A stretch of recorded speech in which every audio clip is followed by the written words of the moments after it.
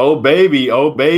That's right. The TFA is back. It's the 2020 TFA NFL Draft Live Reaction Show, Day 2. I'm your host, Ryan Williams. You can find me on Twitter at RyanAlexander_W. And I'm joined once again by Fantasy Wrath 13. That's Kevin Steele, child, please. And once again by hashtag Hedge Life, Cody Cutzer, C Cutzer FF. We are back. It's day 2. We are ready to get into the madness. Day 1 was crazy.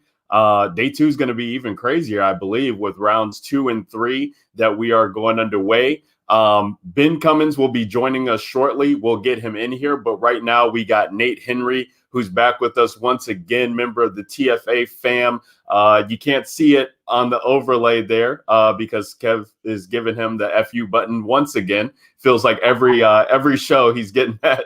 But you can find him on Twitter at Nate Henry FF. Nate, it was a rough day for you yesterday with your Lions, pretty much Ohio State U that they got going on over there. But, they're going to be back on the clock again in 2 picks.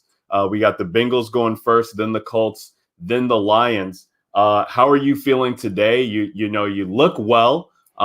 It's bright over there. It's not dark anymore. You don't have the drink yet. The bags under the eyes seem to have gone away. How you feeling, bud?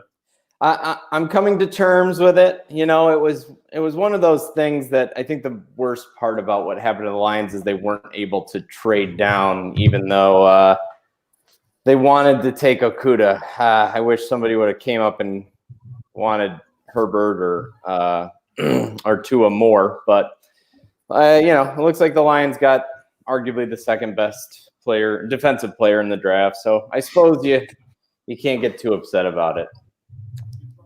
No, not at all, man. I mean, that's what people were saying, and you're probably going to have a prolific cornerback there to replace Darius Slay for quite some time. So that's good. Before we get into the draft talk, and before I let Kevin and Cody have the floor, we got Ben Cummins joining us. Ben's a TFA member of the family pretty much, even though he doesn't do any writing or anything. But happy to have Ben hosting on. Ben Cummins FF is where you can find him on Twitter. Ben, thanks for joining us. And as well, we got Travis May joining on again. You guys can find Travis's work, all that he does with Dynasty, Devi, anything related to football at RotoViz. Find him on Twitter at FF_TravisM. How you boys doing? What up, boys? Happy to talk football. Hey. Round 2, baby. Same here.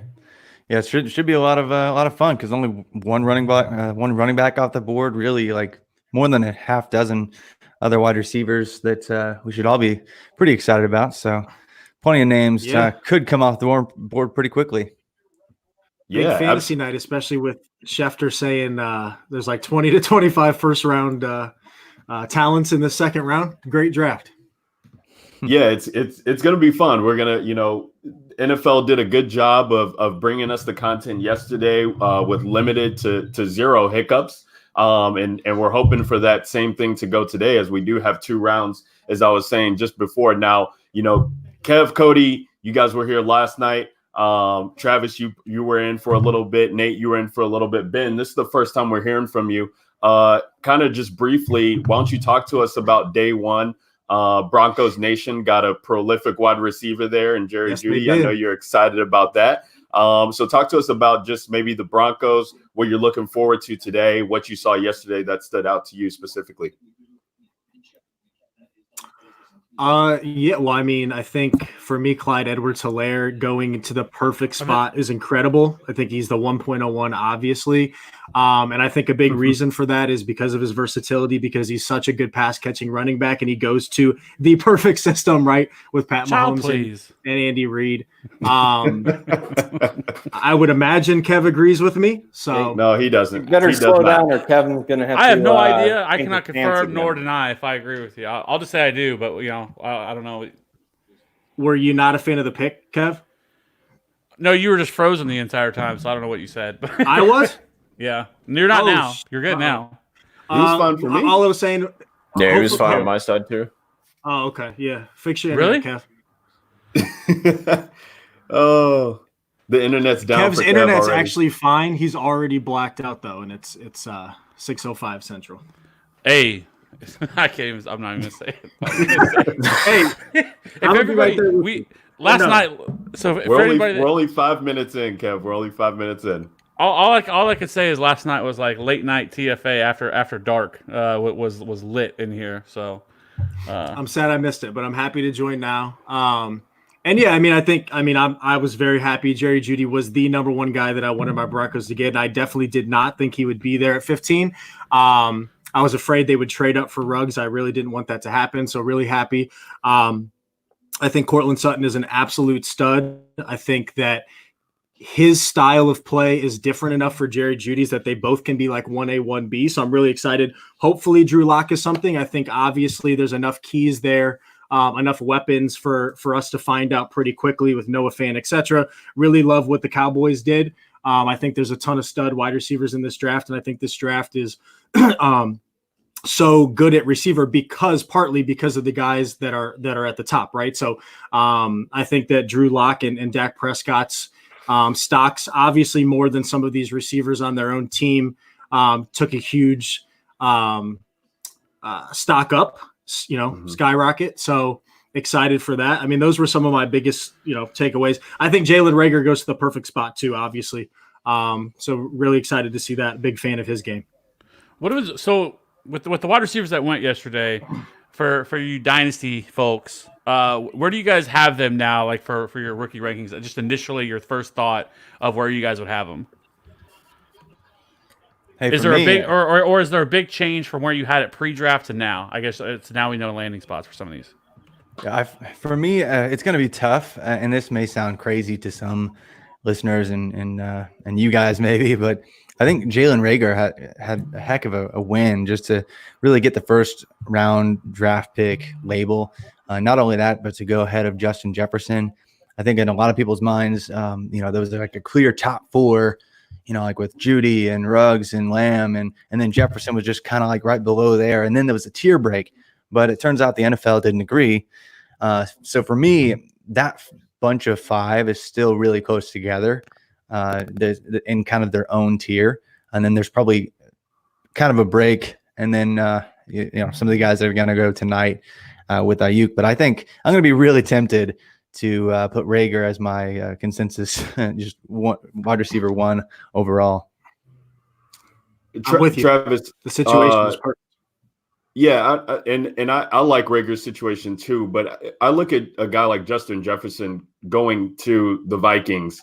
And I don't follow Dynasty nearly as much as you, Travis. So correct me if I'm wrong here, but you got Stephon Diggs out of there. Kyle Rudolph is Kyle Rudolph. Irv Smith, I think he's a good asset to have for Dynasty, but he hasn't really broken out yet. You have Dalvin Cook there, but he's going to be involved in the pass game. But I think Justin Jefferson just comes into a situation with Kirk Cousins where he's going to have opportunities to just be peppered all over the field. And with a guy like Reagor, I think you're still talking about, you got two tight ends there who are pretty solid there for Philly. You got Alshon there. We'll see what happens with that. But Miles Sanders being a pass catching back, I just feel like the opportunities for Justin Jefferson might present itself a little bit earlier on. Would it be something for you that you would look for Jefferson possibly more so in redraft over Reagor, and then Reagor in Dynasty more so than Jefferson? Or am I just missing the boat there all around? That's a great question. I think it's funny when you look at last year for both teams, the wide receiver core and really how they used their wide receivers was just kind of all over the place. Like neither team actually saw any player break 100 targets, I think, last year, except for maybe Ertz. And so no wide receivers saw 100 targets. So it's really weird to project the Vikings just because, they are really run first and they do like Dalvin Cook. They even get Madison in the mix. And so are they just going to stay super run heavy and not really get back to the, targeting their wide receiver 140 times like it was 2 seasons ago? Because, Stephon Diggs has been kind of every other year, right? He had like 100-something targets and kind of a down year with some health issues, and then back up to 149 targets or something like that. Mm-hmm. And then last year, I think he had just under 100 targets. So it's kind of brutal when you're trying to project Stephon Diggs or somebody in that role, just because that offense, they don't really like to pass the ball a whole lot. And so Right. I think I personally prefer Rager probably in both situations. He's competing with Alshon Jeffrey, who's basically a zombie version of himself, and then a wide receiver room full of absolutely nobodies who've done anything at all. Like Greg Ward was the guy down the stretch last year with like 20 targets or receptions or something. I don't know. It was brutal down the stretch to end last year. So I really like Rager to be the vertical threat, but also the yak guy that can eat up the targets. I don't think Justin Jefferson is going to get more than 80, 85, 90 targets, if even that. This year in his first season, whereas I think Rager could surprise and get 100 targets in year one. Wow. Okay. Travis, I can't remember, and I apologize if you already said it, but were you a J-Jaw guy at all last year? From a tape standpoint, absolutely not, because like his, he didn't really do the full pro day, and so I really wanted him to prove himself at the combine, and he didn't. He just did a pro day, and his numbers were like, really? You're that athletic, dude? Seriously? Like the dude couldn't even turn right. Like he's like a Zoolander. Like he could only turn in one direction. Like when you break down his route tree, it's like all in breaking short stuff and vertical stuff. And like there were 2 out routes on his entire tree for his final year at Stanford. So from a tape standpoint, it was like, okay, you kind of went and got a player that looks a whole lot like Alshon in terms of his route distribution. And okay, he had like an 82nd percentile adjusted production index when you look at his dominator, his yards per team pass attempt, and touchdowns per team pass attempt. Okay, so there were some boxes checked, but I was still apprehensive as far as J-Jaw goes. I think if they actually target him, he would be okay as a good second option at receiver. Obviously, third option really in the passing game behind Ertz, maybe Rager, and then him down the stretch in the future. Alshon Jeffrey is going to be healthy for about 4.5 games, and then he'll be on the bench somewhere. So yeah, I think that could be interesting. That offense as a whole, with Miles Sanders just absolutely blowing it up this year, Rager having a good year. Their offense is going to be young and super exciting. What are we looking for here in day 2 when it comes from to a fantasy perspective, dynasty perspective? We had 6 receivers taken there in the first round, which people were very high on that over under. I think it was over under 5.5 that we saw in a lot of places of wide receivers going. So that obviously hit. Only one running back going with the last pick in that first round. So we have a lot of teams that have a lot of needs that are going to be coming up here. You're talking about the New England Patriots. What are they going to do with the quarterback position? You got a couple teams that need running back help with Pittsburgh. The Rams could possibly get a running back. What's Jacksonville going to do now that they've built up their defense in the first round? Are they going to address some of these needs at wide receiver? So what are you guys looking for here in day 2 from a fantasy dynasty standpoint that could help some of these teams out? Ben, go ahead. The 2 major things I'm looking for are, I think one I'd have to say is, does Tampa Bay bring in a running back?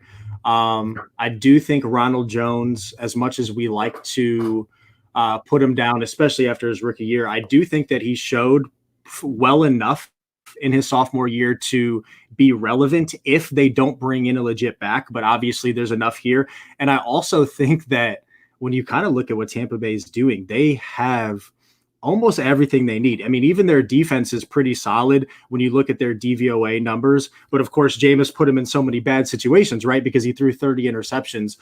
So I'd really be interested there, because if one of these top running backs goes there, I think, we're pretty excited.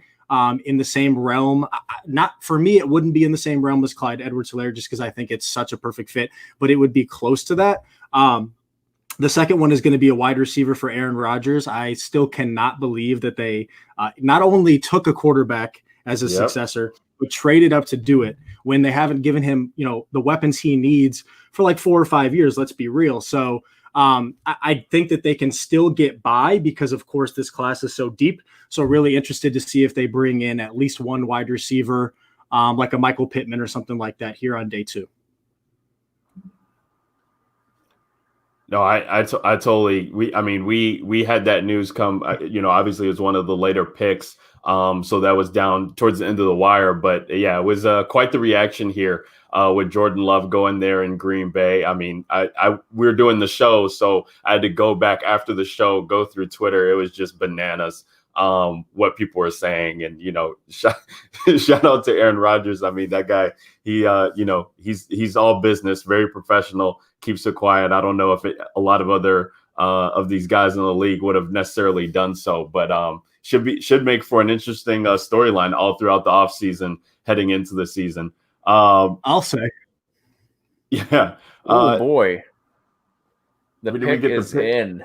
Pick is T. in. Higgins. So Cincinnati is on the clock. Pick is in. I saw that Wow. a lot of people were saying that this could potentially be Denzel Mims, but it is officially T. Higgins. Yeah, no, it is officially T. Higgins. So Joe Burrow is getting some help there from a Clemson wide receiver in T. Higgins, who people were talking about him potentially finding some way to be in the first round, but he goes the first pick in the second round. Nate, how are you feeling about this pick with T. Higgins going there, joining AJ Green, joining Auden Tate, joining Tyler Boyd? How is he fit into that offense? Yeah, I mean, John Ross. Yeah, John Ross, right? Yeah. It's pretty crowded set of pass catchers here. They franchised AJ Brown, so I think they know that his time with the Bengals is probably done at the end of this year. So I would have to imagine that this is forward thinking more than any sort of impact this year. Boyd has obviously got a pretty locked in role with the team, and they're not going to just throw Green away unless he has more health issues than we thought. So I think this is more of a forward-thinking move. Travis, how does this fit as a dynasty guy, Devy guy? How does this feel for you with him going here at Cincinnati?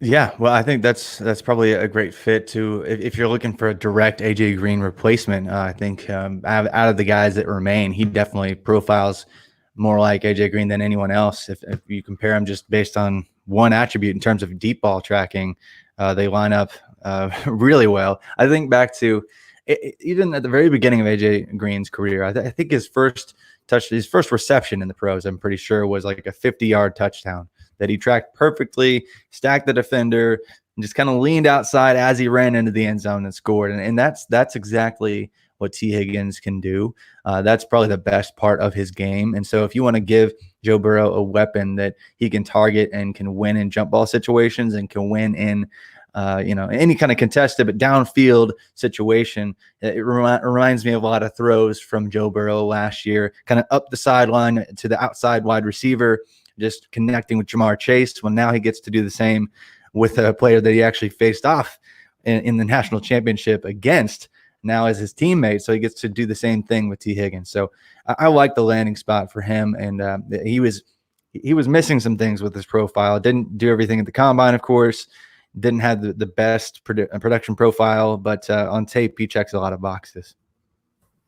Yeah, we got the stats up here for T. Higgins. So you're looking at his athletics, his athletic measurables. You're talking about a 6'4" frame guy, 73rd percentile speed score, 4.59 in the 40-yard. You're not really looking at that. But look at the breakout age. I mean, 18.6 breakout age, 3.67 yards per route run. And I think one of the things, in watching T. Higgins, I mean, this dude's catch radius is just unbelievable, right? Like he can go up and really grab anything. So I think, when you're talking about some guy who's coming in and playing with the rookie quarterback that might have a learning curve, even though he might be the most NFL ready quarterback of the draft, right? Joe Burrow. I think that, this will definitely give him some help if he can find the field. I saw that PFF had, his comparable to Martavis Bryant, and Martavis Bryant was, fantastic for the short run that he had in Pittsburgh, making plays in a short time in Oakland. So that's definitely exciting to think about what the potential could be Can for we talk him. about the next pick? Yeah. Go ahead, Kev. So the next pick is in. The Colts took Michael Pittman.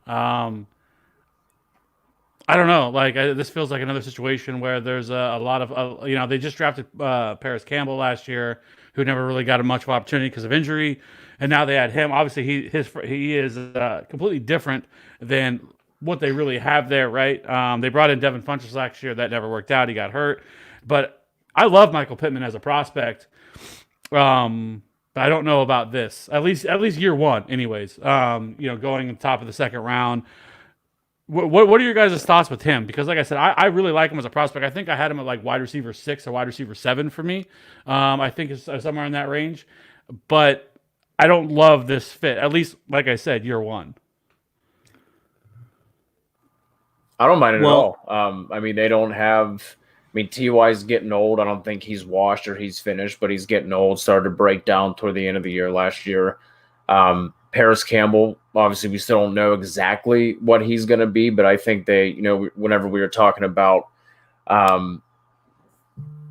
Judy and Sutton earlier, like those two play different enough styles. Obviously, Paris Campbell and Michael Pittman are going to be playing two completely different styles of receiver as well. So, I mean, maybe it's not an immediate year one impact, but for dynasty purposes, I like the landing spot. Yeah, I'm with you. I think it obviously depends, long term on, who is the successor for Phillip Rivers. But I think it's kind of interesting, right? Because we're seeing a lot of these landing spots, CeeDee Lamb going to Dallas, T. Higgins just going to Cincinnati, where they're exciting spots because of the quarterbacks that are there and what we think can happen. But at the same time, it's very crowded in that wide receiver room. I think it's the complete opposite here. I kind of wrote up how this was a big draft for Paris Campbell. If the Colts didn't bring in anybody legit, he could have a big 2020. I think this is a huge hit for him because I think T.Y. Hilton's not going anywhere, at least for, the short term. But I think that this is an exciting landing spot, not only in the short term for Michael Pittman, but in the long term as well. I mean, you kind of just touched on it, Cody. He's a different player than both Paris Campbell and T.Y. Hilton. T.Y. is my boy, but he's getting up there. And obviously I'm not alone on this. But just watching Michael Pittman's film and really diving in, I'm a huge fan of this guy. I was hoping he would go pretty high in the second round. And that's exactly what happened, and to a spot where he can make an immediate impact from day one. And if he can do that, that's obviously going to be a good thing for his entire career.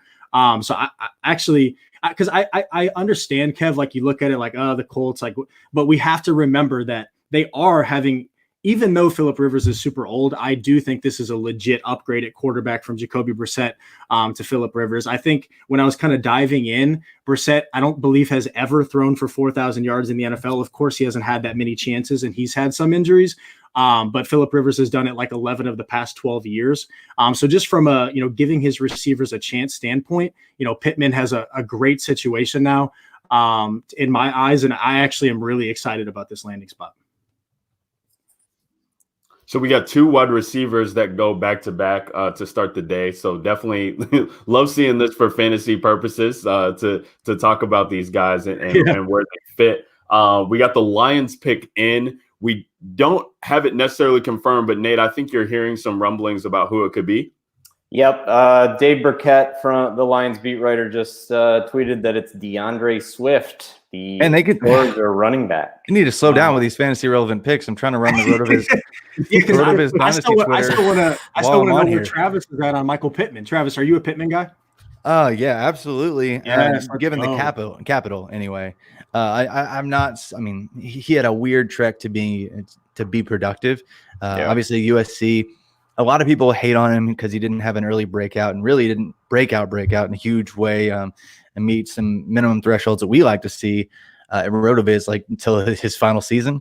But obviously at USC, you have a lot of players to compete with. A lot of people forget that right when he showed up at USC, he had to compete with Juju Smith-Schuster, Deontay Burnett, and a handful of other guys that ended up being on NFL rosters. And so he couldn't immediately just break through.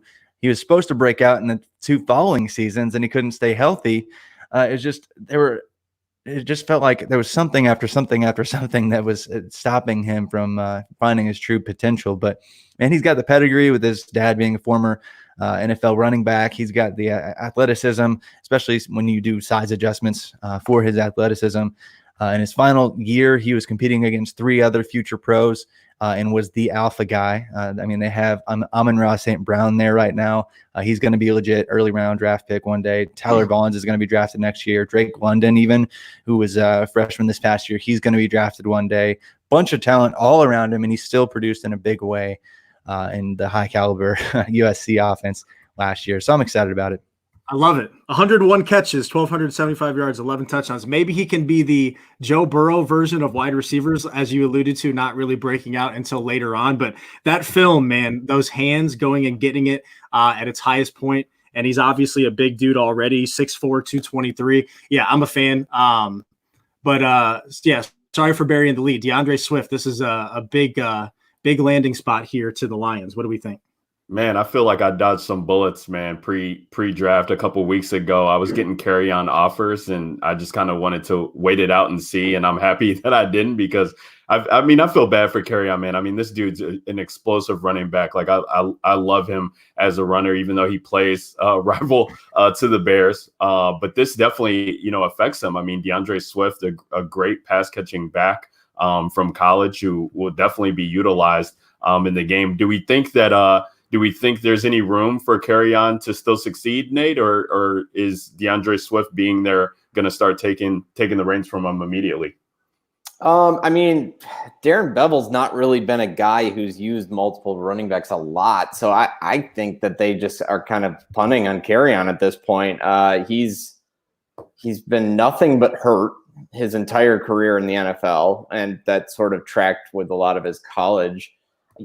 He was a very good player, and this is very surprising to me because all the rumors were that they really liked what they saw out of Bo Scarborough last year, which, yes, I know, but still, it's that was the rumor, is that they thought they were going to run this year with Carry-On and Scarborough and whatever other pieces they have. I don't know. I guess the talent won out here, and they wanted to go best player available, but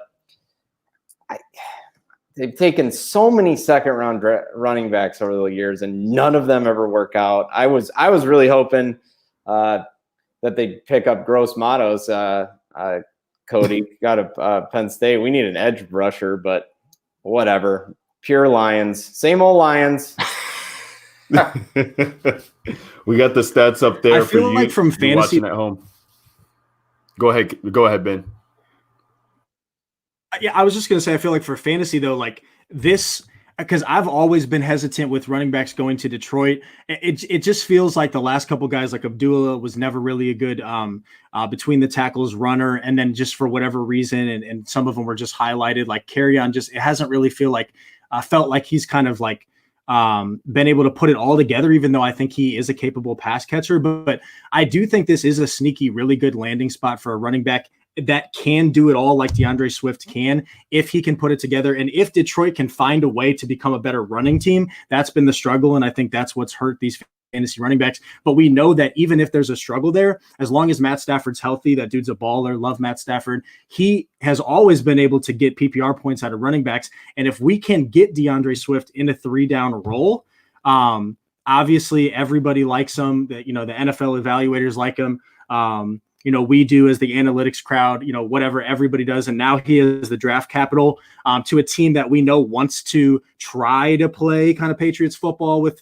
They're trying to improve their defense and signing all these old Patriots defenders and stuff like that. Anyways, I think that they do want a guy like this to be a bell cow, I think, if it works out. So I think this is really bad for Carry-On and potentially really big for DeAndre Swift. What do you guys think? Yeah, I totally agree with that. Like I said, Bevel's like a one running back guy, and he's a heavy run guy. So this could be a good opportunity for him if he's going to really be handed the keys to the kingdom in Detroit. The problem is that I think that Detroit's offensive line took a pretty big hit this year. They lost Graham Glasgow to baby. We lost Rick Wagner, which they replaced with Vaitai from Philadelphia. Right now, the current right guard is a guy named Casey Tucker, who I'm a Detroit fan. I don't even know who he is. So it's going to be interesting running through between the tackles this year without an upgrade at the offensive line. So I'm not sure that the line's going to sustain him to be good enough, but he's definitely going to have an opportunity. Why is Dave Gettleman still wearing a goddamn mask? Can anybody tell me that? Okay, so yes. So yesterday he actually had an IT guy there in his house. And so that was the reason.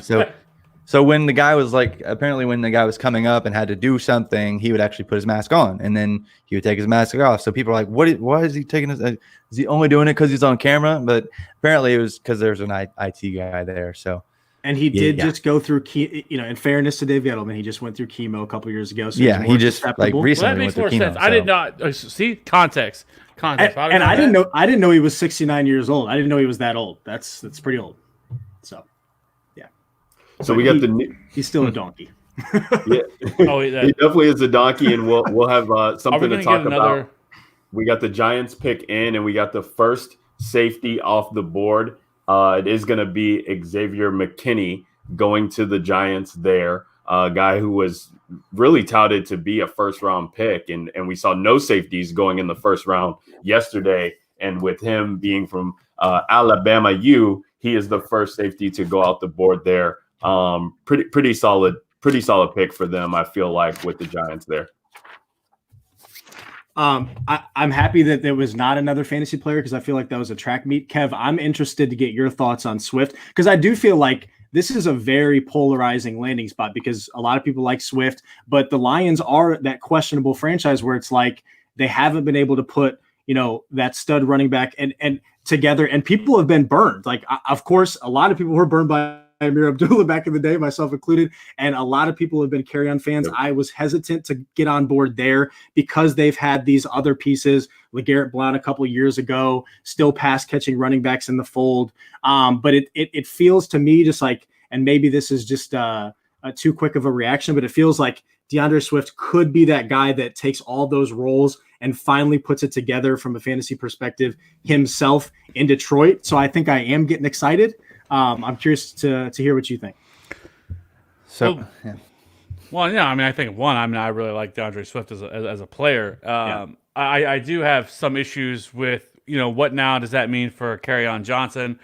Obviously, when healthy, he's been rather productive, but can you count on him to stay healthy? Now, we kind of looked at Dalvin Cook, right, for a couple of years that wasn't able to stay healthy, and then what he was able to do this past year. I would be more interested to wonder, are they going to move, or if some team tries to come in and get Kerryon Johnson away on the cheap, would they do that?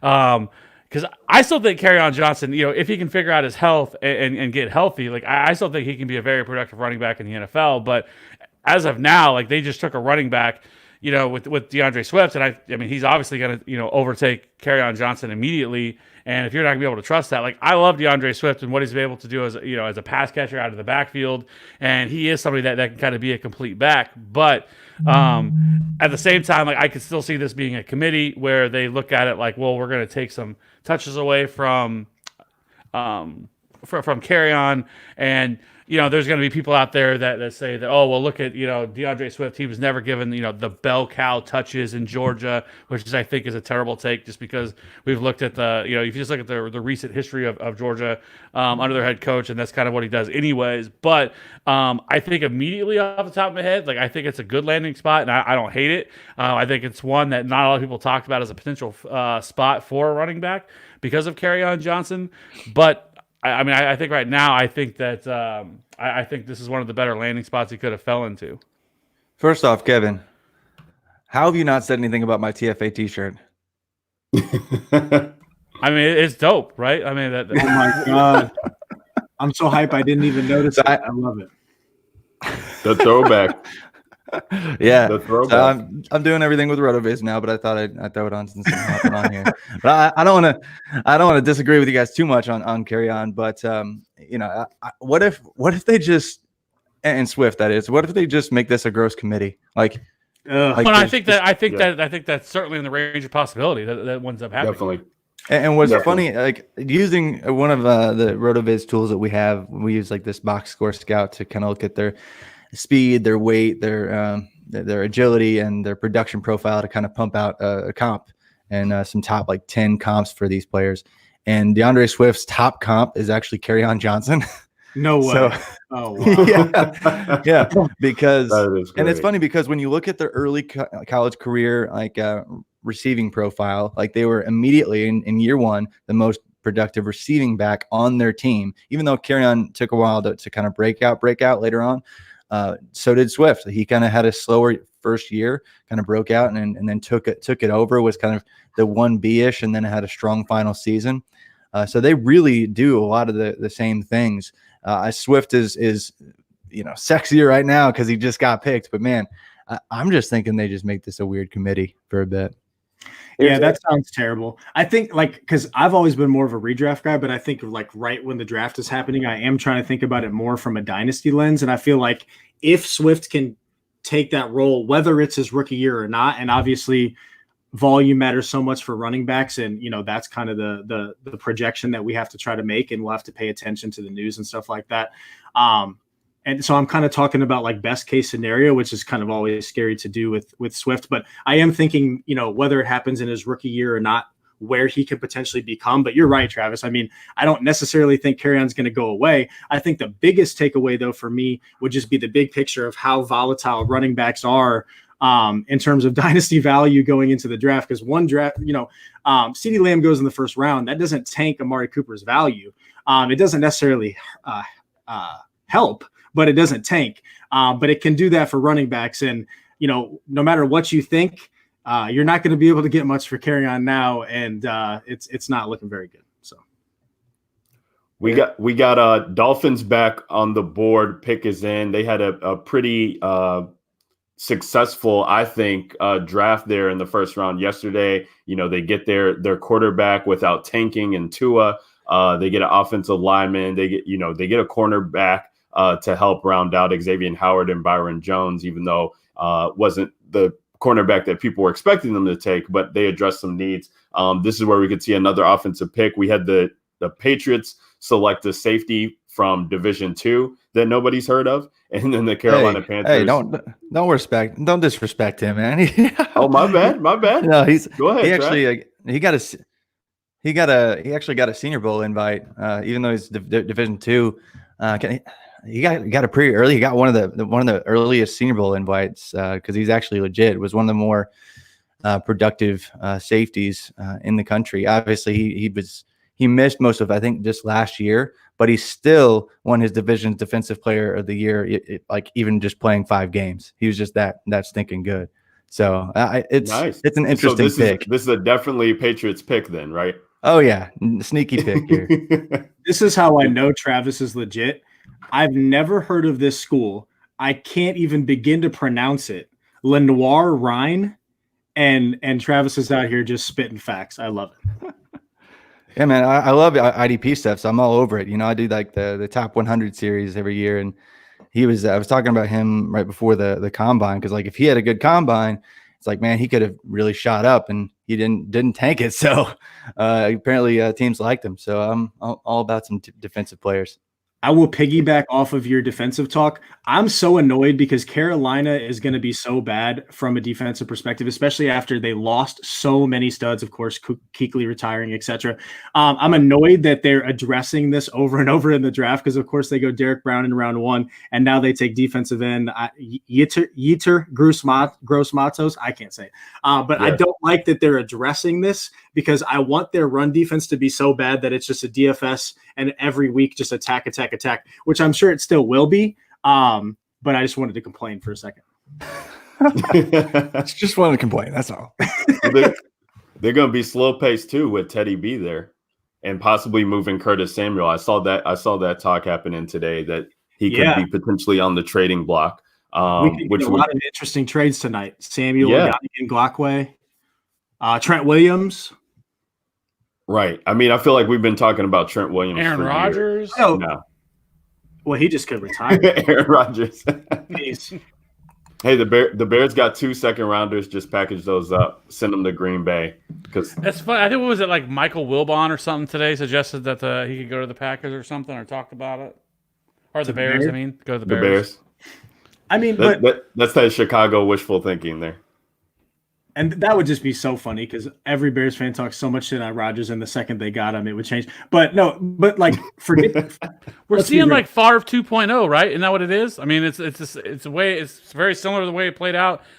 I mean, I don't know how long this is going to go with Rodgers still being there, and then Jordan Love sitting on the bench like Aaron Rodgers I just think did. it's going to be so messy, you know. And I think it is completely different personally because obviously when they drafted Rodgers, Favre had already flirted so much with retirement. Like I just think it's bizarre personally, and that's what I was going to say is even every Bears fan like throw the bias away, just look at what they did. I just think it's bizarre. I mean, you have, even though he's 36 and he's not the player he once was, he's still a really good quarterback, and you have not given him the weapons. You just went to the NFC Championship game. Your team is pretty good. Does it look like they're for sure like, oh, we're competing for a Super Bowl? No, they need to bring in a couple pieces, but you are close.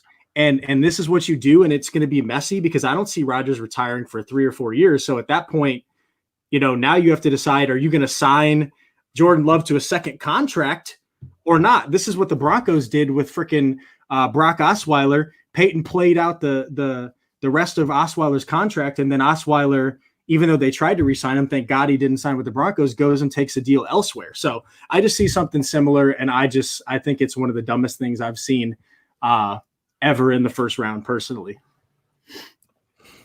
We got the Dolphins pick in. We're waiting to see what that is. We got to bring in another guest. So Nate, thank you so much for joining us, man. Guys, follow Nate on Twitter at NateHenryFF. Nate, we appreciate the time, man. And we got some slots open later. So just keep monitoring, pop back in. We'd love to have you again. Sounds good. Thanks again. Thanks a lot, guys. Peace, Nate. See ya, man.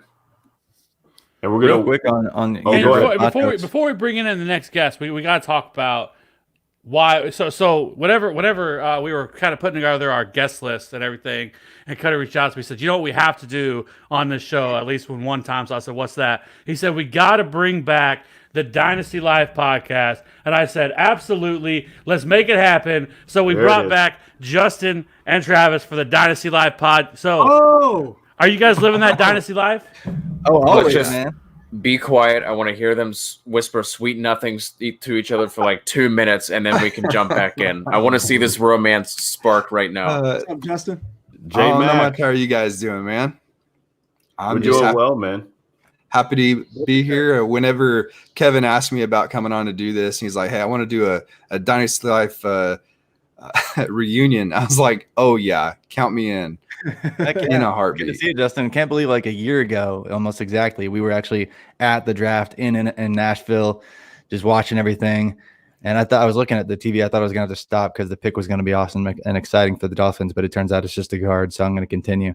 But I was like, oh, I'll be Jonathan Taylor. No, Robert. Just more guards. Guards. Anyway, I'm not gonna rant about offensive line play, I promise. But yeah, Justin, dude, it's just that was so much fun just to have you here and actually meet you in person. And for those of you not familiar with the Dynasty Life podcast, we had I don't know 150 episodes or something like that, and did that for quite some time, and just was a blast doing that with you and Andrew. Just ready to pumped up to talk some rookies, and I want to hear your take on CeeDee Lamb before we move on. Oh man, I'm so excited about CeeDee Lamb being taken by the Cowboys. Like that was what you would hope that Jerry Jones would do. Like I know he had plenty of supervision still. It's not like he went rogue there because they were obviously planning that if he fell to them. But like the idea that he was just like, you know what, guys, I'm going to take CeeDee Lamb if he comes to me as he sits with his freaking yacht. I mean, just what a flex on the rest of the NFL.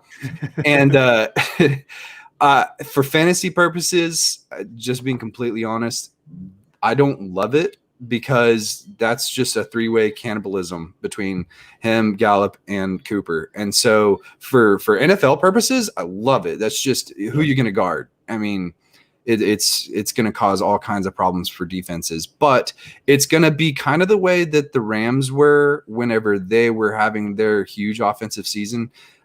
Which week is it going to be? You know, who's going to pop that week? And so there's going to be some weeks where each one leaves you a dud. 1 for 20 or something like that. So, yeah, that's going to be frustrating. Mm-hmm. Who would be the receiver that you guys would target in best ball? Is Gallup worth targeting in best ball? Oh, for sure. I think so. He's still super talented. The three of them are going to be on the field a lot because they're not going to run 12 personnel. And so in my opinion, best ball would be perfect for the Cowboys, because they're going to have big games. It's going to be a high flying offense, but knowing which one is going to have that week is going to be the most difficult part. Yeah, for sure. And right. I think it's, everybody gets rookie fever. And I was kind of alluding to it earlier, like not everybody, but there's going to be some people with Jerry Jeudy coming into Denver that are going to significantly downgrade Cortland Sutton more than they should. And I think, great point bringing up Michael Gallup, because I think some will do that too. And you probably can get him at a pretty good price. And I agree, Justin. I think dude can ball, especially in the offense with Dak.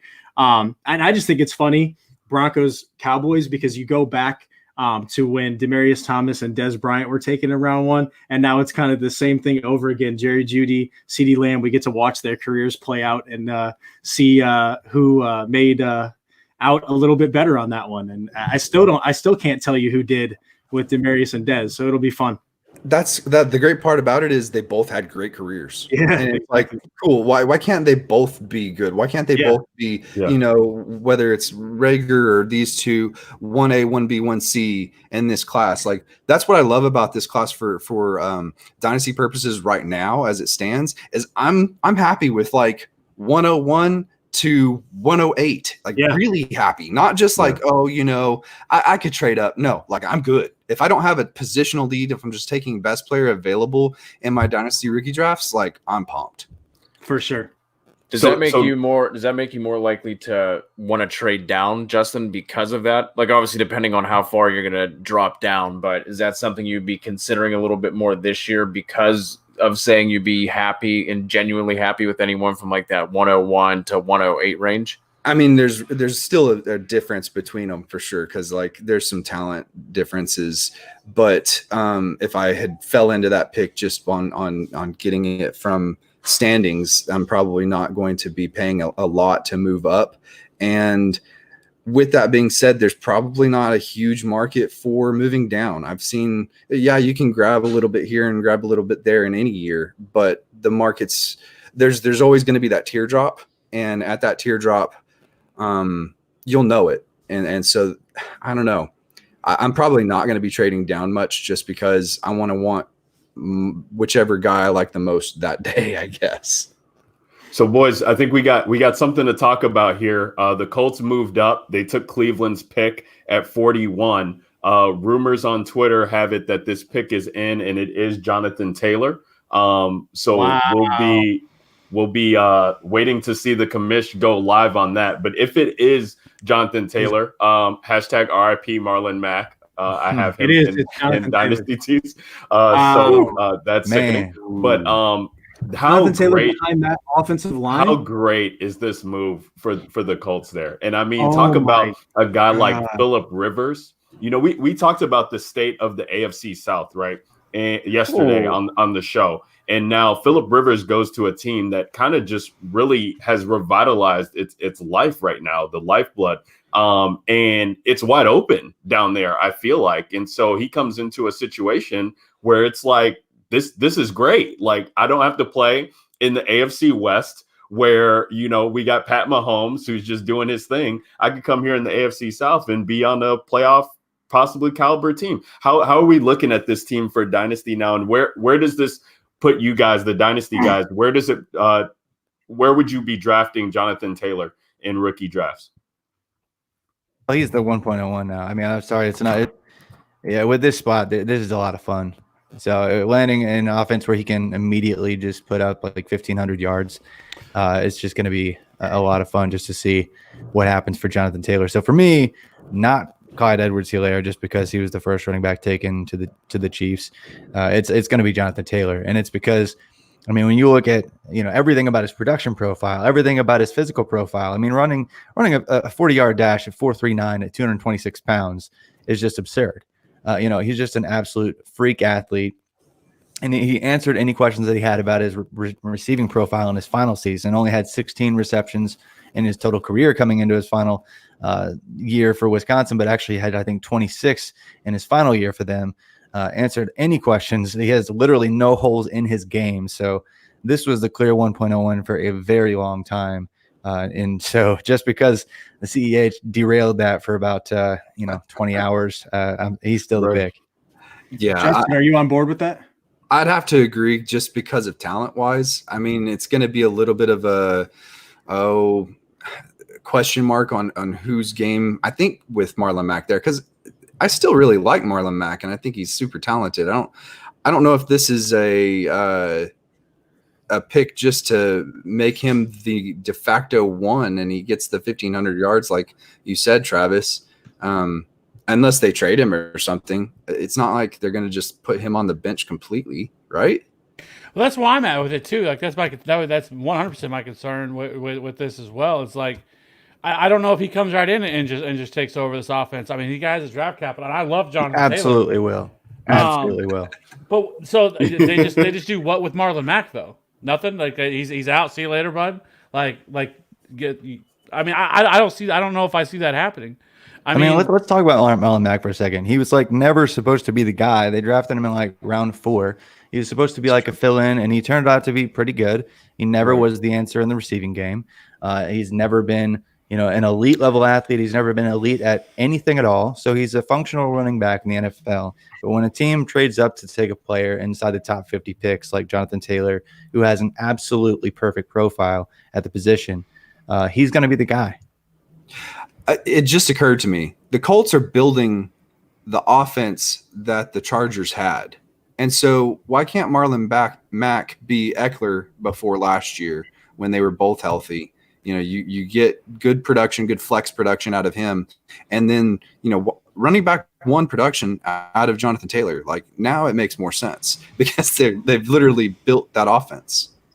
I love that, Justin, because I think it's possible. Because if we look back at what Marlon Mack did in college, I mean, they lined this dude out wide and had him run fly routes, and he looked good doing it. But the problem is he's never been utilized like that in the NFL. Why do we think that is, though? Why do I don't know. It's wild because, I mean, he had a 10.9 target share in college, 79, I mean, he was utilized a little bit more as a pass catcher than, Jonathan Taylor was. Not that I'm comparing him to as like the same prospect, because they're not. But and like I said, I love Jonathan Taylor. He was my one-on-one coming into this. So it's just I've just never understood why they've never utilized him as a pass catcher, because like you were mentioning, Ben, how they utilized him in college.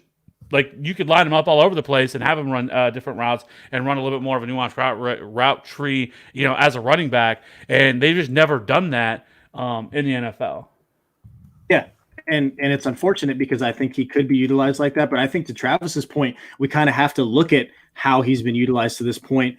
And it hasn't been that. What he's done in his NFL career to this point is very replaceable, especially with a guy like Jonathan Taylor, who was also my 1.01 going into the draft. And I was anointing Clyde Edwards-Helaire, and I did not think about this, but I still think I just love this because I think this is a 1.01 dogfight argument because I don't think you can go wrong. I think I still slightly lean Edwards-Helaire just because he is literally in the perfect situation with Pat Mahomes and Andy Reid in the Chiefs offense. But you put Jonathan Taylor, who, by the way, caught 26 passes as a junior in his last year. So it's not like he hasn't been utilized. Everybody loves DeAndre Swift, what he can do in the passing game. Jonathan Taylor caught more passes than he did last year. So it's not like he's a zero there. And you put him behind an offensive line and a capable offense now with Phillip Rivers and what I think Indy wants to do. And I never even thought about this being a possibility, but I think it's legitimately perfect and it's sexy as hell. Do you think Naheem Hines just doesn't have a role either? I mean, he was kind of their pass catching back, right? No, he's gone. He's gone. He's gone. I will say this too. I will say that I mean, the more I've looked into the Clyde Edwards-Helaire pick, like I love it, but I think everyone's expecting to think that the Clyde Edwards-Helaire is going to step in and get like 70% of the touches. I don't think that's how it's going to work at all. I think it's going to be much more of a split year one with Damian Williams, and I don't think Damian Williams is going to be phased out of the offense. I do think Damian Williams is going to have a role in this offense. So I think year one, I think people are jumping on the hype a little bit too much with Clyde Edwards-Helaire. Like, I love Clyde Edwards-Helaire, and I think long-term, because after this year, Damian Williams, DeAndre Washington, all those guys are gone, and it's his backfield to himself. But I think year one, I do think Damian Williams still has a role in this offense, and I think I wouldn't be surprised if it's more of just a 50-50 split. Well, okay. Let me go back to Nyheim Hines really quick. Justin, I like what you said like I said, I think that Marlon Mack could be that guy. So, and that's what I want, because I still believe in Marlon Mack. I've always been a Same here. So if they utilize him, and I agree, Kev, like you said, like I don't see him going away. Obviously, I think Jonathan Taylor is going to be the alpha, but I don't see Mack going away. If that's how it plays out, then I don't see a role that much for Nyheim Hines, other than, maybe a couple targets a game, a la Dare Ogunbowale or something like that, but it depends on what ends up happening with Mack. I mean, if they don't see Mack as a guy that's really good at catching the ball or running, maybe it becomes Jonathan Taylor and then Nyheim Hines, and then Mack's just completely cut out. So, I mean, it's not a guarantee, but my projection would be that Hines is just not a guy that we really talk about much at all ever again, would be my guess.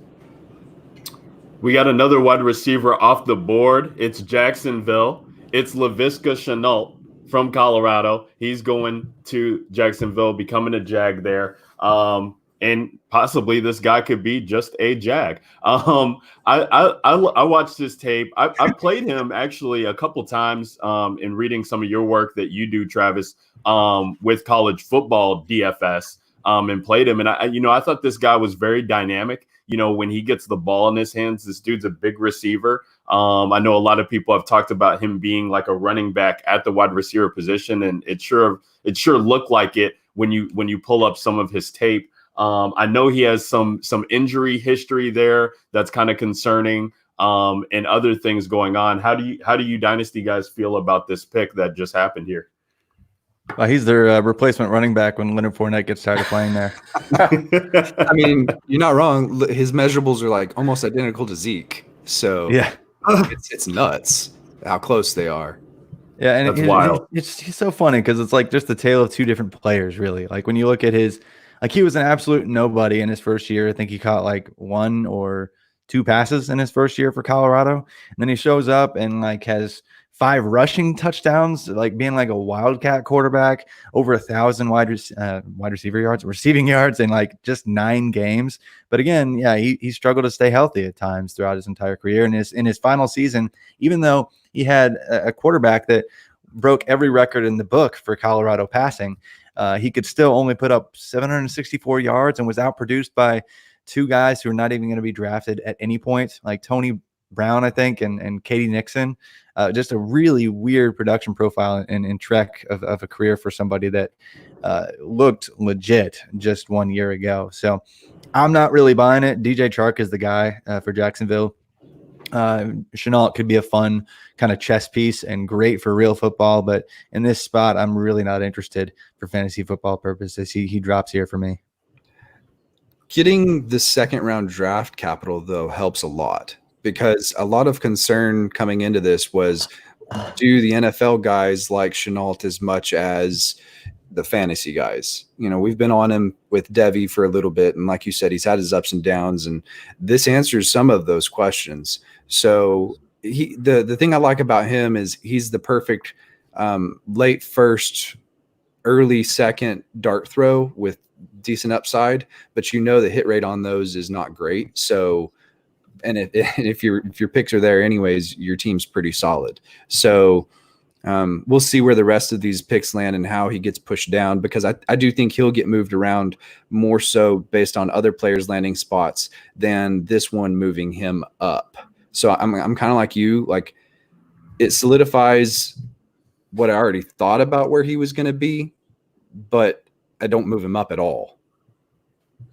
Yeah. And for me, it's like, I don't know if he's a first round rookie pick in this spot at all. I think we thought he would be for a long time, but especially like in Superflex, there's no way. Close in a Superflex. But in one quarterback, it's like out of all the guys taken so far, like how many wide receivers are in better spots than him? Even CeeDee Lamb, who is not in a great spot because it's a mess of like 3 guys, he's going to be taken before him. So he's I guess talented too. Yeah, exactly. So it's like I guess he could be a value that just drops and has the day 2 capital, and makes it to like pick 20 in some spots, and that's a plus value.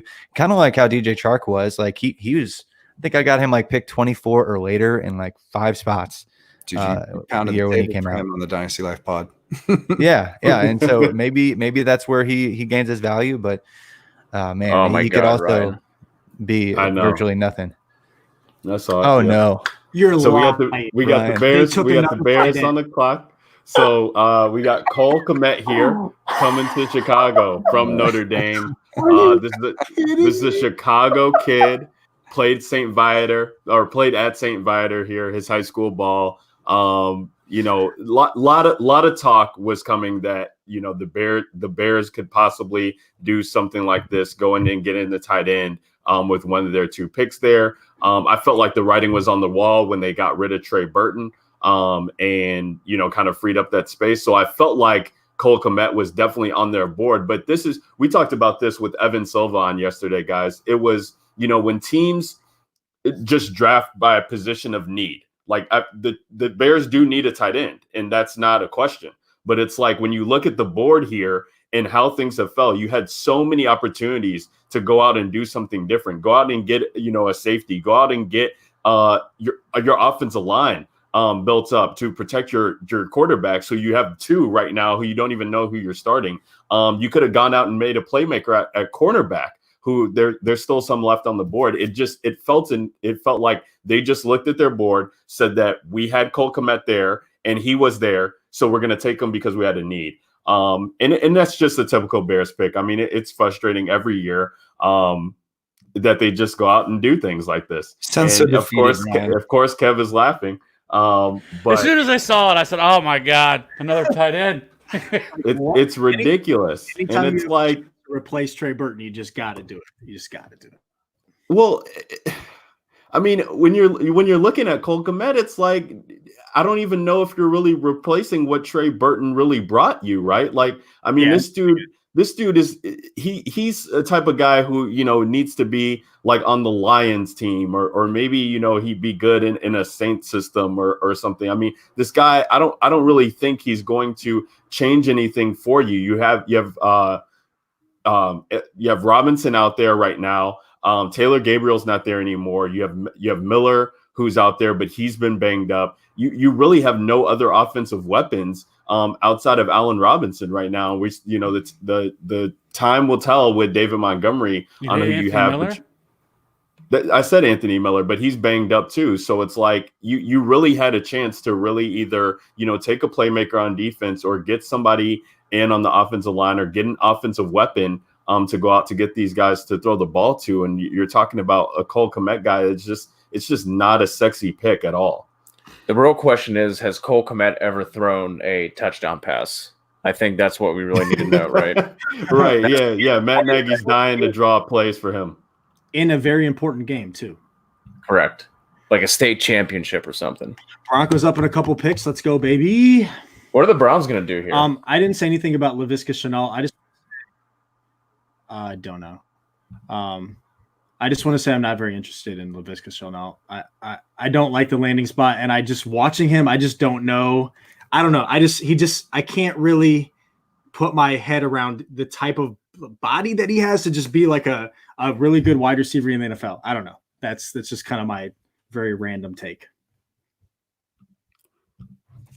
I thought he could do well in a system like Baltimore. When Baltimore was on the clock, if they took somebody like this, who's kind of a bruiser, kind of can go out there and make some plays, and you work him in. But I don't really like him on the Jacksonville fit with Minshew. Yeah. I mean, he was somebody that probably shouldn't have ran at the combine, right? He was hurt, had the core muscle surgery, should have had that done. He got it done directly afterwards. I don't know. Like, he's somebody that they've lined up all over the place in Colorado. Was kind of the main focal point of the offense there. I don't know. I mean, I've seen people compare him to Deebo Samuel because of a lot of the stuff that he's done in college, but I don't love necessarily this fit, but I don't know. I mean, we'll see. I know there's a lot of people that are higher on him than I am. I still think that he is a top wide receiver or top 10 wide receiver in this class, or should be among that. But in terms of the fit with Jacksonville, they have DJ Chark, they have D.D. Westbrook, they release Marquise Lee. So, I mean, I guess does he slot in as being their slot wide receiver? I guess that would be a spot where he could go, and they kind of just do whatever they can to get the ball in his hands, because it's whenever he is very explosive anytime he had the ball in his hands. And so I think those are something where I don't know if you look at him as a less explosive Percy Harvin type. I think that is a little bit of a lazy comp on my part, I know, but I don't know. What do you guys think?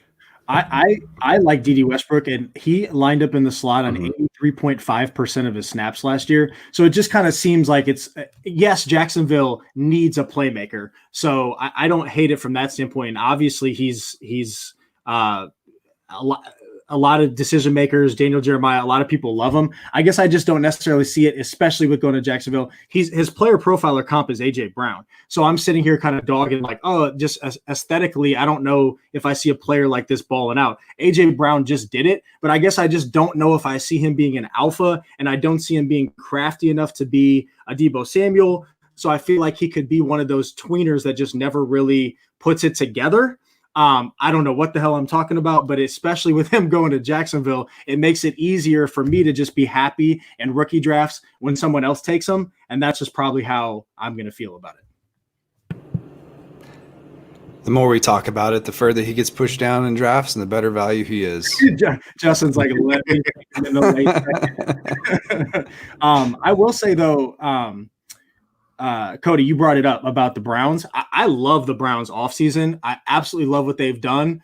Now they're bringing in a highly regarded safety in Grant Delpit. They've brought in Jack Conklin. They drafted an offensive lineman in the first round. They traded for the Broncos fullback. They brought in a head coach from Minnesota that wants to run play action. They now have David Njoku and Austin Hooper. I think that everything that they've done not only should be huge for Nick Chubb and to a lesser extent Kareem Hunt in fantasy, but I think if you are going to give Baker Mayfield a year 3 leap, it's helping him by giving him a better running game, which of course they already had. I just mean like the scheme, allowing him to run play action more. Hopefully Odell Beckham can be Odell Beckham.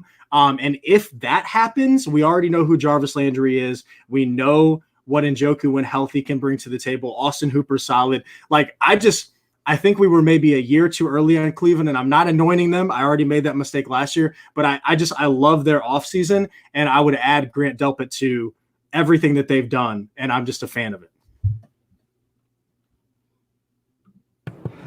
Yeah, I completely agree that anointing them last year was a bad idea.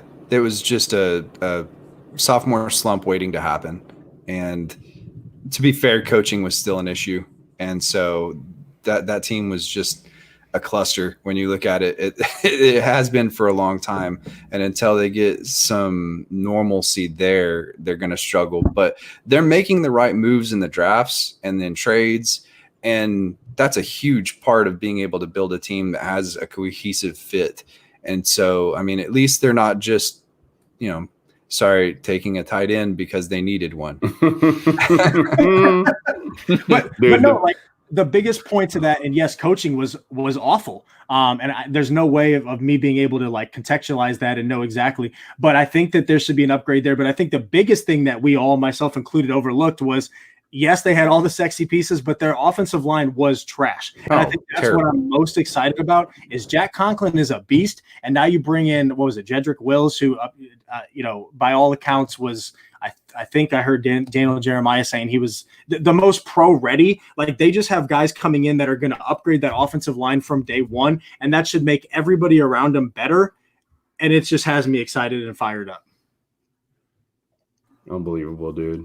Freaking tight end you with the Bears. They got 10 of these MFers. Hey, Ryan, if it makes you feel any better, about like 20% of his college production came in one game.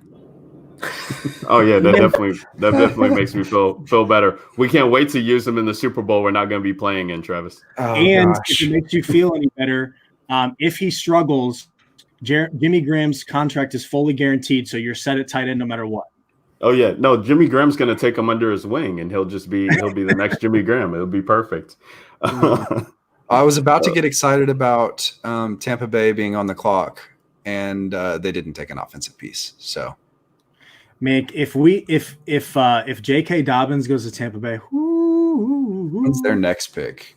yeah, let's find that out. Yeah, the next they don't even have another second round. They don't have another second round. Wow. They have the 76, I believe.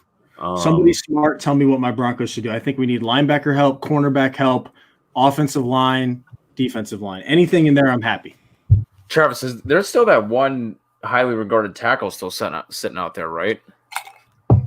Off the top of my head, wasn't it Josh Jones or something? The kid. Yes. He's the last one. He was and they were talking about like they could have had like 8 tackles or something in the first round, and so he was a name that the Titans could have considered in that slot, but went with Wilson instead, which I liked. But yeah, so that could be coming up here soon. By the way, Antoine Winfield, it was just the pick to the Bucks. Like, he's probably my favorite safety in this class. He might not be the best. He's not the biggest, but he's got some good athleticism, range, and his 2019, it was just ridiculous. I mean, like, if you look at it, like in 12 games, the dude had 83 tackles. I think it was like 7 picks, 3 sacks. Like, it was just insane. Just a ridiculous year. The most productive safety in all of college football. So that's a steal. So Travis says that on top of everything else, I was just talking about Cleveland, that Tampa Bay has done this offseason. Ryan, I'm stealing your tweet from last night. I cannot wait to watch Tampa Bay New Orleans Saints games. Like, that is the battle for the division, and it is going to be fun all year, man. You don't think Atlanta has any shot? No. Oh my God. Can they have a better year than they had last year? Of course, but have a shot to win the division when New Orleans is still New Orleans and Tampa Bay has just become, I think, a Super Bowl contender? No, I mean, any shot, of course, they have a shot, but I'm not. The Falcons don't want smoke. They do. I don't know, right? I mean, they still have Julio, they still have Matt Ryan, they added Todd Gurley. I think if Atlanta wanted a chance, they should have taken CeeDee Lamb and just went all in on their strengths instead of drafting for need. Oh my Lord, we got another receiver, 2 in a row. Oh, baby. All right. So we go. I don't know how I feel about KJ Hamler, but I know he's fast as heck. I know that. That complicates things in fantasy. Yes, man, this is getting wild. So how does this complicate things? Let's go for Judy.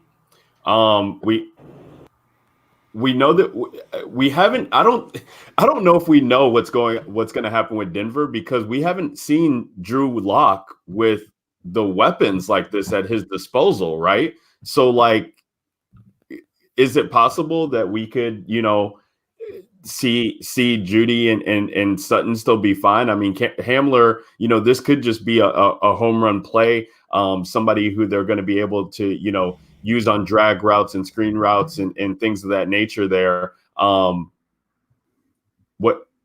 do you guys feel? I mean, I still feel pretty confident in Judy, taking Judy, with the top 4 rookie pick. I feel like.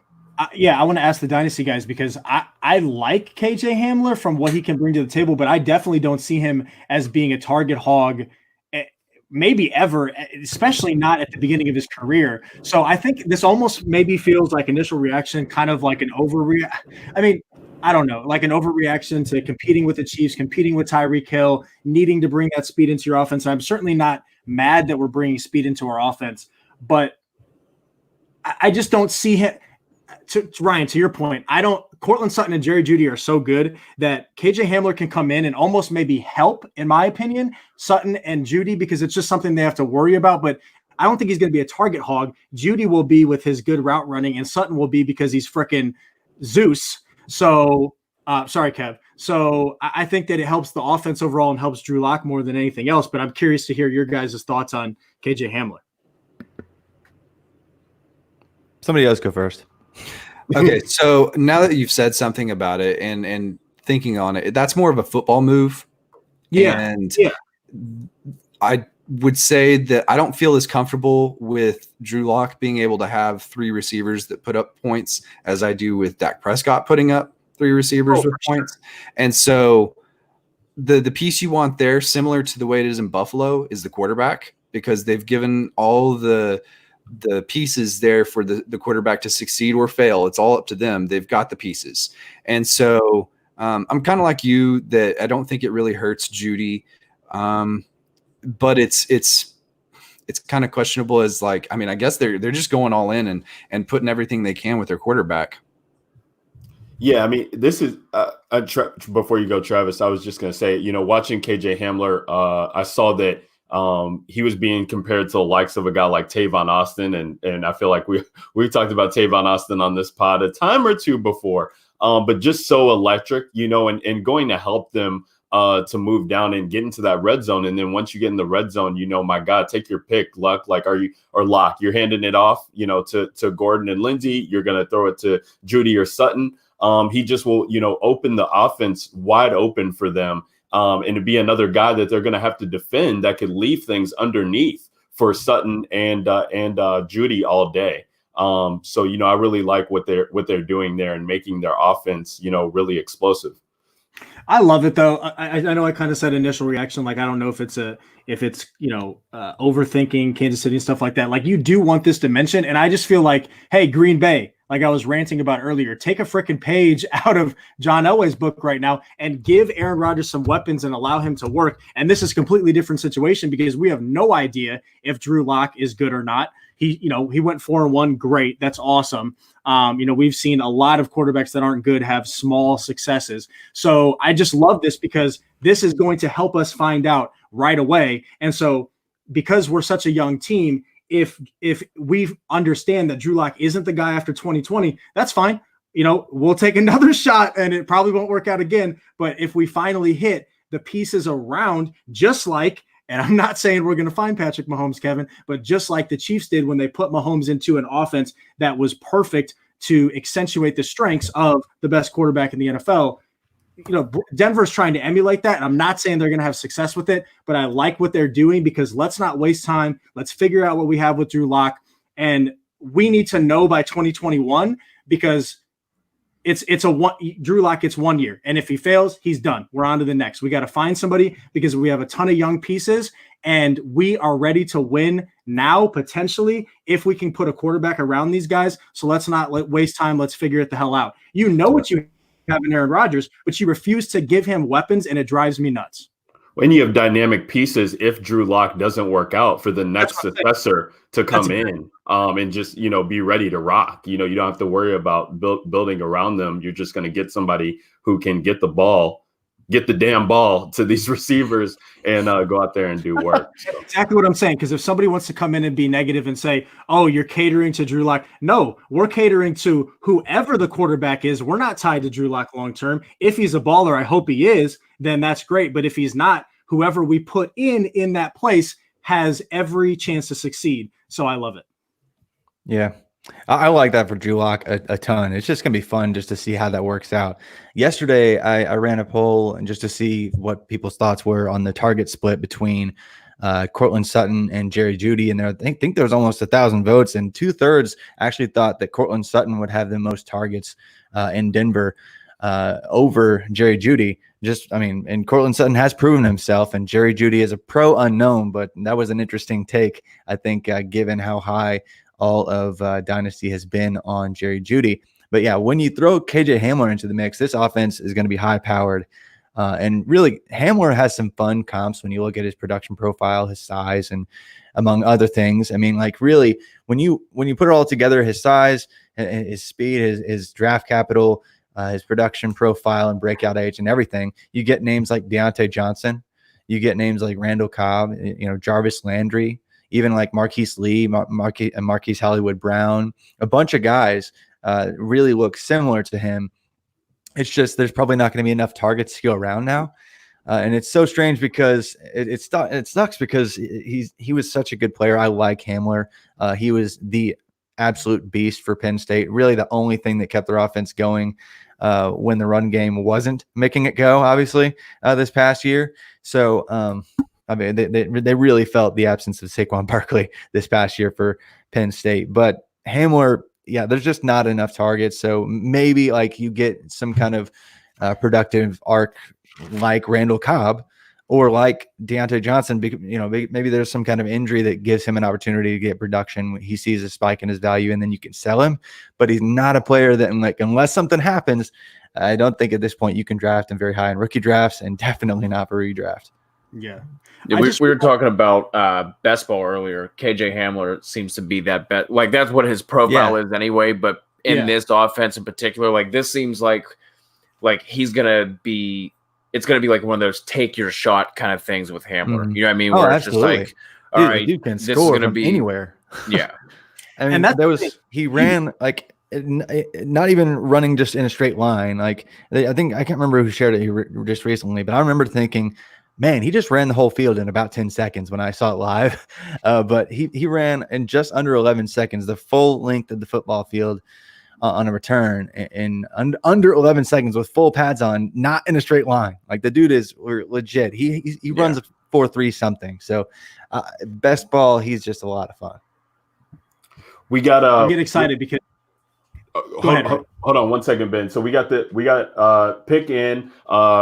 We had a defensive lineman taken for Atlanta, the 5-star recruit from Marlon Davidson from Auburn. And then the Jets traded picks with Seattle. So Seattle's on the clock. Justin, we probably won't get to you. We got somebody waiting in the queue. We appreciate you getting on, but I just want to real quickly give you the floor because the Cowboys will have another pick here in the second round. I just wanted to see who you were looking for them to take.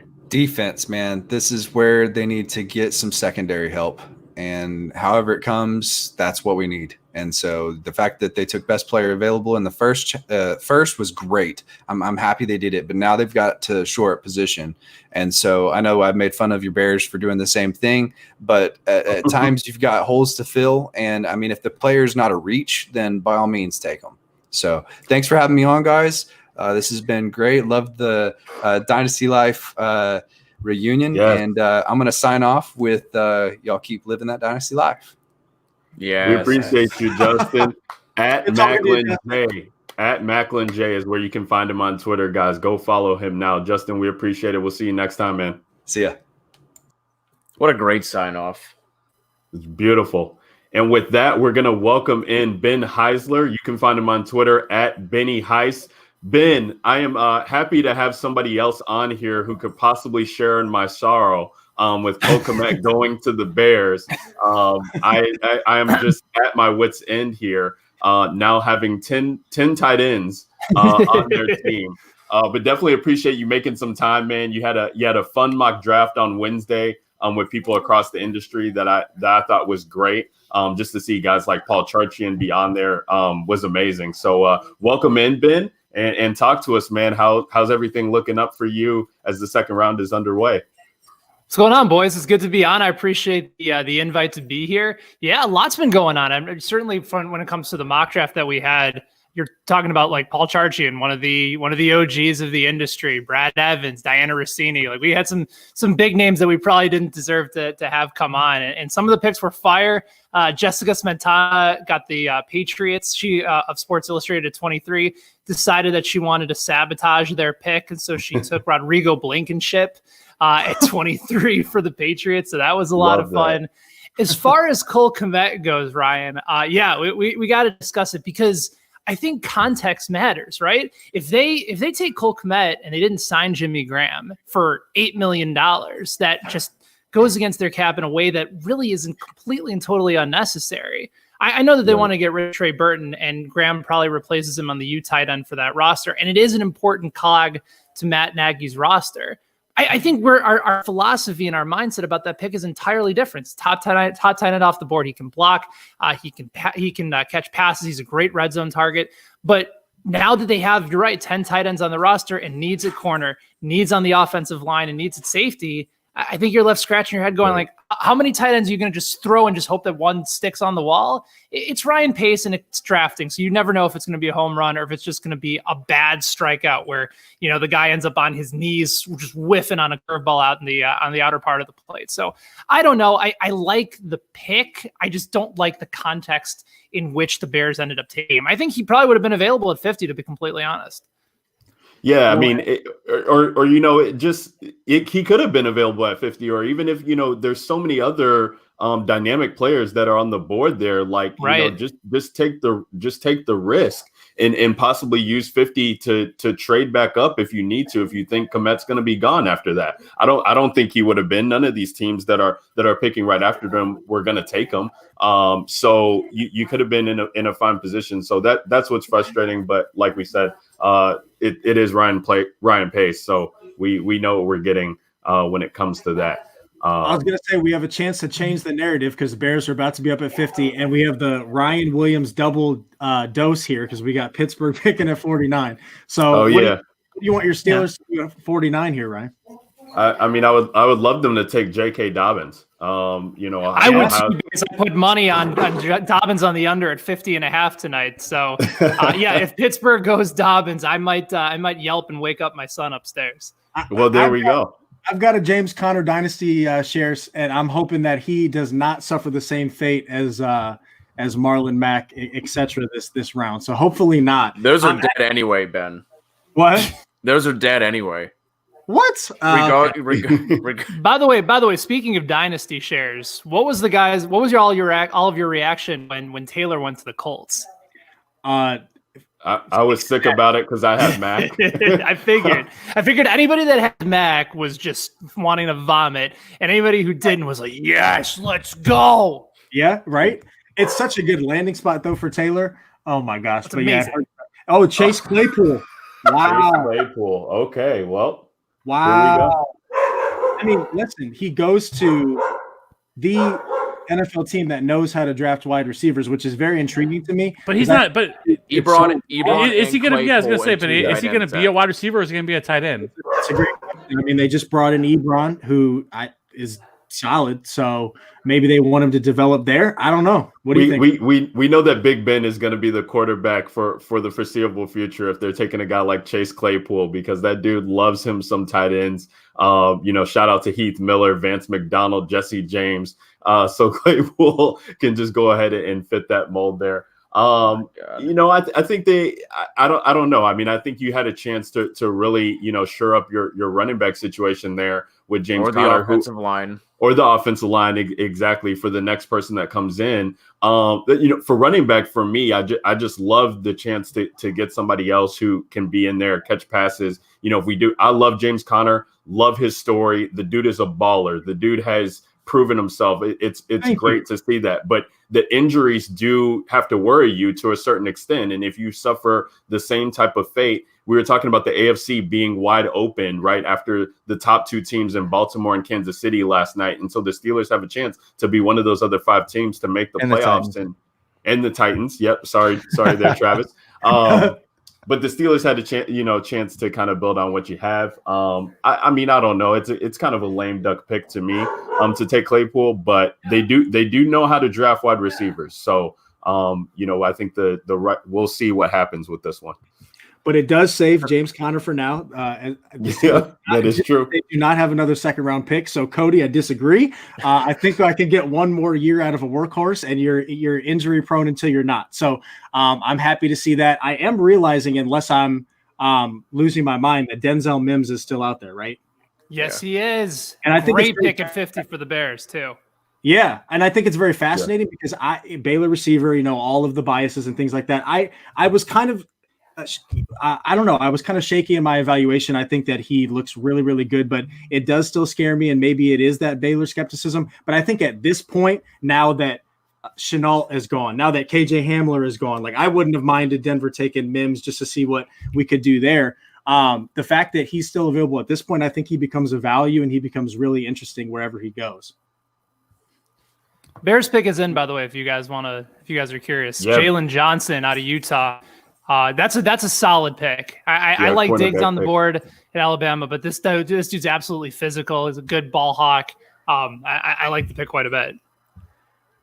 Yeah, I like the pick too. I mean, this is what I'm talking about is trying to get some dynamic pieces to go on there and build up the team. I feel like this too though was another one of those picks that they just had their board and they were like, hey, if this guy's there, we're not even looking at anybody else. We're going to take our guy and we're going to move it along. But both Cole Kmet and Jalen Johnson feel like they've been on the Bears board for some time.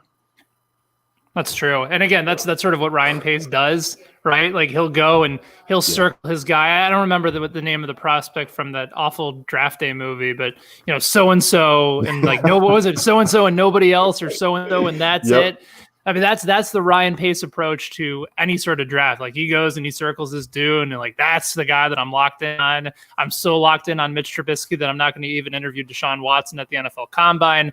That's another conversation for another day. I'm actually having a good day, so I don't want to get into it. But yeah, listen, for those two types of picks where they were and not trade, I still think they could have traded down and gotten some value. But yeah, I'll certainly take both of those guys.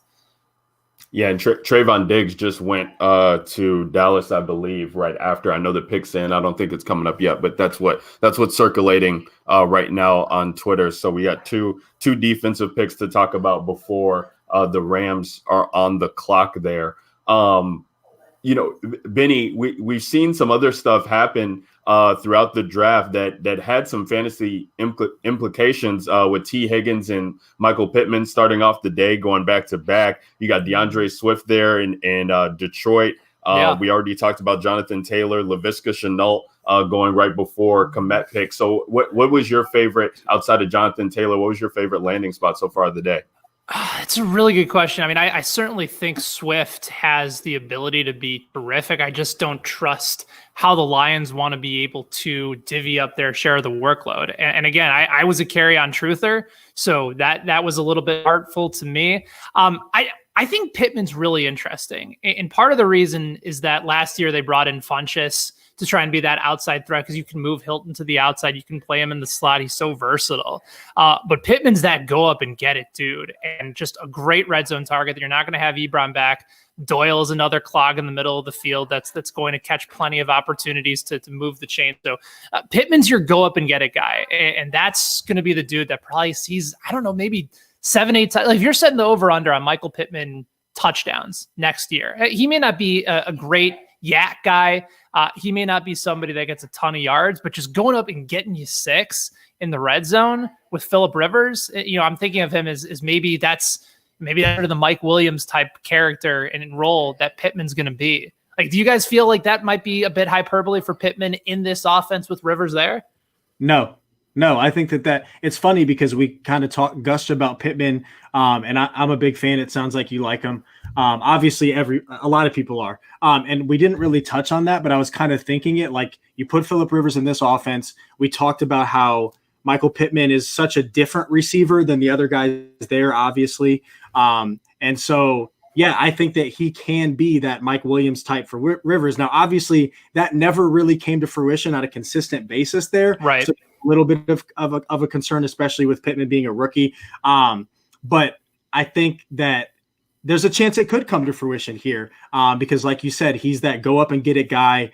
He's really the main guy, especially with Ebron gone, that is going to be a red zone piece. So, yeah, I love that we're bringing that one back up because I was a big fan going into the draft. And I think that it's, the more I think about it, just one of the best landing spots it could have happened because it merges immediate availability and opportunity and a good situation to play with Phillip Rivers as well.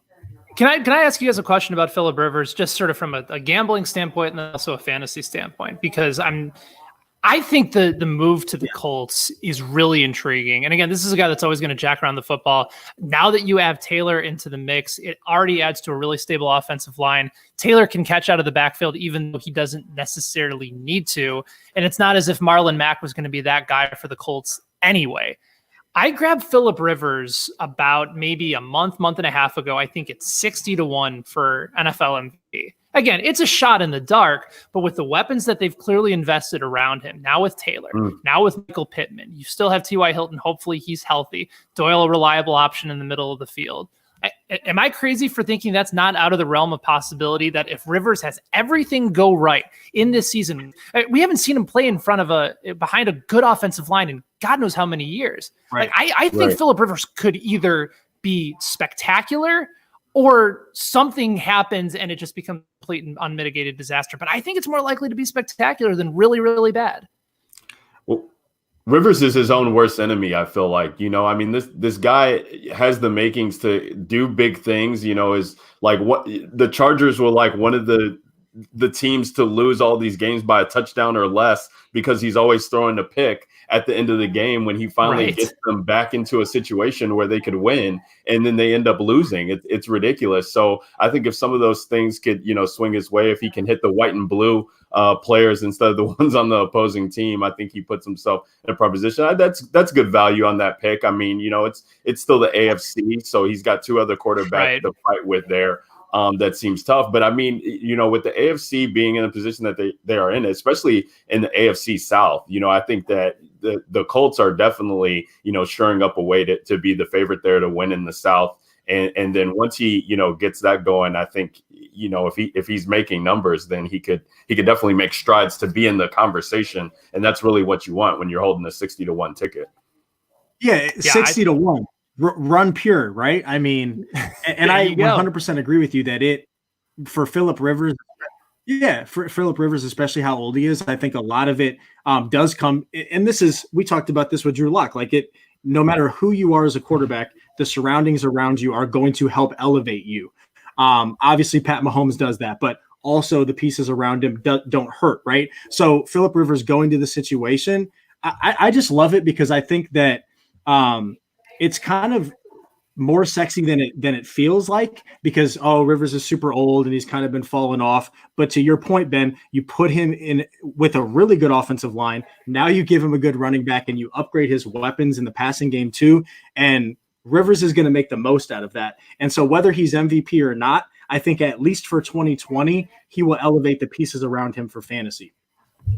Yeah, I think that makes a ton of sense. And again, you just know that there's going to be volume and plenty of opportunity with Rivers. You know that he's going to be willing to take some chances that maybe Jacoby last year wasn't going to take. So I think that presents opportunity. You're right. He might throw a costly pick, but I think the other guys around him can certainly benefit. One last thing, I know you talked about other guys that made a substantial fantasy impact.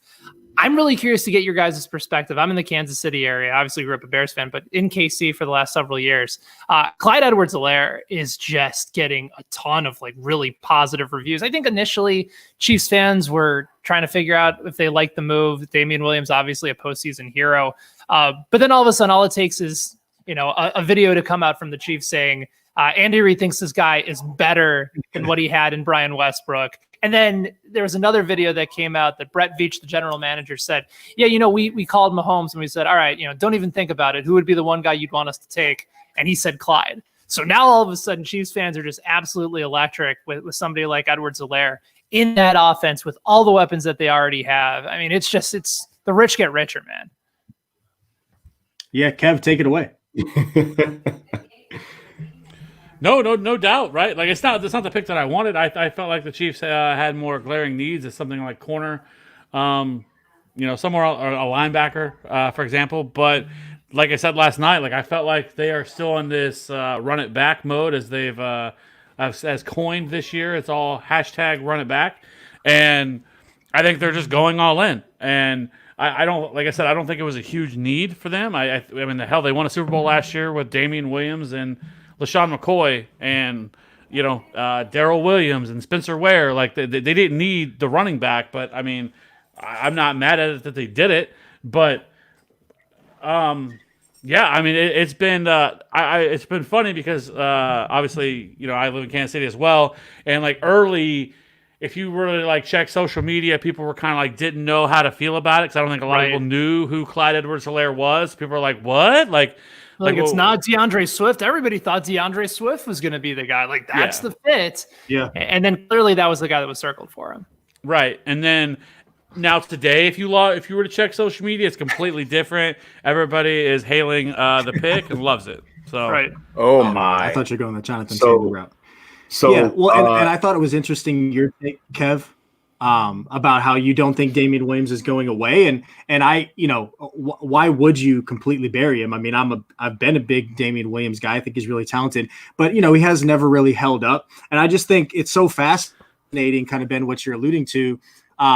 He's not gonna wow you by outrunning you, but the dude is just a bowling ball, MJD, Brian Westbrook type that is going to be so solid in the running game. But then 55 catches last year. Granted, it was with LSU, so you have to take that with a grain of salt.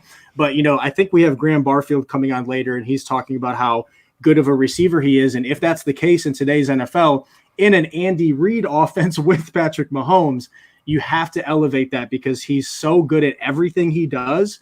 And now you put him in this offense where, of course, he's going to have a ton of success on the ground, but what he can bring in the passing game, he's already shown that. It's salivating. And like you said, the rich get richer. I mean, every running back has done well in Andy Reid's system, especially when Patrick Mahomes. Even before that, I mean, Spencer Ware wasn't elite or anything like that back when it was him and Sharkhandrick West, but they were serviceable enough. And I mean, they found Damian Williams and everything else. So yeah, I mean, really any running back you could plug into the system. I mean, that's why people were getting excited about DeAndre Washington whenever they signed him, right? As the thought of it was just going to be him and Damian Williams. Like whoever enters this offense, people are going to be very excited about. So yeah, I mean, I think it's justified with him, and I think there really isn't a running back in this class that was a better fit for the system than him. So, and now we get another fantasy relevant running back in Cam Akers now going to the Rams. So Darrell Henderson, I guess that did never take off. Let's do a double dip here because this will be a perfect with the rotation. Before we let Benny go, let's just comment. I know Twitter's moving a lot faster than our TVs are, but since Cody, I just want to see your reaction when Benny's on here. So we got Cam Akers going to the Rams, but also the Eagles selected Jalen Hurts at quarterback. To be on their team. So I know it's moving a little bit fast, and I don't usually like to spoil them from Twitter, but I wanted to open up the conversation. Benny, since we're going to be rotating you in and out here, quick reactions to both of those picks there. I mean, I was intrigued by Cam Akers, certainly, and I was another Darrell Henderson truther last year. I stocked up early on him and maybe in the 8th and 9th round, and it didn't end up materializing. But now I can't focus. Now I know that Jalen Hurts is going to be an Eagle. I don't know whether this is another toy for Doug Peterson and that offense to play with, to be able to try and find another dimension. I don't know. I mean, I'm glad that he's going to a really creative, really smart, offensive-minded team. But at the same time, like Carson, I still believe in Carson Wentz. Like I still believe in that dude's ability. And I'm glad. And I'm glad they took somebody like Jalen Reagor, who's got just a ton of upside. I thought Jefferson was going to be the clear-cut pick there. He ends up going to Minnesota one pick later. But I just want to hear what Doug Peterson has to say about this. Like, how do they plan to use this? What does this mean for Wentz moving forward? Do they not trust his health to be a factor later on? So fascinating pick. Fascinating. And I know that just sort of moves Cam Akers off the board entirely for me. Man, Hurts goes to Philadelphia. That's insane. It is. It's going to be wild. I mean, we got a lot of quarterback controversies brewing, and we're not even through the second round yet. It's just unbelievable.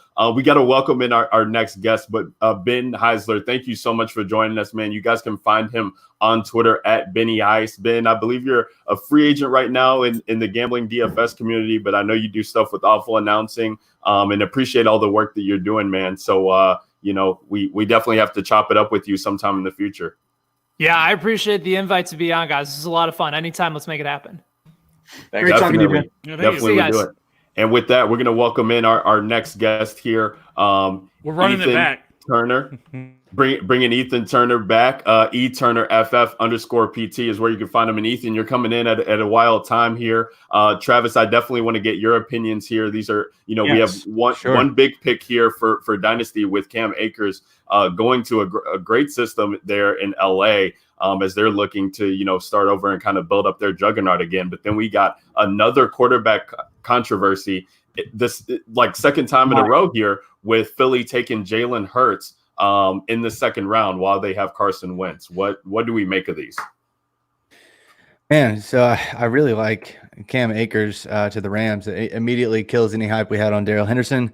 I mean, Cam Akers is a long time coming. We've known since Cam Akers was like 15 years old that he was going to start in the NFL one day. He was a 5-star recruit. Back in the day, it was him and Najee Harris, 1-2 punch in that recruiting class, having like a 4-4-ish, 40 as a 17-year-old, just an absolute beast of an athlete.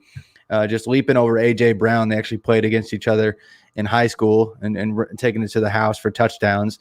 And then immediately, having like 1,000-yard season for Florida State, even though the offensive line was absolutely atrocious, still finding a way to be productive there. He's immediately going to plug in and has to be top 5 or 6 dynasty rookie pick this year automatically, just because of the opportunity, that offense, and what he can do just from a talent standpoint. Yeah, unbelievable fit there. I'm definitely excited. I have some rookie picks that are going to be in the 105, 106 range. I think 105, 106, and 107 actually. So I'm definitely excited about the equity that I can try and get there. Ethan, while we have you on here, man, the injury report. Talk to us about what Philadelphia is doing there, because Jalen Hurts, he doesn't have an extensive injury history like a guy like Tua did, but he did have some things that could pop up on his report. I'm curious to see what you had found. And with a guy like Carson Wentz, who's been on the injury reports, time and time again, season after season, what does this say about what Philadelphia is trying to accomplish with this pick? Yeah, Hurts, really kind of surprising given how much he runs. I always say that running quarterbacks get a bad rep for being injury prone, and that's not really the data just doesn't support that. Hurts did have an ankle sprain. He did have surgery on that, a high ankle sprain. That was in 2018. He sprained his wrist in 2016. These are very minor things.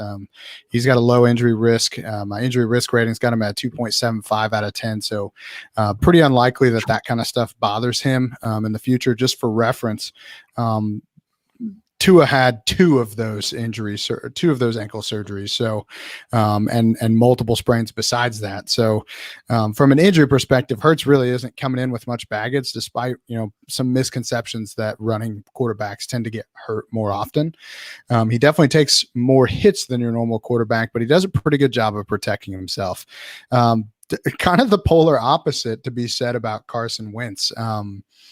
Wentz, the problem I have with him is that sometimes I think he takes hits that he doesn't need to take. Obviously, they're not doing a great job of protecting him all of the time. When he gets out of the pocket, he takes some shots, similar to Cam Newton, where he just doesn't need to take those hits, but he takes them anyway. He's trying to, basically be a warrior out there, and he's shown that he can't continue to do that and hold up at the NFL level. He can pull that off, and I cannot remember off it. Did he go to North Dakota State? Where did he go? Where did he come out of school at? It was a smaller school, right? Yeah, North Dakota State, right? I believe Did I just make that up? Carson Wentz. Yeah. Carson Wentz. North Dakota State. Yeah. North Dakota State. Okay. So yeah, when you're a stud athlete at North Dakota State, you're not getting hit by the kind of guys that you're getting hit by in the NFL. They're much bigger, stronger, faster. So it's not surprising that he came into the league without really a ton of injury risk, but it's a totally different world when you're getting hit by these big lumbering dudes. So I think this is more of a backup plan. I think that they've accepted that they can't trust Wentz to stay healthy. They know, I think they look back to the year that they won the Super Bowl with Nick Foles, and they said, you know what? We love Wentz, but we also need to have a viable backup at all times for him, just in case this happens, because we don't want to risk having a team that is good enough to win a Super Bowl not get to the Super Bowl because Wentz can't stay healthy. And I think that's a shame, but I also feel like it's probably a pretty shrewd move.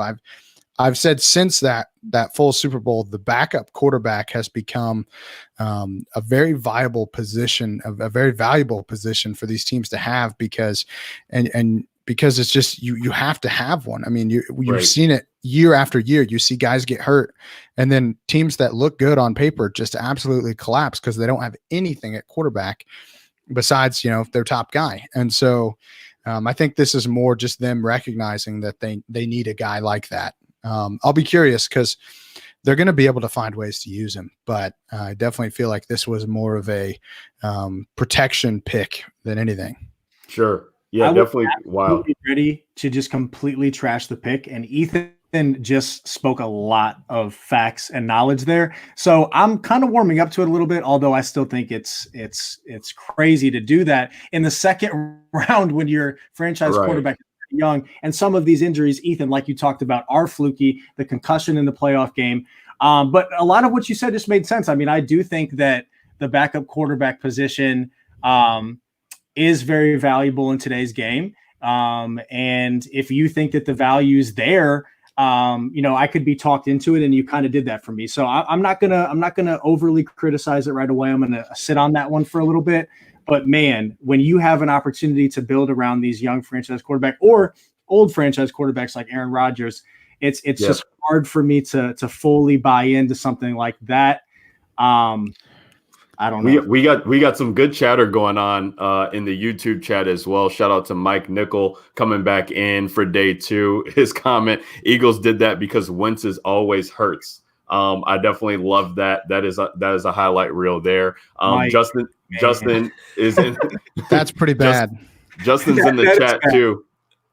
Justin's in the chat too, talking about the Eagles drafted their Taysom Hill, which I don't know if I see Travis shaking his head. I think they potentially could have been trying to do that, but I don't know if that will come to fruition. I mean, Taysom Hill is a baller. Yeah. Yeah. I don't know. I love everything that was said. I believe that Ethan was talking earlier. Sorry, I was trying to update some stuff for RotoViz Dynasty Twitter there, running the account while I'm on the pod here. But when you look at Jalen Hurts' profile, it is a lot of fun. Like, it looks like he's probably going to be, early, right out of the gate. It's like an early career Tyrod Taylor. Like, he's going to have to earn his stars, and, maybe he'll come in and get some early reps when Wentz misses some time. But maybe he's a second contract guy that absolutely blows up. I don't see, obviously he's not going to pass Wentz on the depth chart. Wentz is a top 7 or 8 quarterback for fantasy purposes probably this year, and probably a top 10 lock quarterback in the league right now, especially moving forward. So really like him, and I like Hurts. I wish he was in an opportunity where he could start, because, I mean, when you look at his profile's final season stats are ridiculous. Obviously, the Oklahoma's scheme sets up quarterbacks for success. I mean, Lincoln Riley's just done amazing things with Baker Mayfield, Jalen Hurts, and can't wait to see what's going to happen. Obviously, Kyler Murray too, and can't wait to see what's going to happen with Spencer Rattler this year. But having like an adjusted yards per pass attempt of like 12.2, like that puts him in the Tua Tagovailoa and Joe Burrow range. Like, his adjusted passing numbers are way more impressive than people are giving him credit for, because he just clearly improved and was given more reins to just kind of make downfield passes. Yes, he doesn't have the pinpoint accuracy of Joe Burrow. Yes, he doesn't have everything that you want to see in a feature or a league quarterback. But man, when you mix in that mobility, like if he is given the opportunity, it's going to be a lot of fun. Like when you look at the RotoViz box score scout, his comps are pretty fun. I mean, you get Dak Prescott as the number 1. Andy Dalton is okay. Tyrod Taylor, you get Robert Griffin III if he had actually known how to do a 3-step drop. And then, of course, Russell Wilson, who's one of the best quarterbacks in football. So I really hope one day he gets an opportunity. It's just not going to be anytime soon. I don't know why I did that. Ethan spoke so many facts. Like, he got me to not be myself, because I've never been one to just play it safe. Like, so the more I've thought about this pick is horrible. This is why would you do this? This is a second pick. You have a Super Bowl roster. Yes, Nick Foles came in and won the Super Bowl for you. That shit doesn't happen very often. Okay, Joe Flacco and Nick Foles, stuff like that. You need your franchise quarterback, who I believe you're paying $100 million. I think he's one of the best quarterbacks in the league. So I'm just going to go back to myself and just freezing cold takes me, because this could end up biting me in the ass. But this is horrible. Like, you need to bring in players to help offense, defense, starters, all that shit. And then I will also say that with Baltimore having 2 picks soon, the Jets and Green Bay kind of in breathing distance, I am very interested to see where Denzel Mims goes. I think he actually would be pretty interesting to go to play with Lamar Jackson. So I'm still on Denzel Mims. I don't think you can wish that kind of evil on the league. As a Steelers fan, you're going to have to retract that statement. I do not want to have to deal with that. I already don't like dealing with Lamar Jackson multiple times a year. I definitely don't want to have to deal with him with 6'3", 338 or 438 speed Denzel Mims on the outside, plus all the other freaking crazy fast players that they have on that team. Oh, they took J.K. Dobbins. Yeah, we do have the Ravens pick in. Looks to be J.K. Dobbins. I hate this place. So yeah, I mean, Ravens stay winning. I mean, they're just they're professional AF franchise.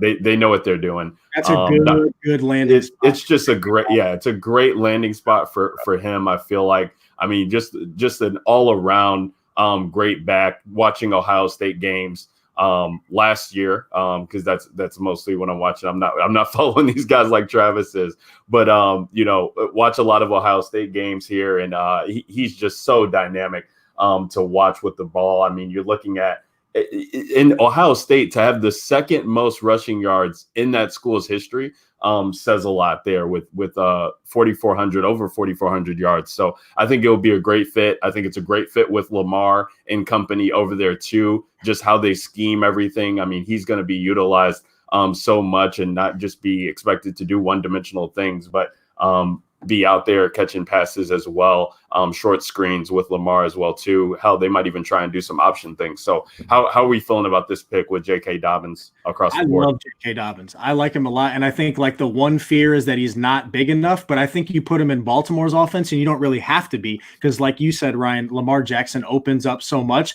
I don't think he's a great play for 2020 because Mark Ingram is still there. I think he's like 30. He's not super old. And I don't think that he's going anywhere in 2020, but I think for 2021, 2022, with Lamar Jackson being so young, this could be, in the long term, quote unquote, for a running back, it could be huge. So it's a very interesting landing spot. Yeah, I like it as well, and I wouldn't be surprised if he actually did end up, having some fantasy value towards the end of this year. Even, Mark Ingram, he was dealing. This is one thing where I would say that teams will tell you a lot about what's happening with a player's injury, based on the personnel moves that they make in the offseason. Let's not forget that Ingram did have a calf strain that bothered him pretty much for the entire end of last season. It definitely affected him in a pretty severe way. He is getting older. He's in that what I would call the that age where an Achilles injury could be, kind of looming. We know that the precursor of that is a calf injury. So I think that this could be the team kind of signaling that maybe that calf's not 100% right now. So I would not discount Dobbins this year, but I agree that he's going to be at least splitting carries for a little while. Man, this kind of sucks for any of the like sleeper running backs that I liked last year. I like Darrell Henderson. Obviously, he's got Cam Akers to deal with now. I like Justice Hill. Now he's got Dobbins to deal with. So, I mean, it's a good lesson, I think. And if you take a running back that's behind a stud, you never know when they're going to actually get an opportunity. And so with those two dudes, now you're looking at they're getting basically replaced a year later. This is a shame. And the shelf life is just unbelievable. Yeah. Kerryon Johnson and Marlon Mack too. Literally, and I did not see this happening, but the only one I feel like that survived so far is James Conner, and it's only mid-round 2, so he might not even survive. But I love what you said, Ethan, because we may have been a year too early on, because I bought in. I was buying Justice Hill late everywhere because I didn't know if Mark Ingram would be able to last year. We know what Baltimore wants to do. Well, basically, J.K. Dobbins comes in. He's a better version of what could happen. And Mark Ingram now is not only a year older, but he got hurt at the end of last year. And you alluded to it, like a calf injury. That's not a great sign. So, yeah, maybe we were a year early on that. It could be a David Johnson situation, towards the end of the year where he is able to step in and, just go bonkers in a good offense. So it's definitely something to keep in mind for his rookie year. Also, I think if you're, the other guy you got to be looking at here is Ronald Jones. I mean, Ronald Jones has really dodged some bullets with the big names being off here. They don't pick again, I believe, until 76, the Tampa Bay Buccaneers, that is. So he could definitely be looking at, having the position to be the top in that backfield coming into the 2020 season. So he definitely did some stuff there. People were wanting to see one of the top tier backs go there and play with Tampa Bay and Tom Brady. We got the Miami Dolphins. They took another defensive front seven guy to go along with them. The Rams are now back on the clock. It looks like their pick is in, but we don't know what it is yet. Let's talk about some of these things that are going on here with some fantasy relevant pieces before our next round of guests comes in. We got Denzel Mims, who's still available. Who I had seen a lot of people talking about on Twitter that he could possibly be a top 40 guy, before the draft had started. And now we're seeing, a guy like him fall. We're seeing guys like Josh Jones fall, the offensive tackle. And so we got a lot of still good, solid pieces, I feel like, on the board just across. Who are some names that we should be thinking about from Ethan and Travis, and Cody and Ben? Feel free to chime in as well as we start to round out this second round here with Baltimore still has another pick. Travis, your Titans are going to be picking in this round as well. Green Bay, Kansas City, and I think Seattle will have some picks. I'm not sure what the trade was that they did earlier with I forget who they were trading with. I know they traded earlier. I don't know what the parameters of it were. But what are you guys looking for as the draft rounds out, as the second round of the draft rounds out?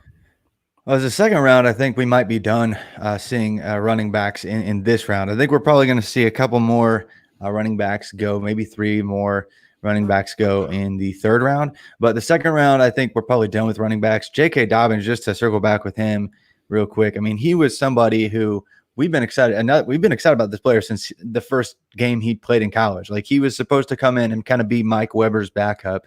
Mike Weber didn't, really pan out. He ended up being like a 6th rounder, and that was partly due to the fact that J.K. Dobbins showed up and had a 1,400-yard season in year one. I think he broke every freshman record possible, basically, for rushing stats in his first performance, in terms of per game numbers. It just absolutely blew it out the water. Really had some inconsistent play just a year ago, but this past year putting up 2,000 yards, just absolutely killing it. And again, having more than 20 receptions in his career, having over 70 receptions. He looks like a feature back, except for the fact that he weighed in, I think, 209 at the combine. But there really should be no questions about his athleticism. Really dating back to his recruiting cycle, he ran like mid 4.4s as a 17-year-old, had like a 40-inch vertical. They measure it different in high school, but it had like a 40-inch vertical jump. Just absolutely crazy burst score, even coming out of high school. So I'm excited about J.K. Dobbins. I think he could be, he could just surprise everybody and be like the running back 2 in this class, production-wise, when it's all said and done. But I really, really want to see Antonio Gibson come up here soon, and Denzel Mims. I think those 2 players are some of my favorites. Denzel Mims, obviously, he had kind of a down season in between 2 incredible ones. In the 1-11 season for Baylor, he had like 1,000-something yards and had like a 30-something% dominator rating. Really just looked like the real deal. And then the year later, the team was actually better, but he actually had to split some targets with former inevitable day 2 pick in Jalen Hurd. But this past season blew it up again in the numbers and really impressed throughout the senior bowl, and then killed it at the combine. So Mims has to go here before the end of the second round. If I'm a GM, and I'm obviously not, but if I'm a GM, I'm trading up to get the guy who's clearly the best player available. And then Antonio Gibson was just lights out, Mr. Effective reception, just an absolute monster. Then he runs like a 4.39 or 4.4 at 40 at the combine, and he's 6'2", 225ish. He's definitely not a wide receiver. He's a running back, even though he worked out with the wide receivers at the combine. He can be an absolute feature back. He really reminds me of David Johnson, even though David Johnson doesn't look the same now. He was, from Northern Iowa. Wasn't supposed to be a big deal. He got day 2 capital, and man, he smashed. I think Antonio Gibson could be that guy. Appreciate it, Trev. That's great insight there. I had to write those names down.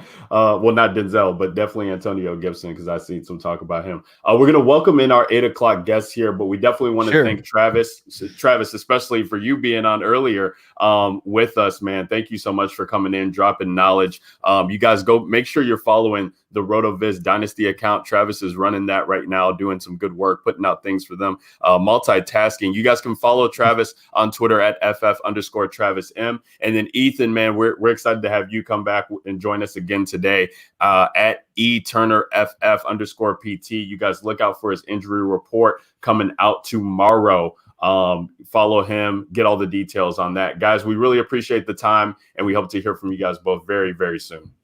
Appreciate it. Later, man. Thanks, man. Thanks, fellas.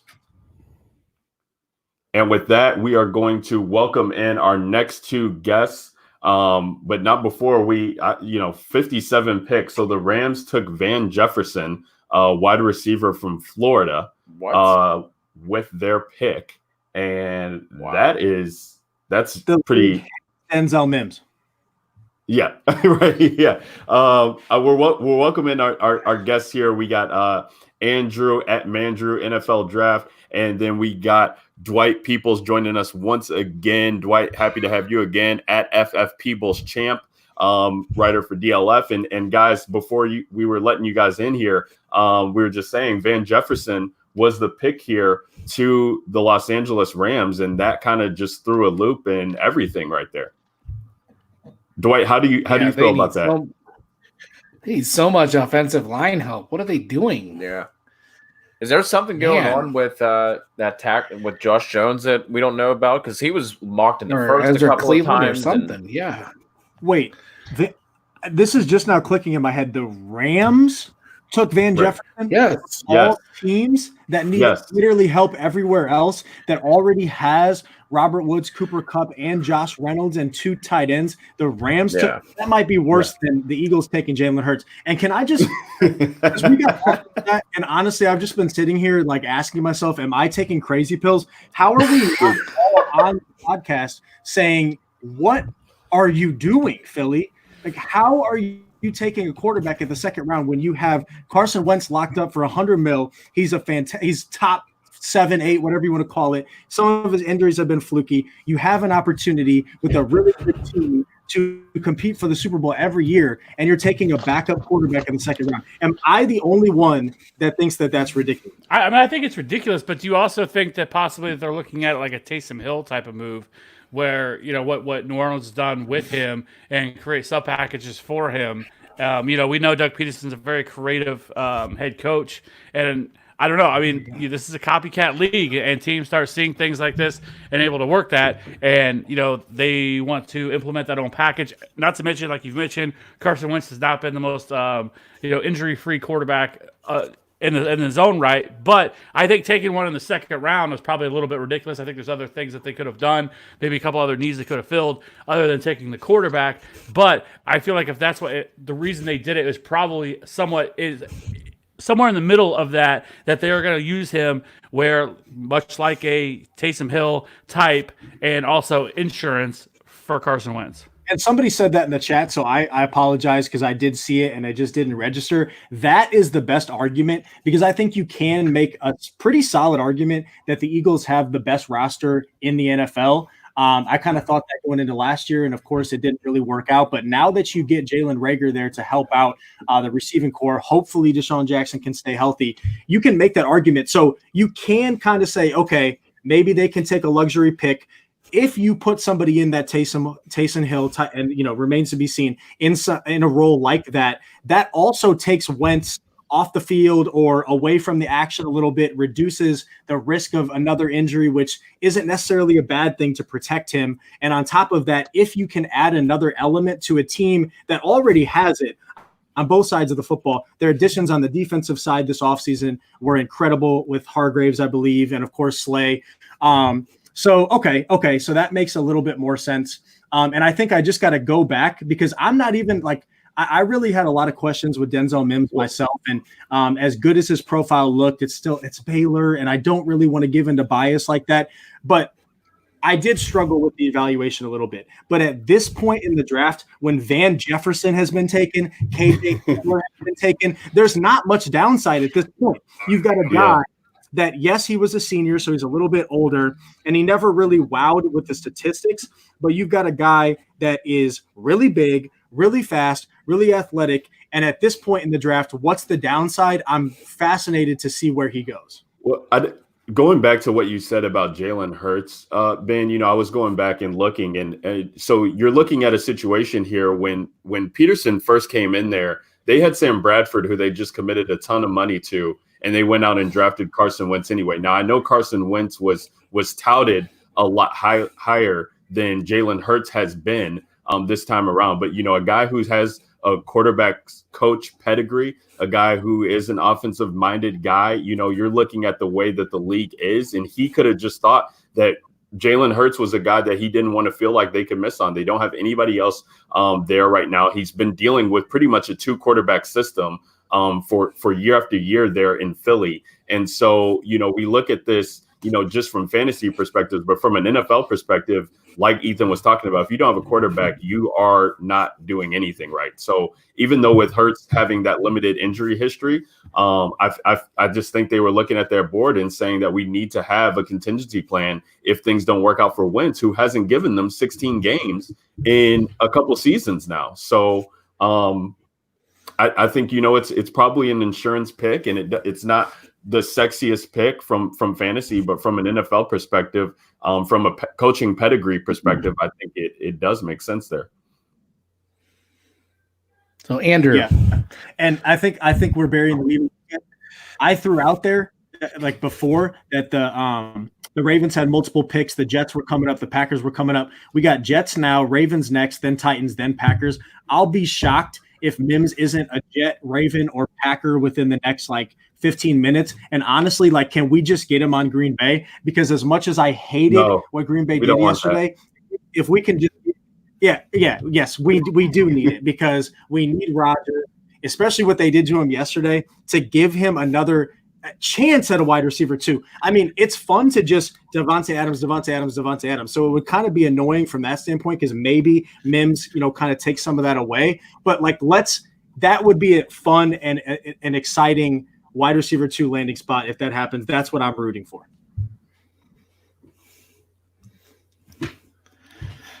Kind of wanted Andrew's take. Andy, where do you think he's a big Florida fan. Where do you think Jefferson slides in for the Rams?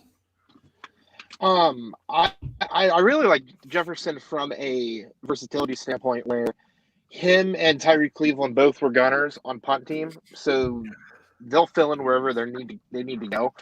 Obviously, when you look at needs for the Rams, a gunner on punt coverage was obviously not something very high on the totem pole, but I think with Jefferson, his route running is going to get him open more. You got Cooper Kupp there, Robert Woods. Obviously, the whole Brandon Cooks even opens up for him. So, I mean, I wouldn't expect like Cook's fantasy production by any means, but I think he's one of those guys where you stash on a team and make some spot starts, fill in an injury, so on and so forth. And I think once they move on, I mean, Robert Woods, I feel like, God, he's been around for forever. Once he kind of moves along, I think Jefferson could fill that role a little bit more seamlessly. But for rookie pick wise, Van Jefferson is definitely going to be a taxi squad stash more than anything for people. Right. But it sounds like you almost think of him as like a depth piece. I mean, which seems at least from a Rams point of view, why the hell would you draft that in the second round, right? Right. I mean, this is a family show, so we can all know how it ends. But I mean, I'm assuming they're going with Chuck it and the rest. So the wait is over. Going with Cam Akers, I love, but no, the Van Jefferson pick, I would definitely say is just a depth piece, and maybe they're just trying to get Jared Goff back in that groove, and Sean McVay needs to get his mojo back. Maybe he can team up with Austin Powers and get his mojo back somehow or another. But I definitely think this is more of a Jared Goff help him out sort of pick than a team as a whole sort of thing. Yeah, because they have so many other needs. The wait is over. I'm pretty sure Denzel Mims is going here to the Jets, which is very interesting because obviously the Jets really have no receivers. So now all of a sudden, not only do What do you mean they don't have any receivers? They got James Crowder, Brashad Perriman. Hello?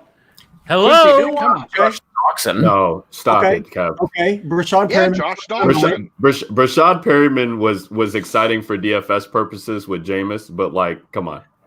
No, Perryman slipped my mind. He was okay last year. Crowder's meh to me. But I would say my statement of they don't really have many receivers compared to the rest of the league, it might be the worst situation in all of football. I'm pretty sure I saw this on Twitter. Is it really Denzel Mims or am I talking ass? Yeah, it's Denzel Mims. That's because Adam Gase is a fucking moron. That's why. Nice. And they will be bad until they finally decide to fire his ass. Well, like, you don't Adam want Gase is Denzel a Mims, cancer you don't everywhere he like- goes. But I don't hate the move. But I love Denzel Mims, and I do think that this is a good spot for him to go to. I thought you were firing off you absolutely. like Denzel Mims take. You just wanted to get some Adam Gase hate out there. Oh, I do. There's not enough of that in the world. So I agree. You know? So yeah, that kind of sucks. Look at what happened to Devontae Parker this year. yeah, Right. he was holding our man down. Devontae Parker. Ooh, the Patriots are on the clock. The Cardinals running back is slipping my mind. That's embarrassing. Yeah, so many players got away. But Drake. Yes, thank you, Kenny Drake. But at the same time, the playing time should be there instantly, and he's a size speed freak. So this is an interesting landing spot because I'm still a Sam Darnold believer. Believe the guy's still only like 22. So hopefully Adam Gase doesn't drag him down. This is a very interesting landing spot for me. I like it with Mims and Perriman and then Crowder in the slot. I like that a lot. And I will Makes you say a pretty like, good receiver core. yeah, and my write up like just like because I'm not a great talent evaluator by any means. What I just kind of wanted to do, like evaluating, is what units are the weakest that could potentially benefit if somebody goes there. And the wide receiver units I talked about were the Jets, the Vikings, the Eagles, the Broncos, who have all already addressed the position. And the only one that hasn't, continuing on my rant, is the Green Bay Packers. And now you're in a situation where they're coming up in a couple picks. Who do you even bring in? Yep. The one guy, because you asked this, Ryan.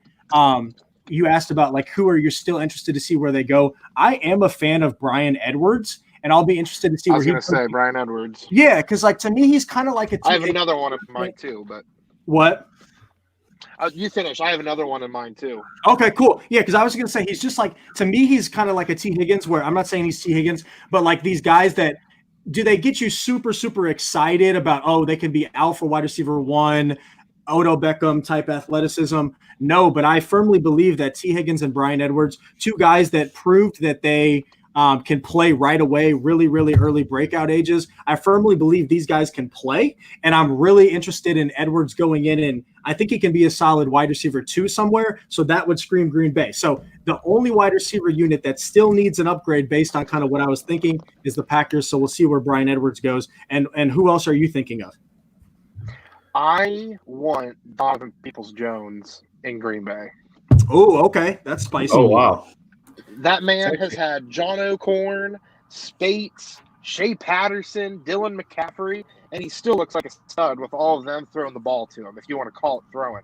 So if you give him Aaron Rodgers, who's going to be pissed off beyond belief after yesterday, I think it'll be very interesting to see opposite Devontae Adams. He's not going to get the double teams.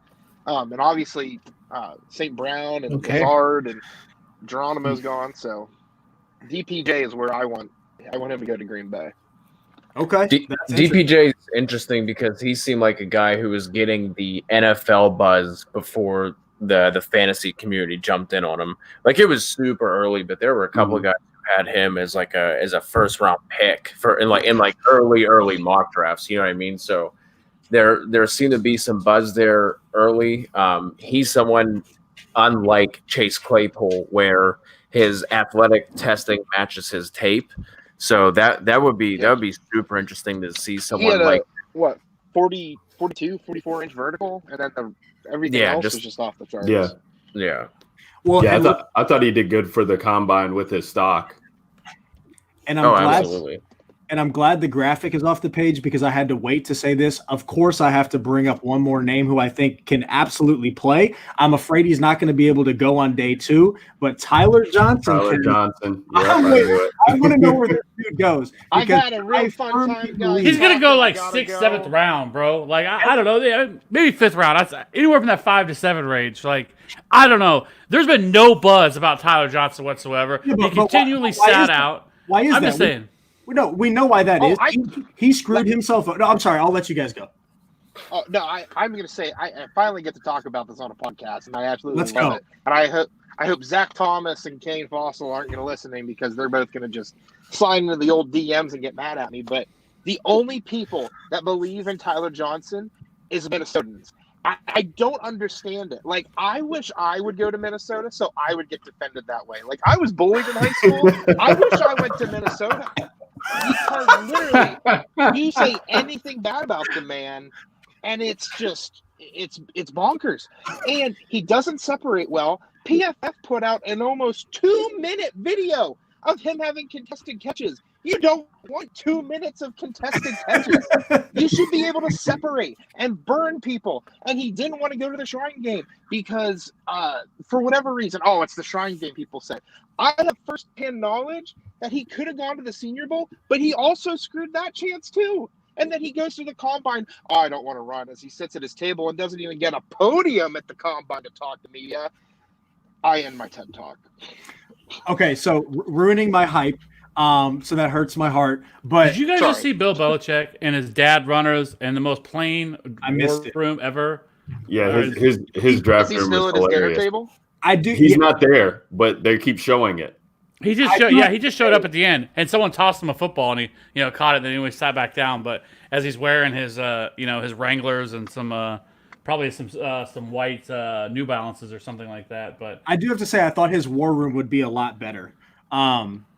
But just so I don't get completely derailed, that hurt my heart. But I have to defend Tyler Johnson for a second. Yes, he screwed himself over. You guys already brought it up. I don't know why you don't go and compete at those All-Star games. That's a mistake. He then doesn't go to the Combine. But apparently his thinking was, I'm going to just do everything at my pro day with all my people. Okay, I can understand that, whether I agree with it or not. He can't predict a global pandemic's going to happen, which wipes that away, which gives him legit no offseason. You can't predict that, even though he did play a role in that. But at the same time, looking at what I feel you on the contested catches, but what I watched, I think the dude can play. Breakout age 19, 90 percentile. And I just think that on top of it, what gets me really excited is, Kev, kind of like you talked about, this dude probably is, because he screwed himself over, going in the 4th, 5th, 6th, maybe 7th. I don't know. But wherever he goes, I think it's good value for a team. And I believe, like I said with Brian Edwards and T. Higgins, I do think that this guy can play. And that's my thoughts on that. We'll definitely keep an eye on Tyler Johnson going forward. But we got the Titans pick in, and we got to rotate our guests in. Andrew and Dwight, thank you guys so much for joining us. Andrew Harbaugh, you can find him on Twitter at Mandrew NFL Draft, and we got Dwight as well, Dwight Peoples. You can find him at Peoples Champ on Twitter as well. Guys, thank you so much for joining us, Dwight, especially both of you guys again for 2 days in a row. We appreciate it. Take care, guys. All right. Good talking to you guys. Later, fellas. I'm just going to shut the hell up because I didn't even let them talk ever.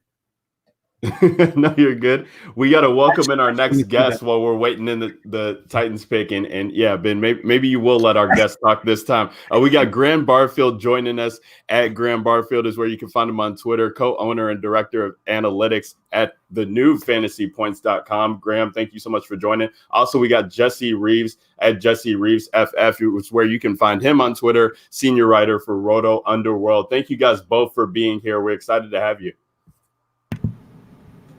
What's up, Graham, guys? I think are you on mute, Graham? Now I am not. There we go. Thanks for having me on, guys. Yeah, what's happening, fellas? We got the Titans pick in, but while we're waiting to have them pick, with you guys being on, we got to do this with every guest. Like, what's going on with the draft right now? Who's winning the draft in the second round? Who's losing it? We have some big picks happening, some big fantasy implication picks that have happened so far. So, what are you guys liking and disliking? Well, the first thing I want to know is what is your guys' thoughts? Because we were talking about this pretty heavily earlier with Jonathan Taylor going to the Colts. And, the Marlon Mack, scenario there. How do you see it playing out? And is Jonathan Taylor your guys' one-on-one in Dynasty? Or is it Clyde Edwards-Helaire? I'll cede this one to Mr. Yards Created first. Jesse? I mean, come on, man. I'll let you have the floor, man. Look, that Colts offensive line might be the most talented group in the NFL. I don't know. I mean, Marlon Mack is an unrestricted free agent after this coming season. That pick obviously spells that they are not going to be bringing Mack back. And Jonathan Taylor at Wisconsin was not necessarily the best pass catcher. I mean, Nyheim Hines, I guess, fits pretty well with what the Colts want to do on third downs and hurry up situations. I mean, Jonathan Taylor got the benefit of a fantastic offensive line at Wisconsin, great scheme at Wisconsin, and now he gets the same thing with the Colts.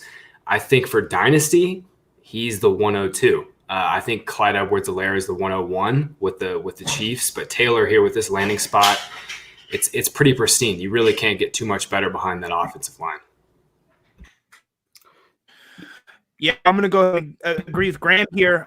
What I look for the most, too, is the draft capital invested in a running back. And Marlon Mack's a fourth-round pick, and that doesn't necessarily make him disposable. But when you look at like his overall opportunity share last year, 62% of the overall opportunity, including targets there among running backs, which graded about 17th from us here over at playerprofiler.com. And more than anything, I just think that when you look at Jonathan Taylor's body of work, his three just massive years of workhorse production, and then you insert that into an offense, as Graham mentioned, with that offensive line, I don't see how he doesn't take over that lead role. I don't see that there's any way he doesn't kind of just beat out Marlon Mack outright. But with that being said, I would probably venture to say that it's not going to be a clean insert and take over job by Jonathan Taylor. I think that Marlon Mack definitely has the pass catching upside, and he will be used frequently in that area. So I don't think it's going to be just a clean transition. Jonathan Taylor's not going to just absolutely walk in and take all of the touches, but I would venture to say that it's going to be a gradual progression, and we're just going to end up with a total Jonathan Taylor domination at some point. But overall, I just said it on Twitter. It's an obituary for Marlon Mack eventually. The high draft capital, second round is not bad at all. And we know what Jonathan Taylor brings to the table. He's one of the cleanest runners in this class, just an overall producer. We want to see more from him in the pass catching game, but I think eventually he'll probably take over that entire role there. But I like the landing spot. We know Phillip Rivers with them coming in. He's going to be a guy that that's going to want to give the running back the ball a lot in that entire scheme, and they don't necessarily have anybody else that can keep up with him. So by default, it's going to be him eventually, is what I would say. Rapid reaction there. Right there with you on Clyde Edwards-Helaire still being the 1.01 and Taylor slightly being the 1.02, but we have a dogfight battle between the two, which is really fun. Another thing that I've kind of been thinking of, really excited to kind of throw this out to everybody, DeAndre Swift and J.K. Dobbins, to me, very similar players. It was kind of interesting to me because I'm by no means an expert here, but watching J.K. Dobbins, I just loved what I saw, and it didn't really make sense to me that everybody was on DeAndre Swift being a better player. Of course, he goes earlier, but two very intriguing landing spots, Swift to the Lions and Dobbins to the Ravens. So I'm interested to hear your guys' thoughts on those landing spots and who you think is in the more intriguing spot. Well, rest in peace, Justice Hill. I mean, the Justice Hill dynasty value lasted like 1 year. Maybe not even 1 right. year. Mark Ingram will be 31 in December. I think J.K. Dobbins will immediately push Mark Ingram for a pretty large percentage of the Ravens carries next year. Dobbins among the top 5 running backs in this class, like Taylor, Swift, Edwards-Helaire, and Akers. Dobbins led the class in yards created per attempt. I thought he was very, very close to being he was very close to Jonathan Taylor with being the top inside runner in the class. And I mean, Dobbins, like north-south with Lamar Jackson's east-west, is just so appealing. I mean, this year for redraft leagues, like best ball leagues, it'll be really tough to invest in Dobbins. But for Dynasty, this is lights out. I mean, I think you should take, in Dynasty leagues, you're looking at the first 3 picks being Edwards-Helaire, Taylor, and Dobbins. And I feel very comfortable with that. Can we talk about what in the fuck are the Packers doing? They just drafted A.J. Dillon. Like, man, do they hate Aaron Rodgers more? Like, they just drafted A.J. Dillon. This is the only thing that I'm clinging on to with the Bears draft is that the Packers are just royally screwing things up, and I can't be any happier. Yo, the Eagles took Jalen Hurts. Such a weird in the middle of the second round. This is a dumber pick than Jalen Hurts in the middle of the second round, man. Like, I think I don't get the AJ Dillon appeal there. I mean, he had a good combine for his size. I know his size and weight. He ran really well, that 40. I think that appealed to a lot of teams. I think he's got overall really good juice in the athleticism department, but I don't get that pick at all. And then we can kind of pair that with the what the fuck that happened yesterday when they traded up for Jordan Love. So. What are they doing here with this? I don't understand. Like this is like this is a Berlin guy, right? Like I watched this film. He kind of reminded me of like a Brandon Jacobs, somebody that you would use in the red zone, when you need to score. And it's like, well, how the hell are you getting down there? Because you only have Devontae Adams to throw to, and you really need to build up that offense. Ryan, my comparison for AJ Dillon was a poor man's Brandon Jacobs. Wow, that's perfect. Yeah, there we go. I mean, he definitely, he put the production together. The 300 carries, you definitely like seeing broken tackles, what have you. But like, this dude is not elusive at all. Like, in no real pass catching ability either. So, like, really doesn't fit in today's NFL. What you see, I get it as like a 1-2 punch guy, where you could have him later on. But when you're talking about the second round and just looking at the equity of weapons that you could surround Aaron Rodgers with, or Jordan Love, the guy that it's like they're punting. It's like they're punting this draft or something like that, right? Like, is that what they're doing? I just trying to hate Aaron Rodgers and Aaron Jones. I mean, I feel like I'm taking crazy. Jamal Williams, a really solid number 2. You just traded up in the first round for a successor that might not even play until his second contract. I think we need to rank these as the dumbest draft picks in round 2. The Bears taking their 10th tight end. The Rams take another one. It wasn't Adam Troutman. That's the only disappointment I didn't take. The Rams take a receiver when they have every other need on the team. The Eagles taking a quarterback in round 2 when you have Carson Wentz on a $100 million contract, and the Packers taking a running back. I have no idea what's going on. I'm just going to keep drinking. Yeah, it's definitely puzzling. I would say the one positive out of this is you don't really have to worry about Aaron Jones. To me, I mean, he's a much more versatile back than AJ Dillon is, and the impression that I got from AJ Dillon was just a 2-down kind of grinder guy, as you guys said, just a guy that's going to pick up that quick 2 or 3 yards for the first down. And a kind of a bruiser guy, decent contact balance, but nothing that blows you away, zero lateral movement. So for me, that's kind of an insurance policy, I guess you could say, for Aaron Jones, if we want to look at it from a positive perspective. But either way, I have no idea what they're doing. I don't know why they would take that sort of stereotype running back in the second round. So that's kind of puzzling. But not to be worried about Aaron Jones, I would say.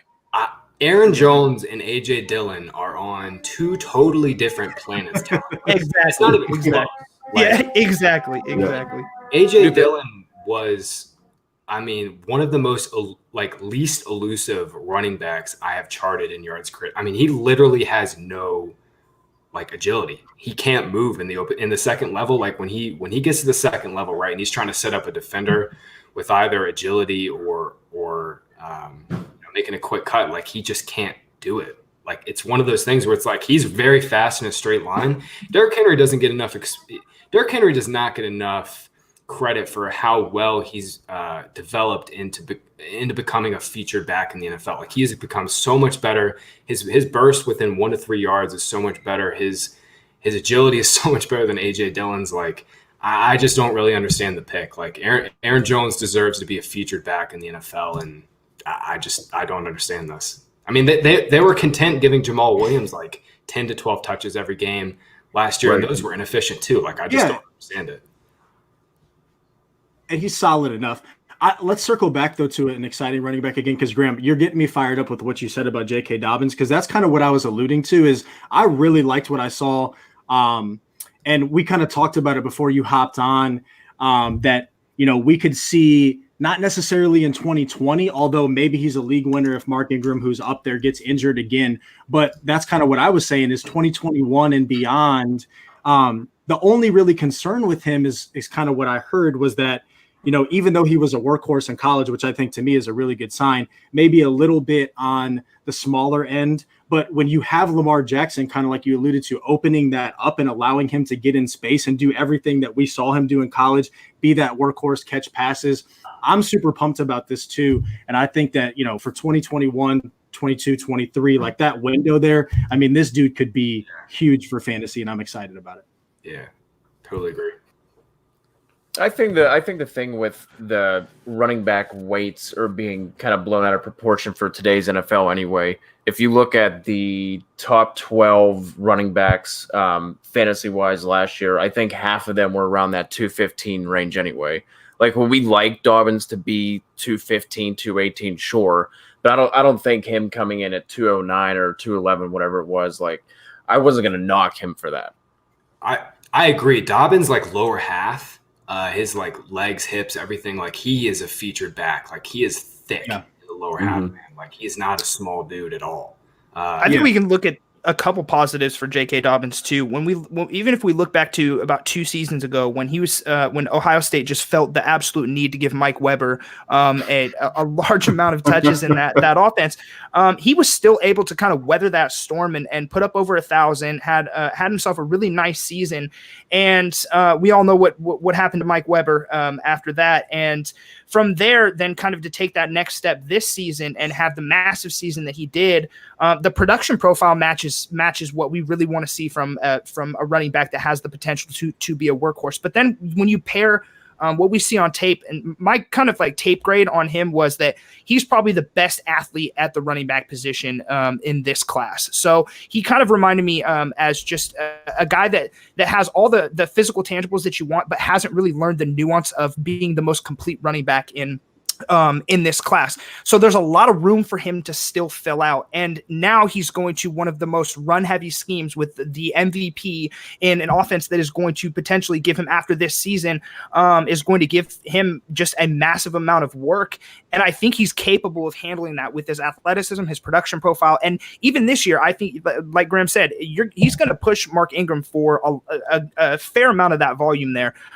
He definitely, like I mentioned, he weathered that storm with Mike Weber, and I really think that he's going to be a guy that you can feel really comfortable investing those an early round dynasty rookie pick in, and maybe a little bit later in redraft, and to have that upside and really come out swinging for you guys. I love it, and that's why I wanted to throw DeAndre Swift into the equation, because they're basically the same size. And I feel like, at least for me, I haven't heard a lot of people talking about those same concerns about, you know, being small.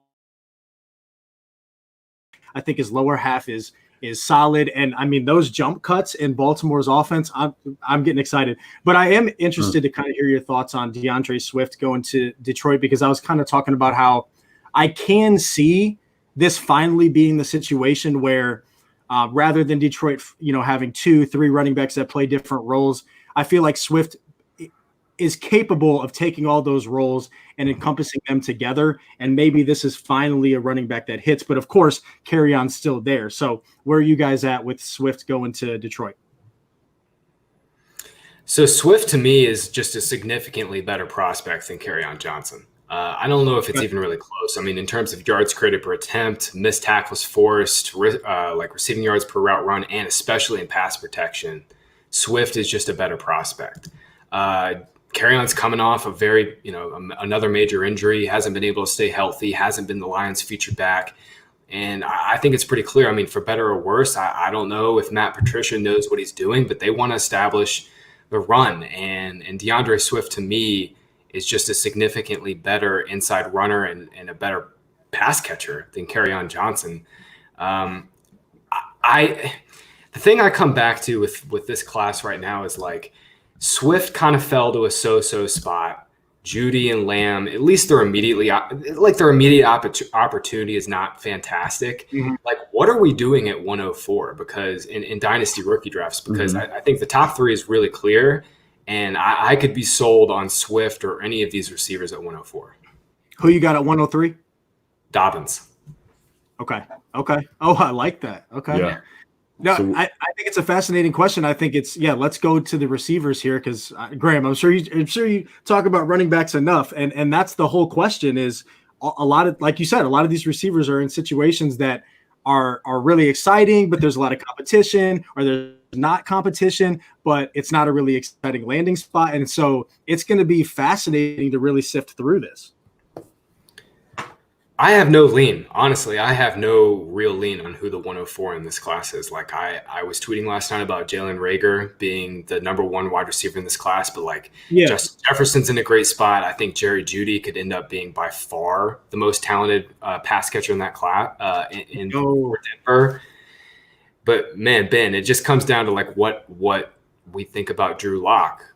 You watched Denver way more closely, I would say, than probably I did. What did you see out of Lock's 5 starts last year? Yeah, so we talked about it a little bit, and I didn't really dive in when we were breaking it down earlier. I mean, Drew Lock has all the intangibles. He can throw deep, which when we were breaking down KJ Hamler, I think it makes sense because I don't think KJ Hamler is going to be a target hog by any means, but Lock's game meshes with Hamler because he can hit the deep ball, whereas Ruggs going to the Raiders, we don't really know if that's going to happen there with Derek Carr. The question is, we don't know if Lock is good. We don't know if he's going to be able to process the field, read a defense, and that's really what the quarterback play is all about. So I really have no idea, to be honest, Graham. That's what I was really pumped about, is Denver is giving Drew Lock a chance. Yeah. And we will find out right away, right? We're not going to sit and wait and ask questions. Excuse me. Because they're not doing what the Packers are doing and not giving Aaron Rodgers any help. So we won't know. And it's not one of these things where we're building like, oh, well, why are you building around Lock? You don't know if he's good. Who cares? We're going to find out. And if he's not the guy, we're going to keep taking stabs until Elway finally figures it out, hopefully, fingers crossed. And if he does, we'll have weapons around him, that hopefully whoever that guy is will come in and ball out. So I don't know. But I do know that I think Jerry Jeudy is incredible, the best route runner I've seen in a while, and he's got to be in the conversation. But we were kind of on the same page with you, Graham. I was really a big fan of Jalen Reagor as a prospect. Now he goes to a situation where I don't know why they're taking a quarterback in the second round, but Carson Wentz is my guy. So I think right now it would be him, just because I don't think he's that far off of the top guys, and he goes into a perfect situation where he can gain value right away. I don't know what Alshon Jeffrey has left at all. I mean, he's coming back from serious injuries, so who knows? I mean, Jalen Reagor could be starting from day one, and I love this tape. So I think that's where I'm at. But I'm with you, Judy, Lamb. I mean, these guys are huge, and it's a legit debate. Yeah. My first thought when the Broncos took Hamler is like, they're doing the opposite of the Packers too. It's funny you had that same reaction. It's like, exactly. At least they're trying. They're building around their quarterback, whereas the Packers have just kind of, I don't know. I guess they've punted this draft and they're just totally building toward the future. And it makes no sense because we're talking about Drew Lock, who, yes, I'm pumped that we're going to figure out if he's good or not. But we're talking about Aaron Rodgers, and we're on like year 5 of, can we get Aaron freaking Rodgers some help? And Green Bay refuses to do it. And I'm just getting more pissed thinking about it every second. I mean, they just spent a top 62 pick. They spent 62 overall on a third string running back. I mean, he's not on a third. After you trade I didn't even like Jamal Williams coming out, but Jamal Williams is a better running back than AJ. Mm-hmm. Yeah, Jamal Williams is fine. And this is after you trade up, not only just take the successor, but trade up in the first round to take a guy that we don't even know if he'll see the field before. I threw out another Broncos comparison. This is what Elway tried to do when we brought in Peyton Manning with Brock Osweiler. Luckily, Osweiler went to Houston, but by the time his second contract came up, he had still – luckily, he did enough to help us win a Super Bowl when he came in those couple games, but that was it. You could have the same situation in Green Bay where Jordan Love, you're going to have to figure out if you want to pay him, and you still have no idea who he is because Aaron Rodgers is probably playing for 3 or 4 more years. So I just think that Green Bay taking Love and the Eagles taking Jalen Hurts, if freezing cold takes me, but I think those picks are egregious. I really do. So we got go ahead. Go ahead, Jed. I was just going to say we got our next offensive player taken off of the board. Antonio Gibson from Memphis goes to Washington. Whoa. Goes to Washington. Oh my God, they've got like 65 running backs. But do you think they're planning on using him as a wide receiver? I know that's what he wanted to be, was a running back and everything. I think most teams I think they said that they talked to viewed him as a running back. But do you think they're viewing him as a wide receiver? They might. Gibson wants to play running back. Basically, right. He wants to play running back. I guess he's their running. I guess I really don't know. It doesn't make sense. Obviously Darius Geis hasn't been able to stay healthy. But you've got them. You still have Adrian Peterson. For the brand, I'm very happy that Antonio Gibson went ahead of Zach Moss. So I'm happy for that. The Zach Moss truthers must be really beside themselves right now with what's happening. It's hard out. It's hard out there for the Moss truthers right now, man. It's really hard. Hey, hashtag brand all day. But yeah, Antonio Gibson, when I was looking at his profile, he has limited snaps as a running back to begin with anyway. So it just really doesn't make sense, especially for a team like Washington, to make that. But I guess if you think you're getting somebody who can play both, maybe you rotate him out. I feel like with him though, he's like pure upside, right? His best comparable is Joe Mixon, right? The dude's an athletic freak and terrific pass catcher. But like you said, you only had 33 attempts and only 71 total, total touches. So it's very limited in terms of what we do have. But the things that we do know on those 33 attempts, I think he had 16 broken tackles or something like that on just those 33 attempts. So he's a ridiculous upside, but he also has a very low floor. But I think that's what teams are looking for. At least that's what I've seen. So I charted those 33 attempts, and Antonio Gibson would have led the class in missed tackles forced per attempt if he had had enough carries. He only had whatever it was, 33. I don't know if maybe the Redskins view him as a wide receiver. I really don't know.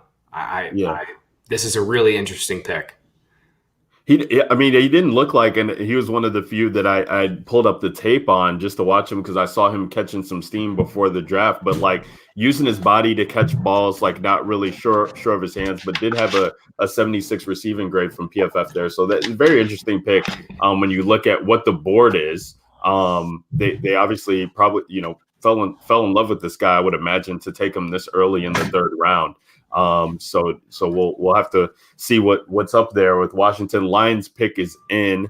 We'll have to see what they're doing. You talked about what you're doing there with the 104 gram, and for somebody like me, I have a lot of my picks right now that are looking at the 105, 106, 107 range. I'm kind of excited just to see how it falls to me, because at first I wasn't really sure what I would be doing if I was going to try and move those picks to maybe just stockpile or what have you. But I'm kind of loving the scenarios that I could be in the middle of the draft that doesn't usually happen for you in Dynasty, that I could be getting a surefire, wide receiver for my team for years to come. I don't know if we'll ever have a class like this again, where we will have such a wide range of opinions on what this wide receiver class looks like. I'm guaranteed to be wrong about so many of these guys because the class is just so good, and the landing spots are just so interesting. I really.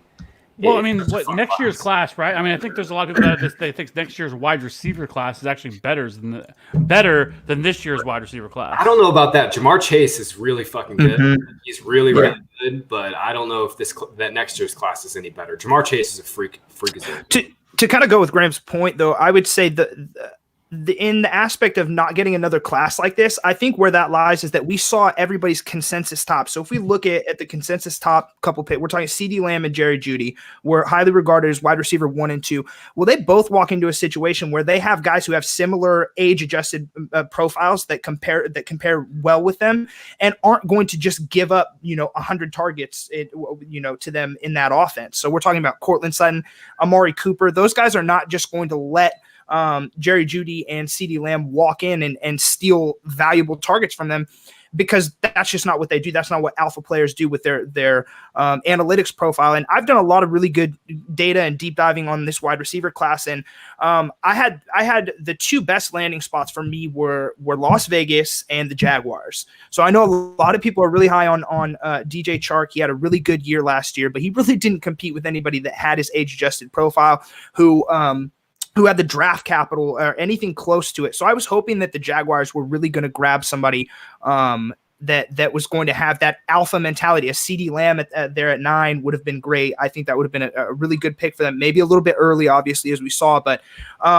in terms of those landing spots, though, we saw a guy, Henry Ruggs, who doesn't really have any backing in terms of analytics. Like from what I've seen, no breakout age, was the 3rd and sometimes the 4th best wide receiver at Alabama. And for him to get selected as high as he did, that's pretty unprecedented. We don't have a guy in my database that has the draft capital that he does, but does not have the metrics to back him up. So that's going to be a really interesting thing. I picked him as like a luxury pick for this wide receiver class. He's a guy that you pick when you have that alpha X style receiver, that guy who that you kind of want to open up your offense with, but they really don't have that in Las Vegas. They don't. I mean, it's Tyrell Williams and Hunter Renfrow, who actually I think has a lot of good upside this season, but none of those guys scream alpha to me, and Henry Ruggs doesn't either. And then you look on the other side with a guy like CeeDee Lamb, kind of landing next to Amari Cooper. Michael Gallup's there. He's going to have to fight his way there to some valuable opportunity, but he can do it. We saw him be able to do it through 3 different quarterbacks in a really good system at Oklahoma. We saw him be able to compete with guys like Marquise Brown last season, or I should say 2018 season. We've seen him compete against NFL talent. So I'm really, really happy with the landing spot. I think Dak got a really good upgrade there, but overall, to Graham's point, I think this is the most interesting wide receiver class that we've seen in a long time, because none of our top graded wide receivers are going to positions and situations that we can peg as, okay, this is a surefire spot. This guy is going to walk in his rookie season and to be the guy. We can guarantee anywhere between 85 and 120 targets for this guy. He is the absolute alpha. We can't do that for Jerry Jeudy. We can't do that for CeeDee Lamb. Jalen Reagor might be the only guy. I don't know if he's going to get the mass amount of volume that we really want from a wide receiver 1, especially from a rookie season, but he's not really dealing with anybody except for J.J. Arcega-Whiteside, and a lot of his profile was vastly inflated by red zone efficiency at Stanford. So his profile matches up with Jalen Reagor similarly, but a lot of that had to do with touchdown variance. Other than that, he's competing with Alshon Jeffrey, Djax. Like he doesn't really have a whole lot to compete with. So he's very intriguing to me. And so very interesting wide receiver class. A lot of what we see from wide receivers is pinned on draft capital and landing spot, and none of these guys have a clean break when it comes to landing spot. So I'm really interested to see where these guys turn out, and see where these guys are going to end up going. But I think a couple of them are going to end up being those mid-round first picks that a lot of people didn't really know what to do with, and that's going to kind of benefit a lot of people in the long run. I will say this, in the debate of, do you want the studs that are competing for targets, or the Justin Jeffersons that might be able to get that playing time right away, I would still side with Jerry Jeudy, CeeDee Lambs, and of course. But part of that is I am pretty disappointed in Justin Jefferson's landing spot. I think the dude is a freaking stud, but I was so excited for him to go to Philly, because if that happened, I just thought the PPR gold was there. And Minnesota, where they like to run, and nobody's really getting a ton of targets there, and Thielen's still there, even though there's not much else other than that. I'm pretty disappointed in that landing spot. Not really excited about Shenault going to Jacksonville. So I'd still side with Jeudy and Lamb. And even though, kind of a homer, I really do think that Sutton and Judy's games are so different that it can really be a 1A, 1B situation. Yeah. So I'd still put Jeudy up there in the 1.4 conversation very easily. I'd probably venture to say I completely disagree with you when we talk about Justin Jefferson. I think he landed probably in the most prime spot he could. And I said a couple weeks ago that Minnesota taking him at 22 was a really, really good spot. So when we look at his college production, he's got all of the analytics that we want. We saw on tape he's a primary slot receiver, a guy that can run the full route tree, a really, really good, smooth, active wide receiver in the passing game. But what really stood out to me is that the season that Joe Burrow came to LSU's first season, he maintained 30% of the overall market share production there. And then this past year, when Joe Burrow is having a really the best college season that we've seen,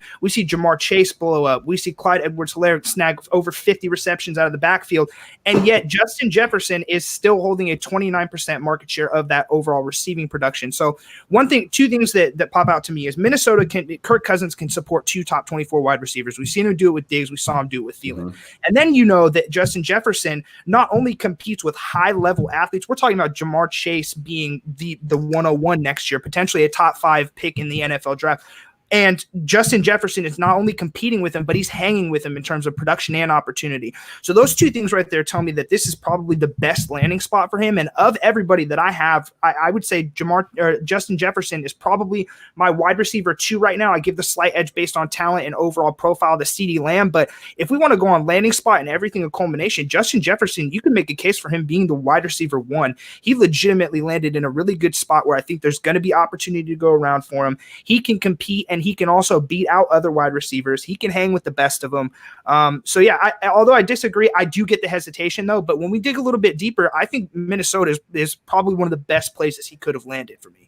I love it. Yeah, it's I love fire, that. man. Because I love the player. So you're getting me more excited. Yeah, absolutely. Yeah, dude. Yeah, keep him on your radar. You might even be able to get him a little bit later. Because if there are people that think that somewhat similar to you and initially think that it might be a little bit of a bad spot, don't count Kirk Cousins out to support 2 top 24 wide receivers, and don't underestimate his ability to compete with the best of them. And we saw Adam Thielen fall off a couple times too. I know he was injured last year, and then we saw him, I believe in 18, fall off the back half of that season and really not be able to pick his production up.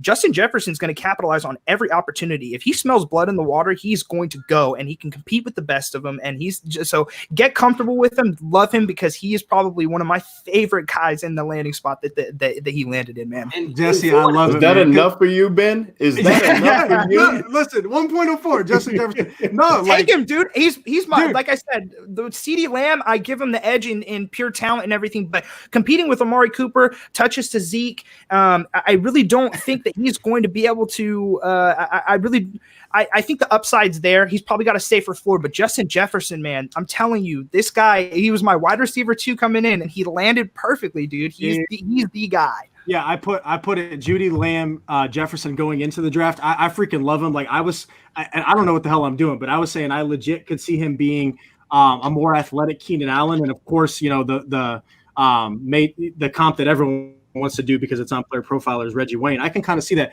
I love the player, and you're getting me fired up because I've always been a Kirk Cousins guy, and this could be an AJ Brown situation where it looks like it's not a good landing spot, but a year later, it's completely changed. And because I legitimately do think a lot of people will be thinking somewhat like me, where it's like, if he is available like 1.06, 1.07, like, yeah, at that value, I like that. And one more thing to mention too is we get two sides of the token with him too. When we look at Justin Jefferson's 2018 season, when Joe Burrow was not Joe Burrow, when he was just a kid coming in from through the transfer portal, he didn't have that great of a season, and Justin Jefferson still maintained a high level of production. So that also gives me an added layer of security that tells me even if Minnesota's offense is not highly productive, we're still looking at opportunity and production going to Justin Jefferson eventually. And then we saw when the going gets really, really good, Justin Jefferson gets even better. So it's two sides of the token there. I think if that offense is bad, whether it's good, doesn't matter. Justin Jefferson, high level producer, and he's going to continue to stay that way. I'm not going to lie. This entire time you've been talking, I went from 6 to midnight. This is real quick. Okay. I love it. Hey dude, don't pump me up. I got to get out of here. I'm going to leave now. I've done my duty. I'm good, man. Good stuff, Jesse. Good talking to you, man. I'm just kidding. I'm not leaving. No, unless he's you kick me not out. leaving. Unless I know I can. I mean, I know people are going in and out all night. I thought he was being serious. I'm not My bad. dropping we- like when you We guys. still got you guys. We still got you guys for a couple of minutes. I'm curious to see. We're going through round 3 here. We got the Dolphins pick in. A couple defensive guys have been going after Antonio Gibson. But are there people on your radar, on your boards, that, given what we see here, remaining, would there be a landing spot that would make you feel, very enticed about a guy who's still left on the board for fantasy purposes? I mean, I'm really interested to see where Zach Moss goes. I mean, if he's going after A.J. Dillon, he's going after a hybrid player in Antonio Gibson. That's a really tough night for his draft stock. I mean, if he's a late day 3 pick, like, it's going to be really hard for him to find immediate opportunity. Right. I mean, the wide receiver class is we haven't even talked about the Chase Claypool pick. I don't understand fully. I mean, the Steelers could have had Josh Jones or Ezra Cleveland at that pick, with their offensive line gone all in on Big Ben, but instead they picked another big bodied kind of tight end hybrid player. And I think Eric Ebron and Claypool kind of fill the same role there. I'm not really sure what that pick was, and I'm interested to get your guys' thoughts on where Claypool kind of nets out for you guys. Do you guys think of him as a wide receiver, though? Or do you think he's going to be a tight end? Because as a tight end, I think he could be the best tight end in the class. But as a wide receiver, I don't know.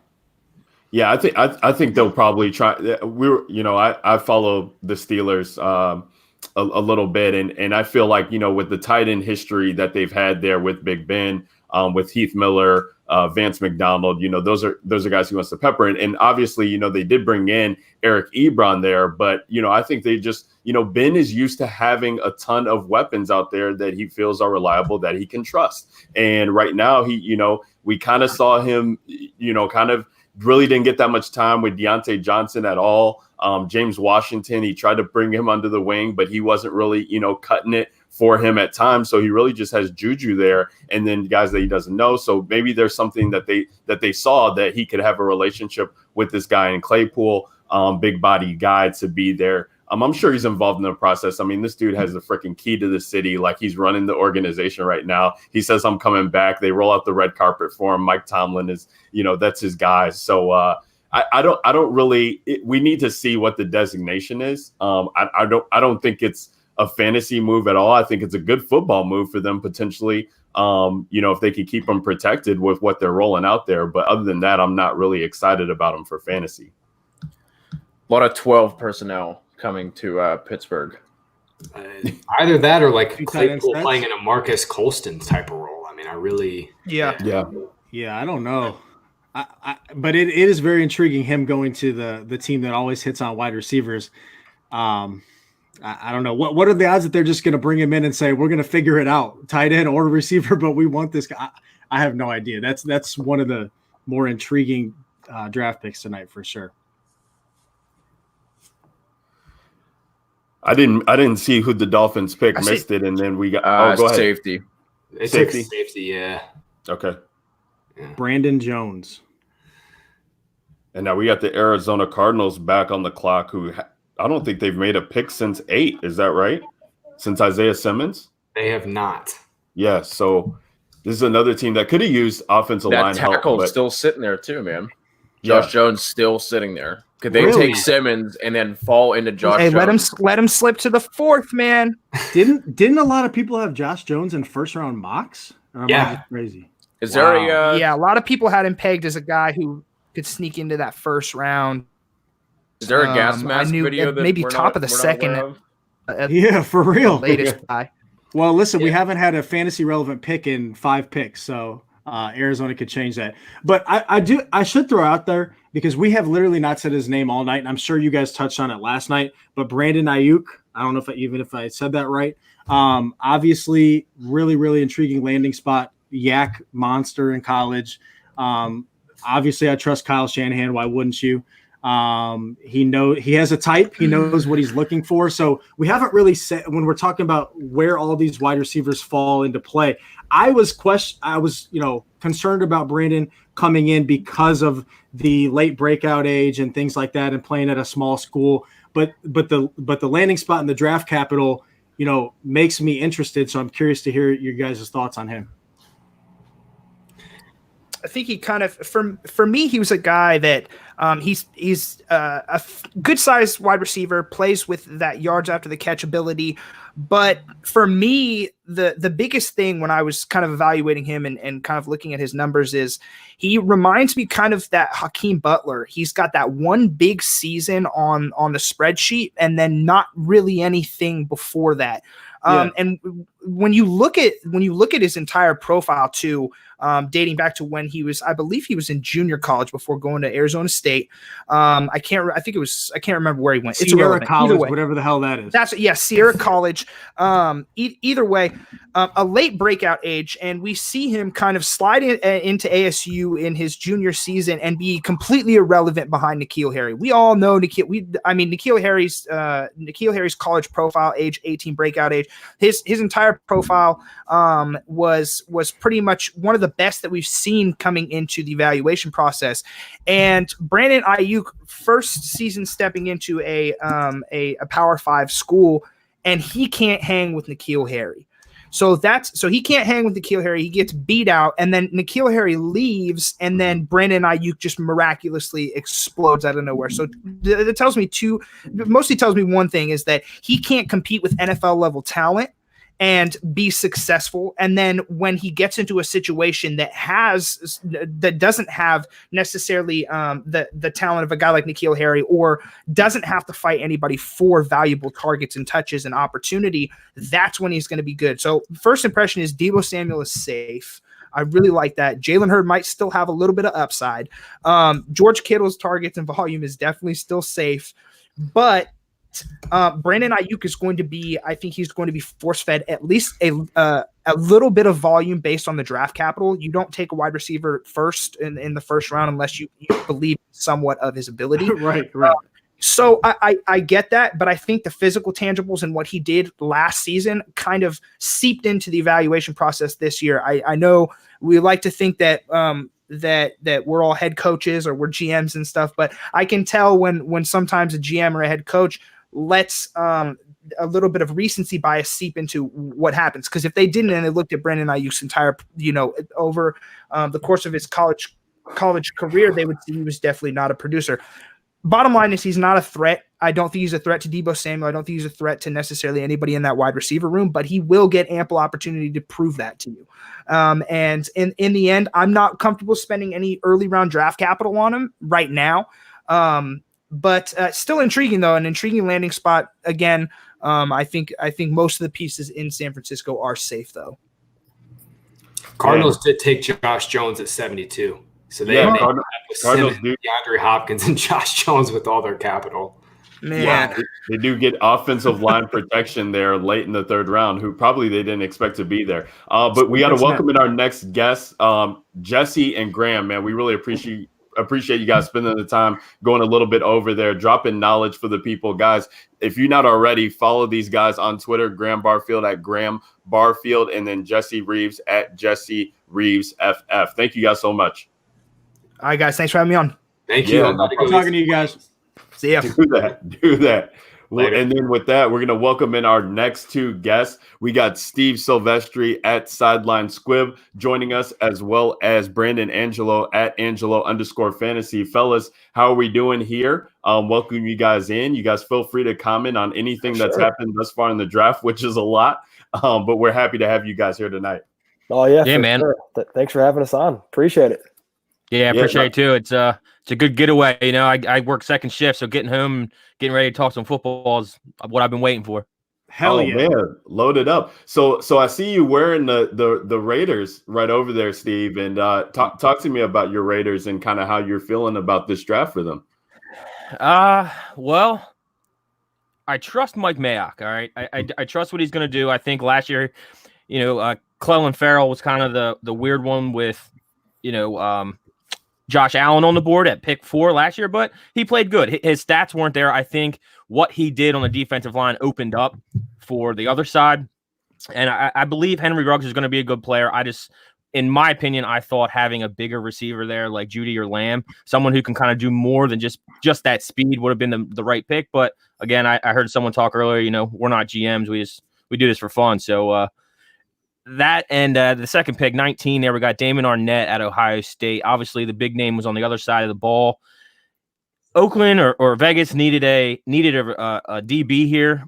And I think it was a little bit of a reach, but they don't have the next pick until 80, 81. So if they didn't feel comfortable moving back into the second or moving up, a good 20, 30 spots, I don't, that's a tough one there for me. Being a Raiders fan, that's a tough one. Right. No, I hear you there. And then, Angelo, feel free to chime in on anything. We're trying to see what's happening here. The Saints, I believe, traded to go up to 74. So I'll be interested to see what that pick ends up being. But yeah, man, talk to us about just how you're feeling about how the draft is shaped out, maybe for dynasty purposes. What's been your favorite landing spot, your least favorite landing spot? And I'll just let you riff, man. Sure, man. That sounds great. I mean, for me, I think the top 7 is pretty safe. I mean, you can't really go wrong with any of these first 7 guys here. I think, I'm a big Clyde Edwards-Helaire fan, and he got an unbelievable landing spot. But I think the one we can't really discount is J.K. Dobbins. I mean, I think, Mark Ingram is going to be gone after this year. He has 1 year left on his deal until he has an out. And then he's 30 years old, so they're not going to bring back a 31-year-old Mark Ingram. And I mean, honestly, Dobbins really fits with their scheme, what they want to do. And he ran a lot of zone read concepts with Justin Fields at Ohio State, and that fits perfect to me. I mean, the 2 spots I think that are the best fits are Dobbins and Clyde Edwards-Helaire. And then we have Jonathan Taylor landing in Indianapolis, and I'll be really interested to see what this does to Marlon Mack, honestly. I think behind that offensive line, I mean, we could be looking at a perennial Pro Bowler in Jonathan Taylor. But the backs are really interesting. I think the receivers, to me, were extremely interesting because there wasn't a big home run besides Rager. I think Rager had obviously a phenomenal landing spot. I think Judy's is interesting. But they have a lot of targets to go around now. I mean, no offense, no slouch, Cortland Sutton. Now they have Hamler, Lindsey, Gordon. They have a ton of guys now. They can spread the ball around to. But I think the one we're kind of forgetting, and I haven't heard too many people on Twitter comment about it since I've been on, is Laviska Shenault Jr. had a really nice spot in Jacksonville. And that's a really interesting one to me because, we see what Leonard Fournette's limitations are as a back, and he's more of your traditional old school 2-down banger. And he's not a great pass catcher. He's adequate. But I think Laviska Shenault's versatility is going to take away from Fournette, A, and B, it's going to let Shenault play running back a little bit too.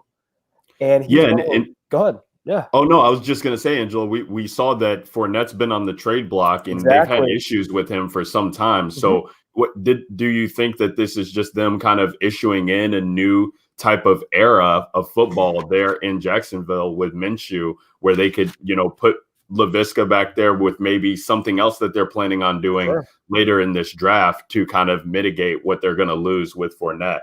Yeah, no, I 100% think so. I think that's a great point, Ryan. I mean, I think for what they're trying to do is I think getting as many playmakers on the field as they possibly can is what they're trying to do right now because all they have is really DJ Chark and Fournette. I mean, you don't have much else really. And adding Laviska Shenault gives them a positionless playmaker. They can, they can move around and put them in different places. And it also lets, if Leonard Fournette is on the roster in 2020, it lets Fournette do what Fournette does best.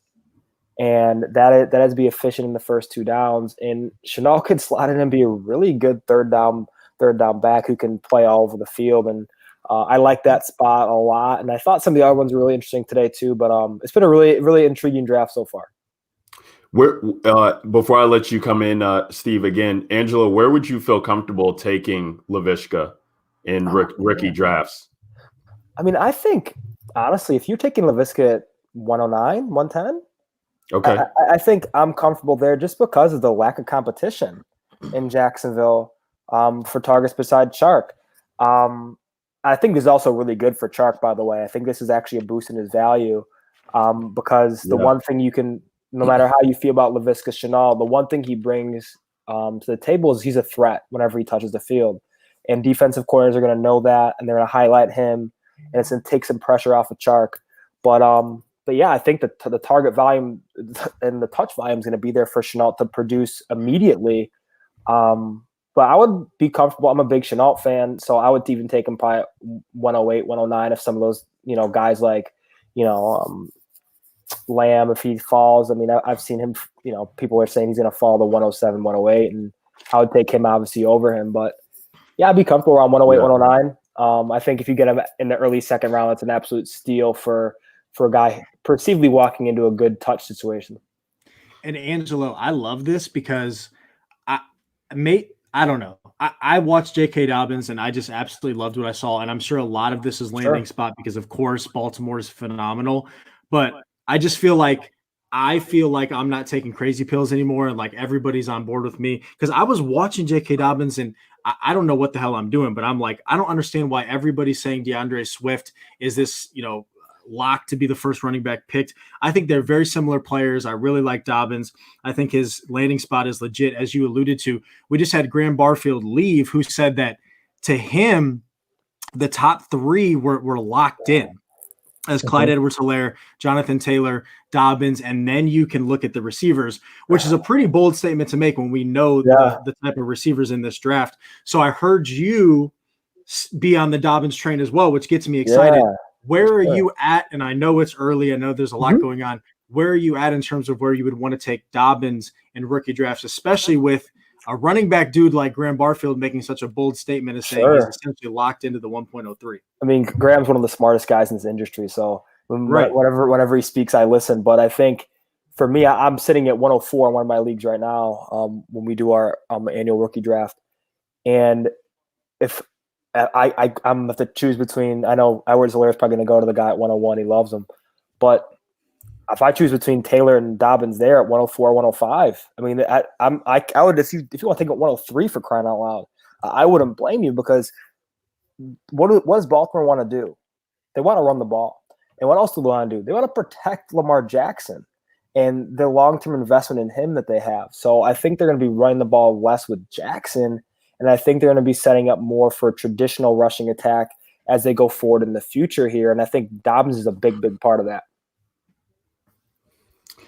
Steve, going on the wide receivers too, let's talk about these tier guys. I mean, we've talked, a little bit about Denzel Mims landing there with the Jets. Michael Pittman, we haven't talked about him since he was been drafted, going to the Colts there with the gunslinger and Phillip Rivers.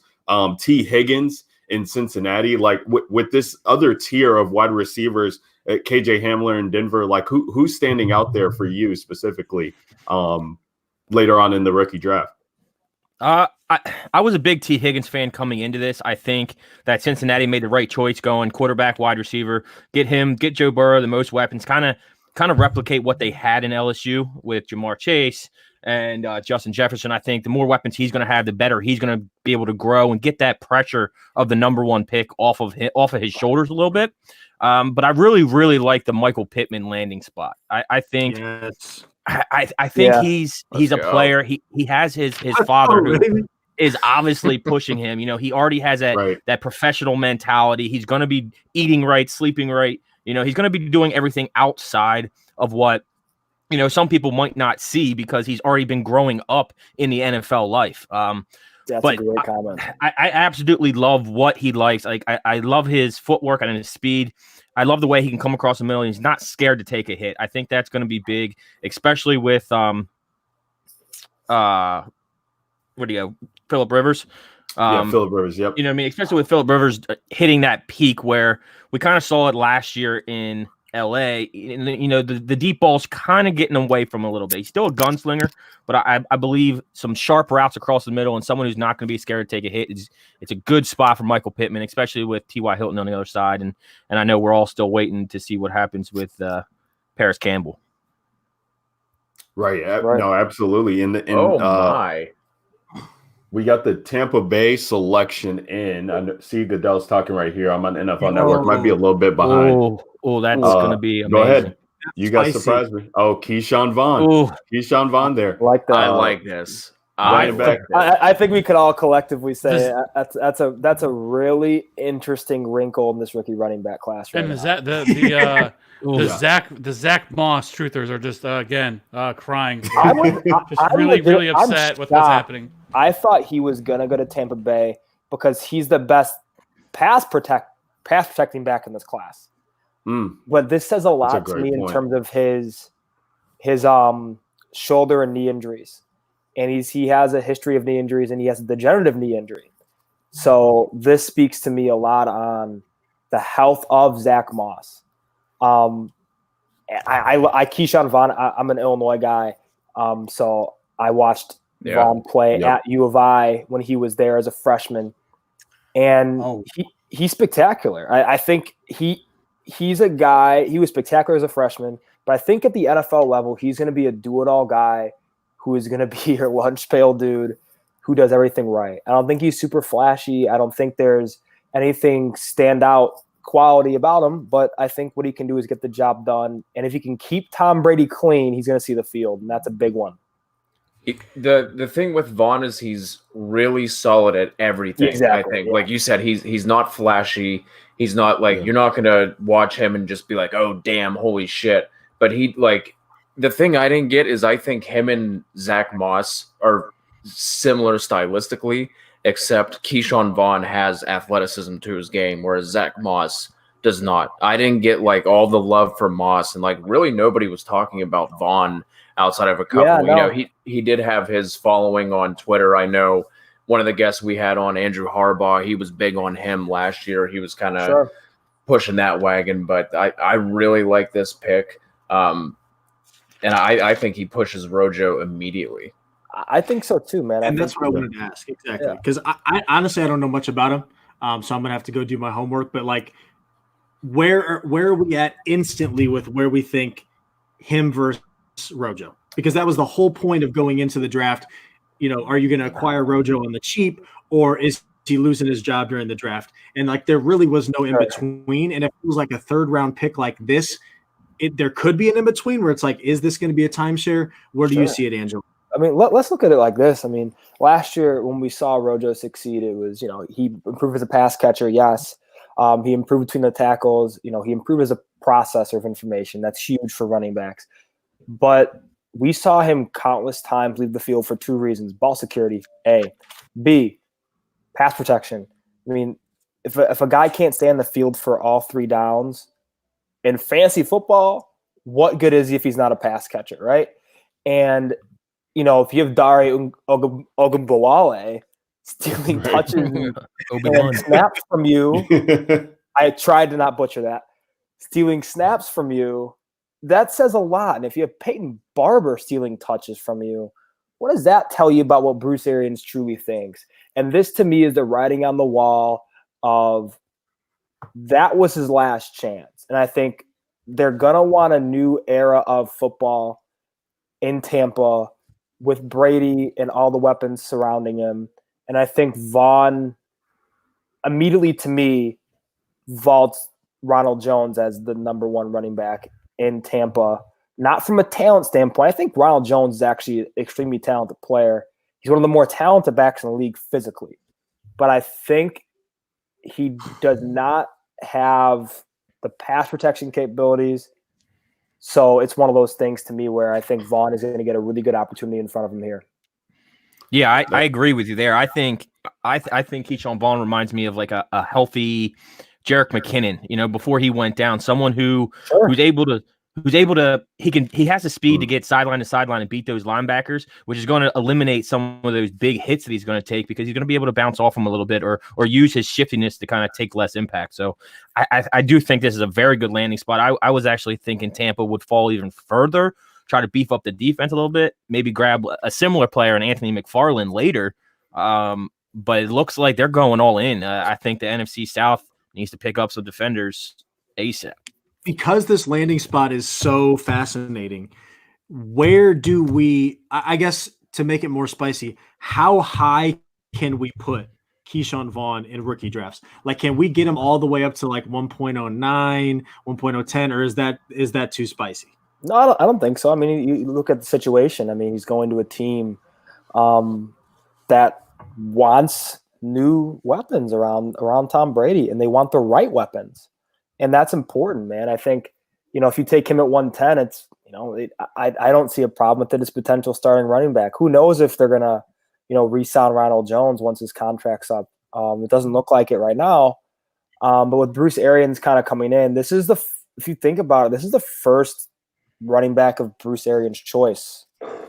So he gets his hand in this, and that's a big deal to me. And the thing is this, I mean, was Tampa Bay a good ecosystem for ball carriers the past few years? Absolutely not.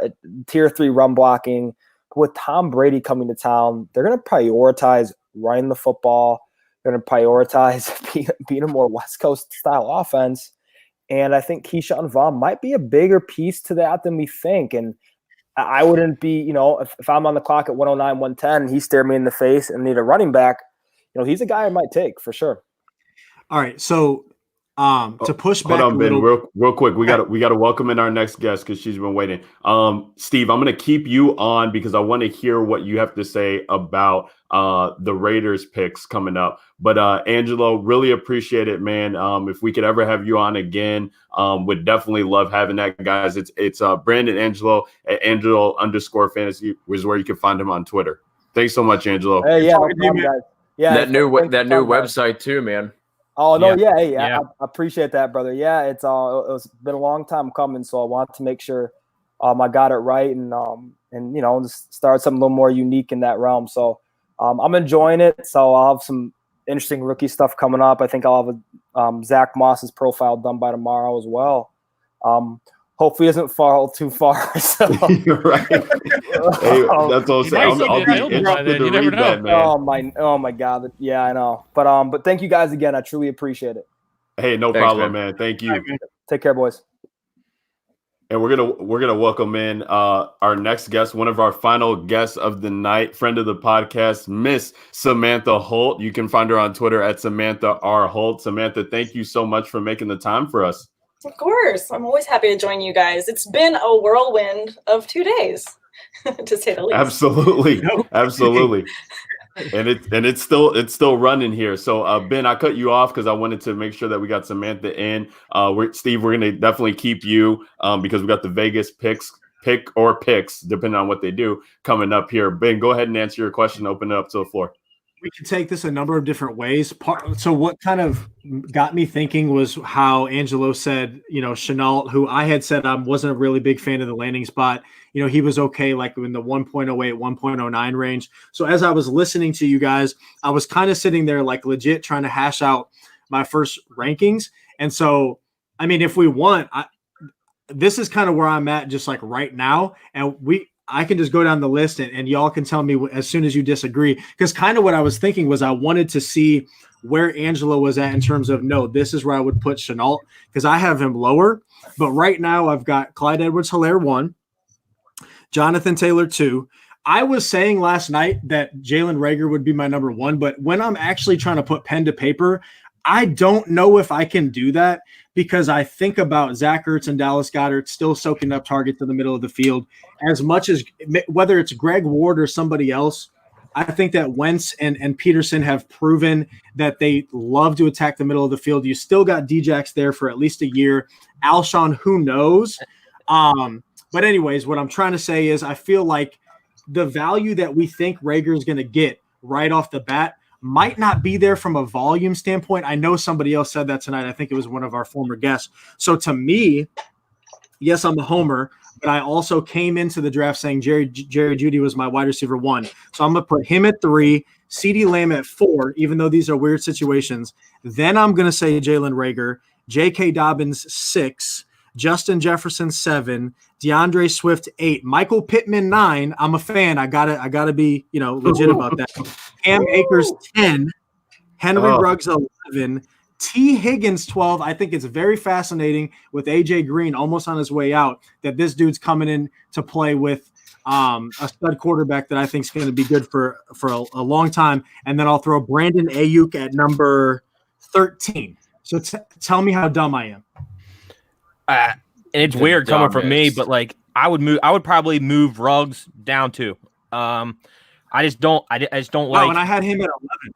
Yeah, I just don't like. I don't like the matchup there completely. I think I like the idea of it, but Derek Carr, I mean, he's the check down king. He's not going to be launching the ball downfield. We have a great line. I do think he's going to have time in the pocket. He was at least hit quarterback this year.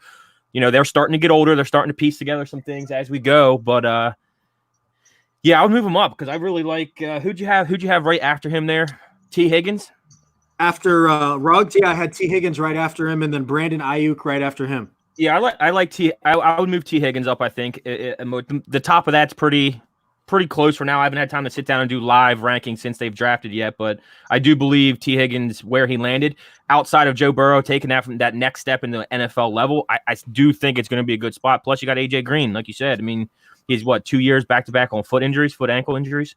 Yeah, and I think just trying to actually sit down and write it out, the one that is the most polarizing and fascinating to me is Cam Akers, because I do think that we are going to see a Darrell Henderson year 2 usage jump, whether he's good or not, which I think his college tape was incredible. So I don't think that I can just throw him way up there and say, oh, the Rams don't have that many picks and they drafted him. So as with their first pick, granted, then they took a wide receiver. So who knows if, they know what the hell they're doing or not. But I can't just say because of the draft capital that I got to throw him way up, because I do think that this should be a legit timeshare. But at the same time, I wouldn't have a problem with you doing that. So he's very interesting because I could see him going one way or the other. Where'd you have Keyshawn Vaughn? I didn't even put it like that. I was doing this as he got drafted, and that's another hot topic. I don't know. I'll be perfectly honest with you. Because you probably, I mean, if we're talking about are yours super flex or not super flex? That's a good point. So not super flex. Right now, I think Burrow up there, so it's not super Burrow's flex. got to slide in there somewhere. If super flex. If it's non super flex, I think right now you have to put Keyshawn Vaughn in the top 5. In the top 5. Yes. Top 5. Yes. See, I had him at 205 in a 1 QB league before his landing spot. So here, listen. This is easy. Ronald Jones is a bum. Okay, Ronald Jones is a bum. Ronald Jones is a bum. Okay. He is going to step right into that role and be the lead back this year, no doubt. He's also a capable pass catcher. I think he is Bruce Arians' David Johnson. I think that's what he's going to end up being. He has just as good as opportunity, if not better, than Jonathan Taylor does, because he does not have a Marlon Mack and a Naheem Hines there. He has better opportunity than J.K. Dobbins does right now, with Mark Ingram still there and Justice Hill still there. This was the spot. This was the nut spot, right, outside of the Chiefs that we were all talking about leading up to this point, is whoever running back goes there, we're going to have to really look at seriously. Right. And now that it's Keyshawn Vaughn, somebody, like I said, who can be a three down back. He's not one-dimensional. He's not A.J. Dillon. To me, he's a lock for top 5 because he has the most clear path to touches. I don't see it, Kev.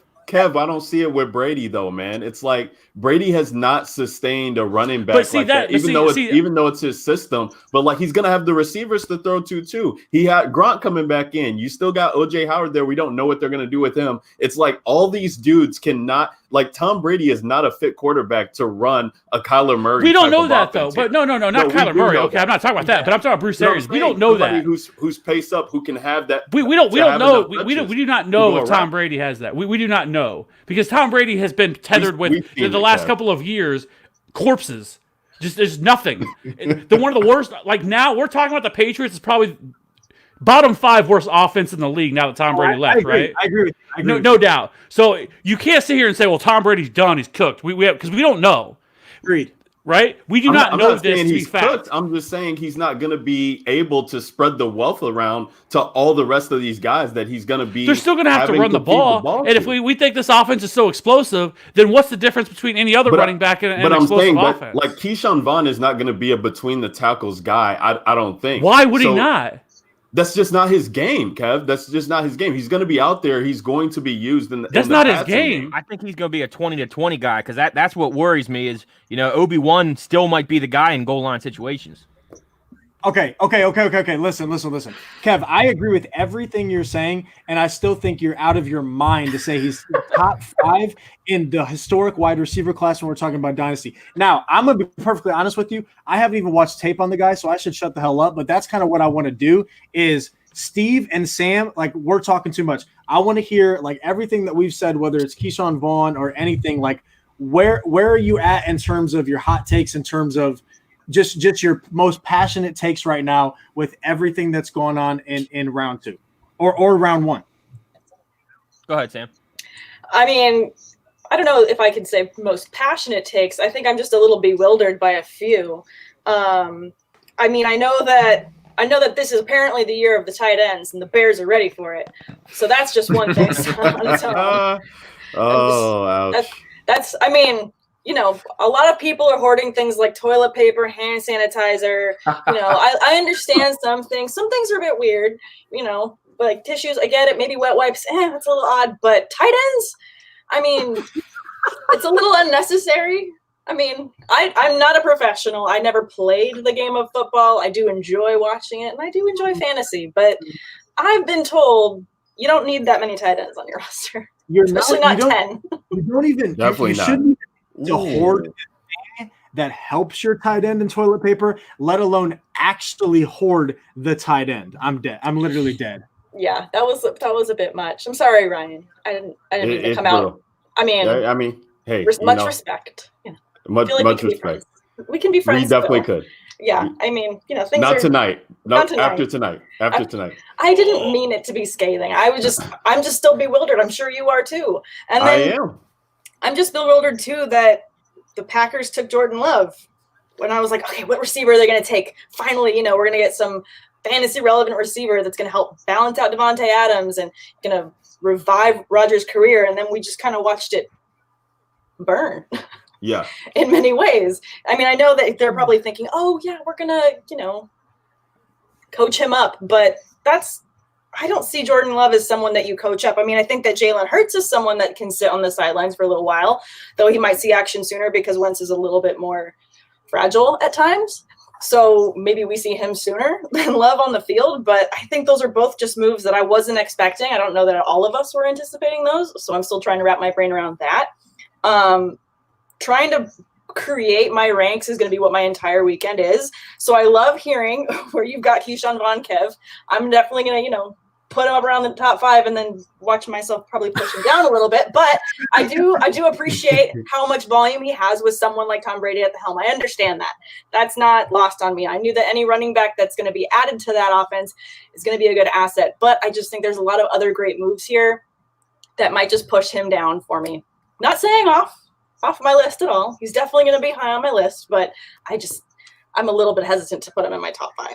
Thank you, Sam, for bringing up the whole Packers thing because I've been just going nuts over it. Like the Jets needed receiver help. They got receiver help. The Vikings did. They got it. The Broncos needed it. They got it. The Packers are the one team here that we knew going into the draft they needed receiver help, and they trade up for a quarterback and then take a third-string running back. What the hell? Yeah, that's also upsetting. As someone who's a Dynasty Aaron Jones owner on many fronts, I'm just like, but that wasn't on our list of things that we needed at the store. Like, this is like when you go to the store hungry and you're like, oh man, ding dongs sound great, but you don't need them.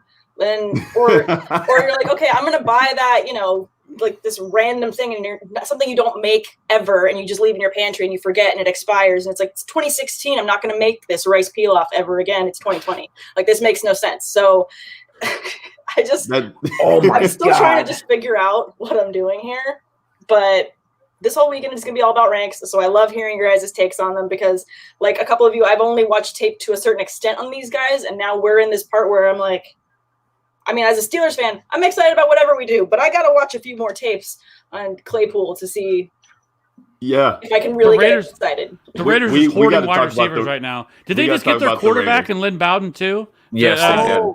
Oh my God. So they took Lynn Bowden and Brian Edwards. Did they do it back to back? Yeah. So All right, let's so Steve. Here we go. Okay.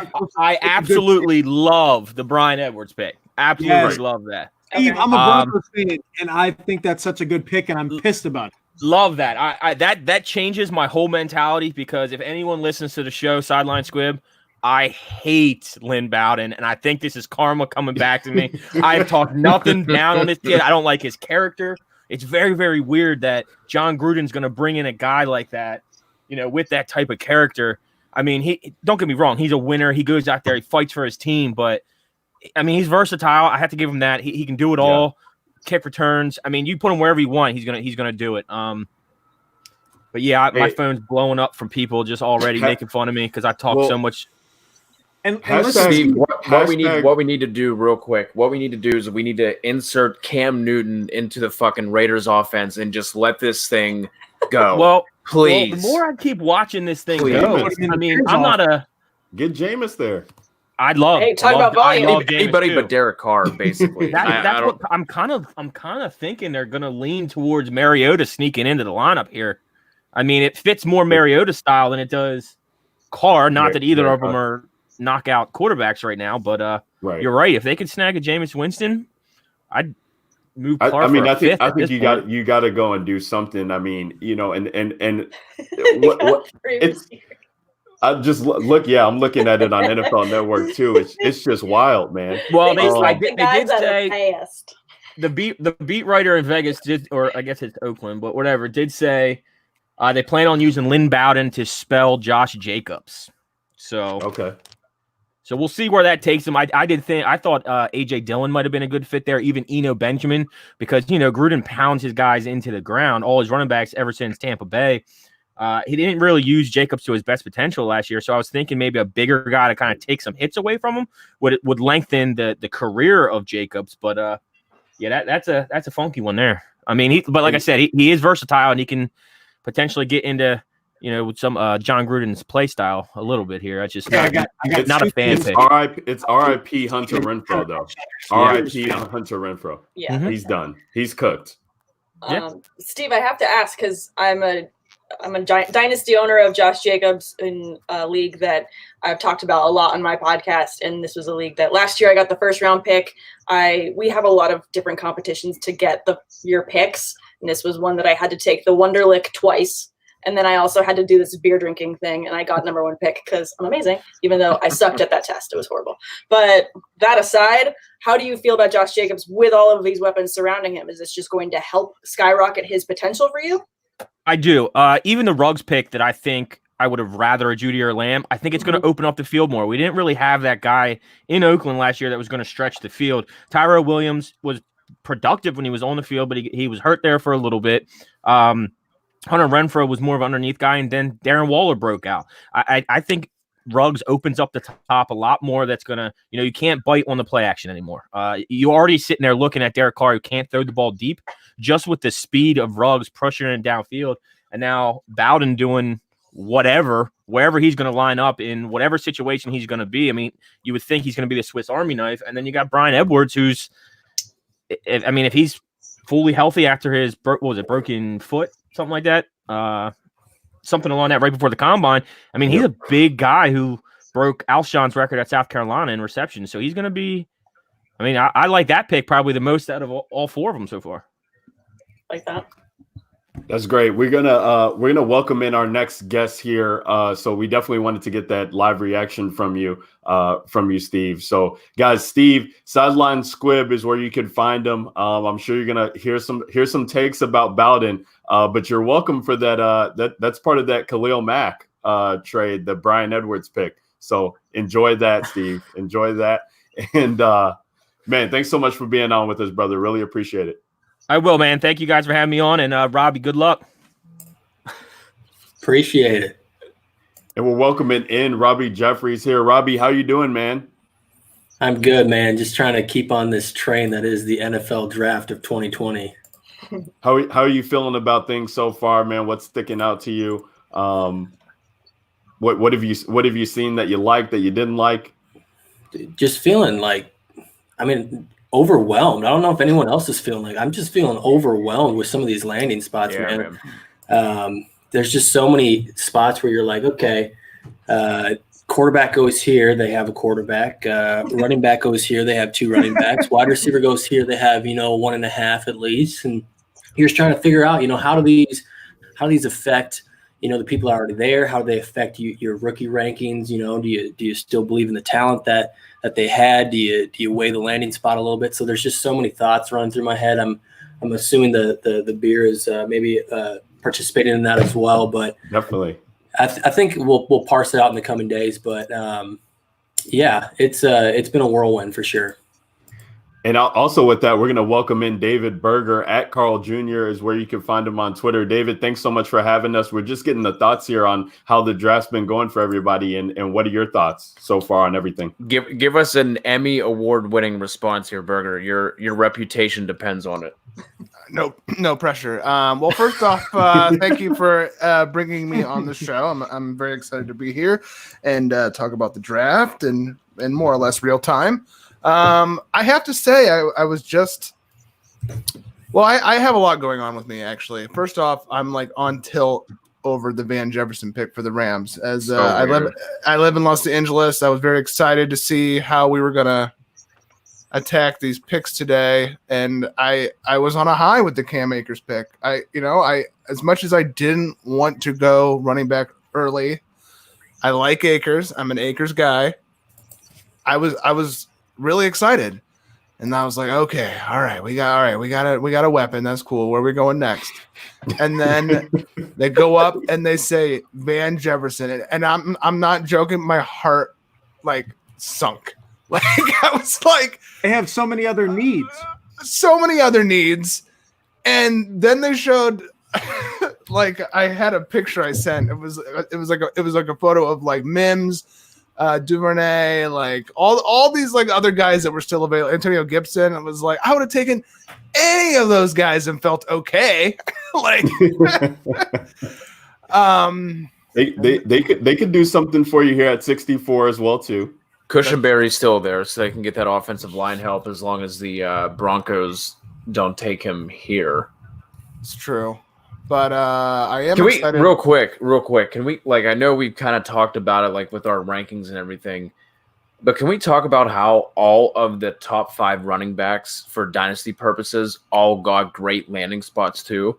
Like, going into this, like, it was like, all right, there's this top 5. They're pretty interchangeable. Like, if I saw anyone's top 5 rankings with those guys, no matter what order it was in, like, there was nothing where I was like, oh, no, that's stupid. Like, any of those 5, you could switch up. And I think we were all I'm sorry, Berger. Any of those rankings you could have switched up. And I think we were all counting on the NFL draft to be like, okay, that was an awful spot. We can drop him down. But all 5 of those guys got landing spots that I think we could all be excited about, maybe if not necessarily for this year, but for dynasty purposes next year or worse. So like that's something that's been sticking out to me with this draft. Yeah, my long-winded entrance was driving to the idea that this has been one of the more satisfying NFL drafts for fantasy purposes that I've seen in a while. I mean, there's just a lot there to be excited about and talk about, and really, I mean, I was watching a little bit before I hopped on, but yeah, the ranks are going to be tough. Really going to be tough. That's why I said I'm going to have to spend the entire weekend trying to do this. I'm going to end up drinking a lot because I'm going to just have so much anxiety to make sure like I'm doing this right, because I have a rookie draft on Sunday, and then if I make the wrong pick, I'm going to feel terrible about it. So Monday's just going to be horrible when I'm back, in the other room in my office for work, and then just like upset with what I did. So let me pose this to you guys, because this is something I'm really intrigued about, and I apologize, I was having some internet difficulties there for a second, but I was throwing out kind of my initial ranks because, of course, I just like to throw it off the dome. I really struggle, and I always have, even though I do play a pretty decent amount of 2 quarterback and super flex, whether it's redraft, definitely dynasty. I always struggle with ranking the quarterbacks because, my brain goes to get the running backs, get the receivers. But in two quarterback and superflex, it's not necessarily that way, especially in Dynasty. But where are we at with Joe Burrow? Because I'll just tell you where I'm at, because I'm about to tweet this out, and I just want to. Do you want us to proofread your tweet? I think that's cheating. No one else gets to be proofreading tweets. No, listen, right? I don't need it. I would prefer it to be proofread. I don't necessarily need it, but I'm good just throwing it out there. But I'll just tell you, to get a feel for the room. Right now, I'm throwing Joe Burrow at pick 7 after. I'll just say pick 7. And do you guys think that makes sense, or do you think in two quarterback in superflex? And let's even call it 2 quarterback. I'm putting him at pick 7. Is that ludicrous? Does he need to be a top 5, top 4, top 3 guy? I feel like he's a top 5. Yeah, definitely top 5. Yeah. Definitely top 5. All right, well then let me do this real quick. So who do you have? Clyde Edwards-Helaire, Jonathan Taylor, Jerry Jeudy, CeeDee Lamb, Jalen Reagor, J.K. Dobbins, Joe Burrow. I think for what we know with the wide receivers, I mean, the running backs, you want to put Helaire up there, and Taylor. I guess I could be okay with that, but like I don't feel confident taking the wide receivers over Joe Burrow right now in a two quarterback. Okay, but so this is my thing, and this is why I struggle with it. Like you can pick up or buy a Ryan Fitzpatrick on the low cheap for a year if you need a quarterback. You can, but we're talking dynasty though. Ben. Yeah, that's not the aim in dynasty, and with such a great pick. You gotta have somebody who's sure. I mean, that's exactly the same process that we talk about with redraft with quarterback. Is the same way I feel like it could be with dynasty with wide receiver to a certain extent, right? Like if you don't have your quarterbacks in dynasty, like you are straight up F, dude. Like you are done. I agree with you to a certain extent, but like to me, you can take the same approach in dynasty with redraft. Like in certain leagues, there are those type of quarterbacks where you are allowed to pick up guys throughout the season. Like I said that because that's me. Like I had Russell Wilson and Phillip Rivers in a super flex. You don't have to start 2. Those were my literally only 2 quarterbacks like a couple of years ago, and then. I traded for Foles, and honestly, I overthought it by trading for Foles because I was able to pick up Ryan Fitzpatrick off the waiver wire. You can get yes, the value is higher, but you can make a trade like, all right, let me take Phillip Rivers now for like lower value and write it out. Like I'm just my thought. You're gonna write it out for like so. For example. And I'll let David, Robbie, and Sam chime in on this because you guys and Cody even you guys know a lot more than I do. But for me being in Dynasty, like if I don't have a guy of the future, like and I'm not winning, like if my team is not built to win right now, like those quarterbacks are so hard to come by. And like if I'm thinking I'm winning, I know that I'm not going to be in a position in 2021 to get a guy like Trevor Lawrence or Justin Fields, most likely, if I'm thinking that it's a win now approach. So now I'm waiting 2 years to then figure out my quarterback situation, and we might have a dud. I might not be able to find my quarterback in a 2 quarterback league, 2 quarterbacks that would carry it on. So if I had like Breeze and Brady and I'm like, screw it, I'm just going to go all in the window that I have now and build that team up, that's fine.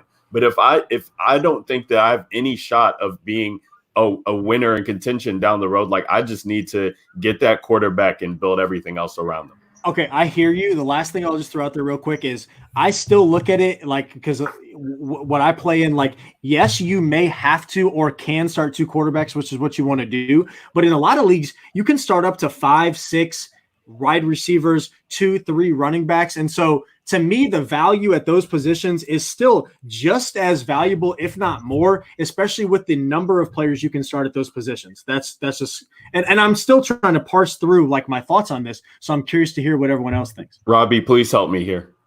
Yeah, no, absolutely. Like just being someone who plays in mainly Superflex and not even really any single QBs, your biggest asset is going to be your QBs who are established starters. So as many times as you reference a Ryan Fitzpatrick or a spot starter, Matt Moore had a couple games. You had Kyle Allen for a handful of games. Those are great, but those are not guys that you're going to get any value for once that time's done. So when you have a Joe Burrow who is the number 1 pick, think back to Kyler Murray, Baker. We can kind of go along the list. These are guys that you're expecting. Obviously, in a dynasty, you're looking at maybe a 3-year window, but the career arc of Jonathan Taylor versus the career arc of Joe Burrow, if you're looking at that and you think they're both going to be successful, you're going to double that with Joe Burrow. And not only that, but you know that he gets those snaps. Like Jonathan Taylor, you know, he could be the workhorse, but he's also going to be splitting. He's also at a running back position. We see running backs go in and out all the time. So I just think the lowest I'll see Joe Burrow go, probably in my super flex auctions and drafts, is probably 103. I mean, if he goes to 104, I'll be floored personally. So I definitely hear you, and I think there is a case to be made on team dependency. So if you have 2 or 3 strong quarterbacks you're comfortable with, trade out of that slot. Let somebody else trade up to get Burrow, and you can get, you know, your running back that you want at the 104, 105. Or if you like a lot of those running backs, you're going to be able to get one of those guys when you throw in the wide receivers, maybe even at 108, 109. So I definitely think there's a team dependency with that as well. I love that you brought up player arcs in Dynasty too, and I think it's really important when you look at the longevity just overall on these different positions. There are so many times when I can't even count how many picks I have in this year's 2020 draft in one of my leagues. I don't know what I did. I just decided to burn through all of my players that I drafted and I just went for picks. So I'm just building from new. I've literally got like 15 picks this year, 15, 20 picks. It's a stupid amount of picks. I've got 5 first rounders. Yeah, I've got 5 first round picks. I've got 4, Good year 8, for it. 9, 11, and 12. So I'm just going to be stocking up because I don't know who's going to hit when. When it comes to these running backs, there's a couple rookie running backs that it's happened to them before where they just get injured in the preseason, especially with the type of year that we're about to have, with the fact that everyone's training, everyone's practices, all of the actual football practice where you're hitting pads, you're hitting people. That's going to be prolonged. You're not going to get that sooner. So we're going to have a higher risk of injury. It's going to take longer for these players to learn the playbook and to really get comfortable as these rookies are compared to others that are veterans. Now, that doesn't mean I'm not going to stock up on them. I'm definitely going to stock up on them, but I'm going to have tempered expectations. I am just going to be stocking up on these players and knowing that year 2 is going to be when I'm hoping to hit on some of these players. So I can use them as draft capital next year and trade them around if they haven't done anything, because I can get different value from them if they haven't performed. So I think that's also something that people need to think about this year is, given our situation, given quarantine, you know, practices are just not going to be the same. Players are not going to have, you know, those types of practices where they actually get to hit each other and actually be football ready sooner. Right. So I think that people need to think about that based on these positions, which is why I do like the idea of taking, you know, QBs, wide receivers, maybe a little bit further ahead than some of these running backs, because I feel like some people might drop off on them because they're not going to perform this year, and I can sneak them away from those people next year. David, feel free to chime in on the conversation too, because I feel like this is great for people to hear. But we also got Zach Moss going to Buffalo. And that's quite intriguing.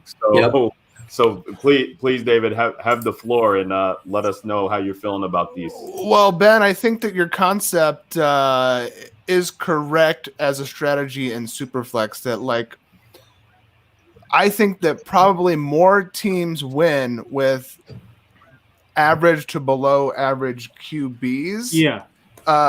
And top tier running backs and wide receivers. However, and if these were ranks for a dynasty startup draft, I would say you're 100% on. But, you know, that rookie draft is your one shot to get players every year. And, you know, the upside of a Burrow, of a Tua, those, you know, topping, even a Herbert. A Herbert is probably going to get faded a little bit compared to those guys, just because it seems like the echo chamber is a bit down on him. And I think that wags a lot of drafts. But that's my new buzz term, by the way, wags. I say that like I've said that like all week. Can I get it used in another sentence? 'Cause, I mean, it's a small word used in a big way. I need to know more. You remember the movie Wag the Dog from the 90s? Yeah. So it's like how, you know, it's like basically controlling the narrative. So it's like so I just think that those top end guys, you know, this is your only shot to really get them. So I think that the you know, ranking them below those other guys in a super flex, I think is not the best way. But I do think that you're onto something overall, which is like, look, to win a super flex dynasty league, you don't have to have Mahomes and Lamar. That helps, but chances are it's going to be tough to acquire those guys. And if you were to get them, it might have been through your rookie drafts because you went in there early and got them. Right.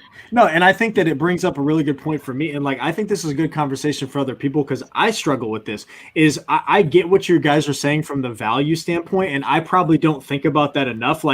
Hey, maybe I don't want Joe Burrow for the next 15 years because I think quarterback is replaceable, but why don't I draft him? Other people think about it differently than me and trade him for this, and this, because value is very important in Dynasty because trades are so valuable. So there's certainly something to be said about, I'm going to take Joe Burrow over Jalen Reagor because, even though if Jalen Reagor becomes the player that I think he can be, wide receiver 1 in Philly, I think that he as a wide receiver, when I can start 6, is more valuable. People won't see it that way, and it's much more volatile for Reagor to get to that. Whereas if Joe Burrow is the starting quarterback for the next 15 years or whatever, wherever he's in Cincinnati or elsewhere, that's value that I can trade whether I'm about to turn 30 years old or when I'm 40, I can still trade him for something. So that is a big piece to take into consideration, and why I did move Burrow up to number 5 before I sent my tweet. So you're welcome. The thing is, sorry, Sam, real quick. The thing is even if you don't believe in Burrow, there's, especially in 14, 16 team leagues, there's going to be someone who is willing to pay the price to move up to that 101, 102 range. Where if, Ben, if you feel all right, I wouldn't take him till 105 and you had that 101, 102, you could still bump down, gain more capital, more equity going forward. Because in these leagues, 2 quarterbacks, you can absolutely win. You could have a Josh Allen and then rotate through whoever your QB2 is. You can win that way. You can win with Allen and Bortles, as your mainstay as a quarterback.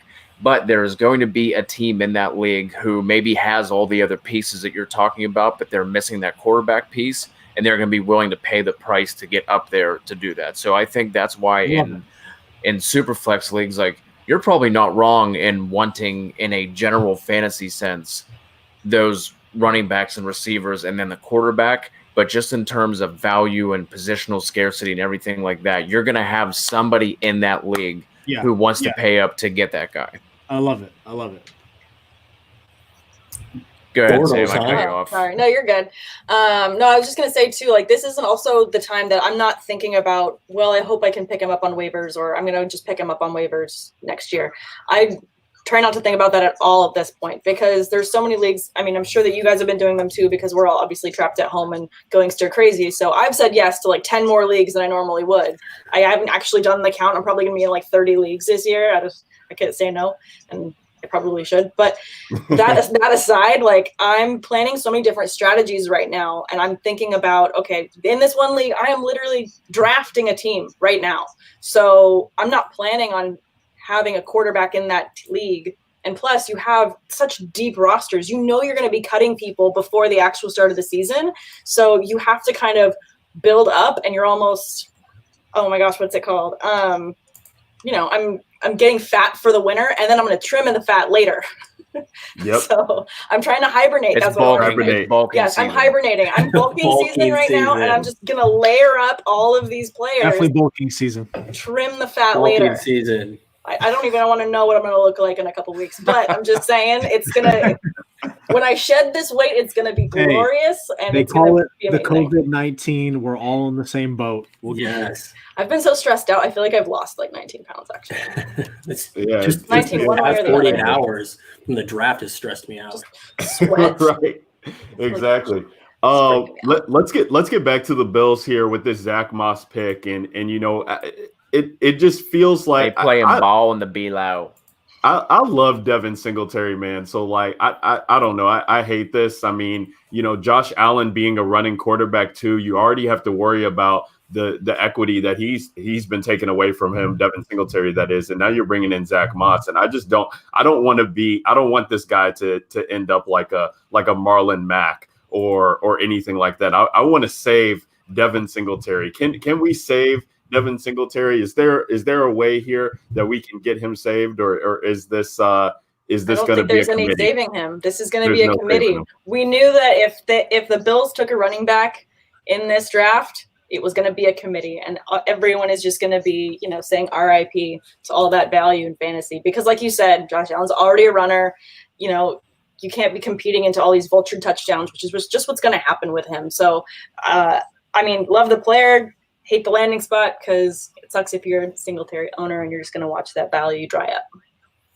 I don't hate it as much as I thought I would. I figured a bigger back was going to go there. Obviously, I don't think they were just going to roll with Singletary, but I don't know if Singletary really builds his value off of touchdowns, right? Like I don't really project him even before this to get more than 7 touchdowns. So I think what he does really well is just his ability to get good yardage for every touch. And so as long as he's able to get those carries, and yeah, it'll be a split backfield. It was for most of the year with Frank Gore. Until Singletary really started to dominate those snaps. And I think he does really well at getting his yards per touch. And so I still think he has a lot of value. A lot of value, but if someone's taking away those touches and that's where his value is in his yards, then that's going to take a dip, isn't it? Well, I guess it kind of goes to how many touches do you project for Zach Moss to have? If Frank Gore had 166 attempts last year, you'd say, wow, for me personally, that was more than I thought. But Singletary was still really productive last year. So I think growing with that offensive line, with that entire offensive scheme, I think if you're limited to anything, it's those goal line carries and that touchdown upside for Singletary. But I think he does well with the touches he gets. So as long as he stays around, 175, carries, 100 and 200 touches, I think that's where we kind of want him.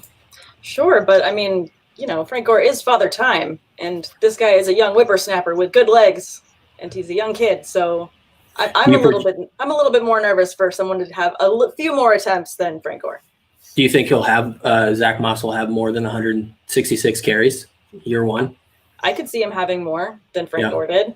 Yeah. Maybe not to start off the season. Again, this goes back to, learning the playbook. I think this is going to be an end of the season where you're hoping for, the fantasy championship, that run, and you're going to see the drop off in Singletary's numbers because they're going to be bringing Moss in. And I think that's going to be scaring a lot of owners. I think that both of these running backs we're talking about, Singletary and Zach Moss, are poor athletes. So I don't think that Zach Moss coming in is really going to shatter Devin Singletary's chances at being whatever he is going to be. I just personally, I don't think either of them are very good. So I'm not chasing either of those guys, and yeah, I just don't really like them. There it is, Bird. There it is. Dropping the hammer. That's an Emmy Award hammer drop there. We got to welcome in our next guest here. I know the Browns pick is in. I think they traded up to get, it's Jordan Elliott from Mizzou. Hashtag Mizzou. Love that. Sam, we're going to have to let you go, but thank you so much for joining us. We appreciate the time. Guys, Samantha R. Holt is where you can find her on Twitter, and we'll look out for that piece tomorrow, Sam.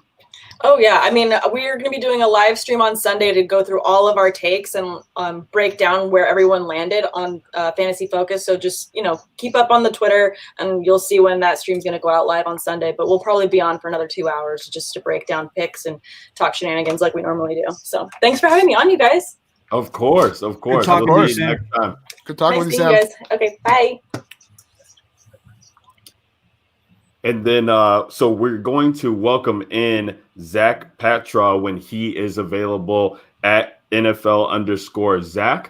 But yeah, in the meantime, we still got a couple picks here left. We're winding down to the wire. It's crazy. It feels like tonight is just flying by. Zach, welcome in, man. We appreciate you. How are you doing? Dude, I'm doing great, man. It's draft day. It's day 2. This is one of the most exciting days of the NFL draft. Screw day 1. Day 2 is where it's at, man. And this has been a particularly exciting one, I feel. Oh, yeah, dude. I love this. I love it a lot. And I'm kind of pissed you guys let Sam go because I really wanted to talk to her about Zach Moss because she sounds like she's on my side here. And, dude, Zach Moss pick to the Bills. I love it, man. I love it. I was just talking with the DHH guys, and they're just giving me crap the whole entire time. how do you like Zach Moss? You're a tape guy. Dude, the guy's got like tremendous contact balance. His spin move is phenomenal. Like, yeah, sure, he might get you, 2 yards here, 2 yards there, and all of a sudden break a 15-yard carry. But I love it, man. Like talking about like Frank Gore a little bit. Like he's not Frank Gore. I'm not resembling him to a Hall of Famer or nothing like that. But man, give me Zach Moss over Devin Singletary all freaking day. Zach Moss is a bum. Can we start there? Let's do this. Let's do this. Yeah. Child, please. Let's do this. I cannot stand Zach Moss has been the most underwhelming prospect of this entire thing in terms of the running back position. Man. Oh, okay. Gosh. And we have seen it. We have seen why, because the NFL teams seem to believe what we believe, and all these running backs. AJ Dillon went before. He ain't good. Zach Moss. AJ Dillon ain't good. Zach Moss was better. Hey, I'm just saying. Okay, Keyshawn Vaughn. I mean, better athlete. Keyshawn Vaughn's not better than Zach Moss, and AJ Dillon ain't a better athlete than Zach Moss. AJ Dillon's a bum. I don't care what the combine says. Zach Moss was better, dude. When I watched on tape, seriously, I watched like 15 games on Zach Moss, and I'm not like he's not my RB1. Like I'm not saying that or nothing like that. But what 15 highlight tapes? Those don't count. Shut up, Cody. No, he's my RB6, and like I said, I'm not like in love with him or nothing like that. But you land in a spot like Buffalo. I think this is tremendous value. I'm gonna get him in rookie drafts at the end of round 2, and I'm gonna be so happy about it. It feels like but it feels like Devin Singletary and Zach Moss. It's like the Spider-Man meme where we see where each other are pointing at each other. Like that's really what this is. Because you think they're similar? You think Singletary and Zach Moss are the same? Is that what you're saying? I mean, they're both two unathletic running backs on an offense. I don't know. I'm just not that high on Zach Moss. I think he is Jag, and I don't know. I guess we'll see on that. Yeah, I think Singletary's a turd though. So. Zach Moss all day. I will say though that I think it's the Kamikaze 2 league that we started up. Drafted Phillip Lindsay, had Melvin Gordon come in, had Singletary.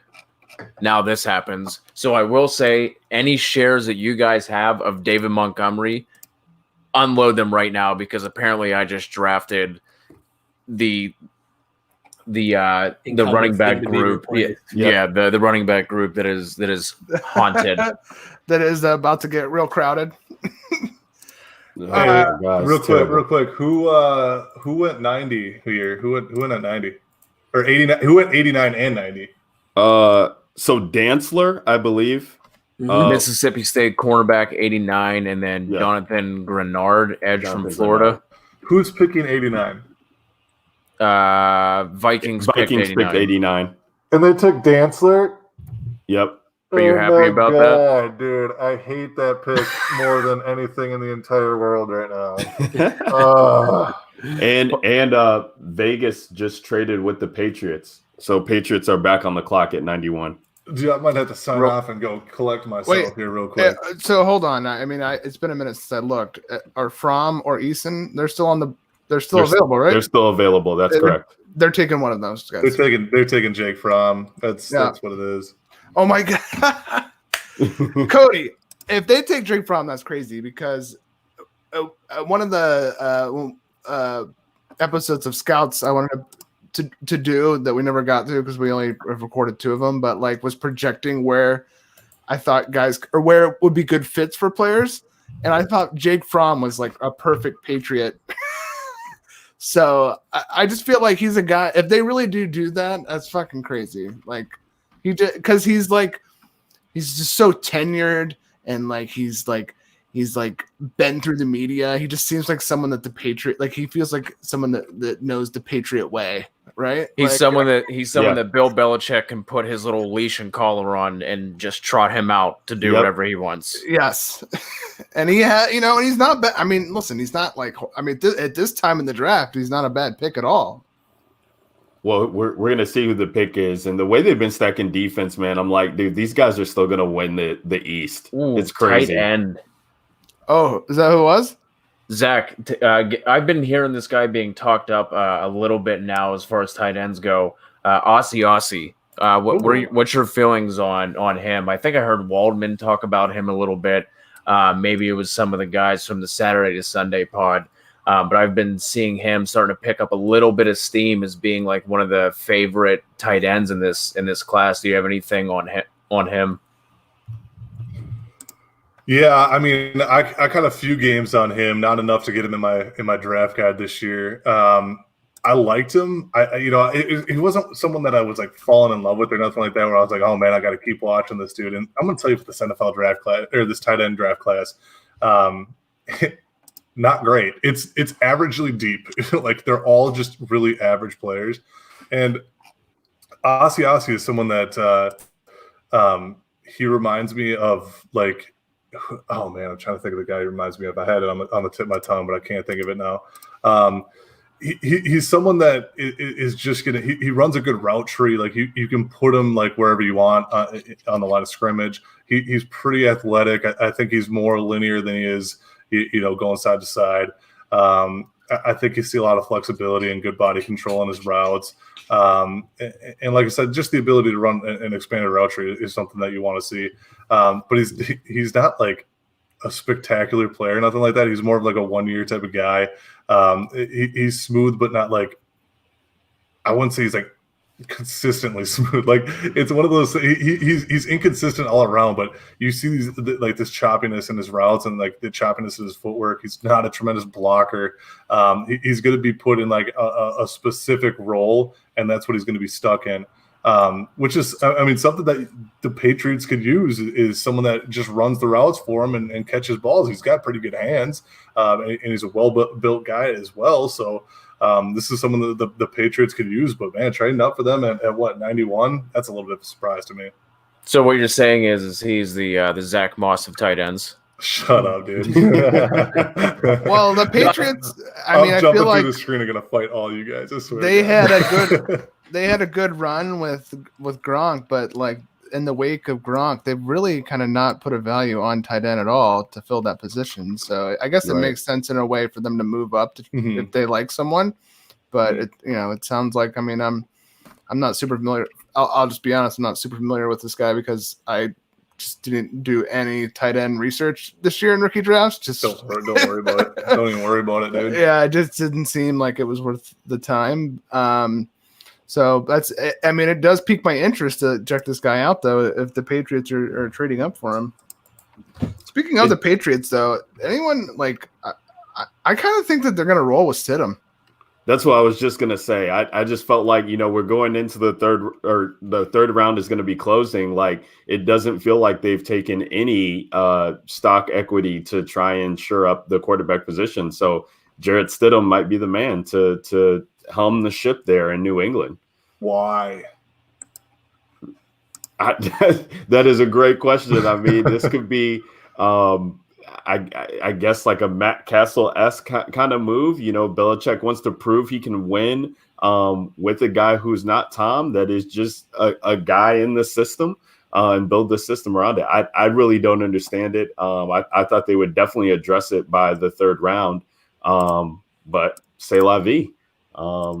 We're going to see him roll out with Stidham and still be able to make the playoffs in the 7-team playoff bracket that we're going to get from the NFL and possibly win the division because #Bills. So, or are they waiting for Cam to be just so devalued that they're going to kind of like the AB? Well, I mean, AB kind of forced his way out of Oakland. It's a little bit different situation, but yeah, just another situation and his way out of New England.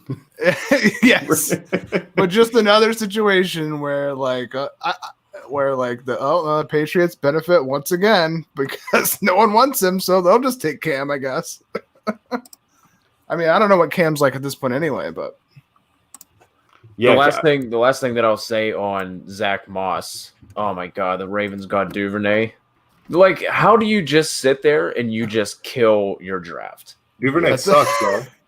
You don't like Duvernay? You don't like Duvernay?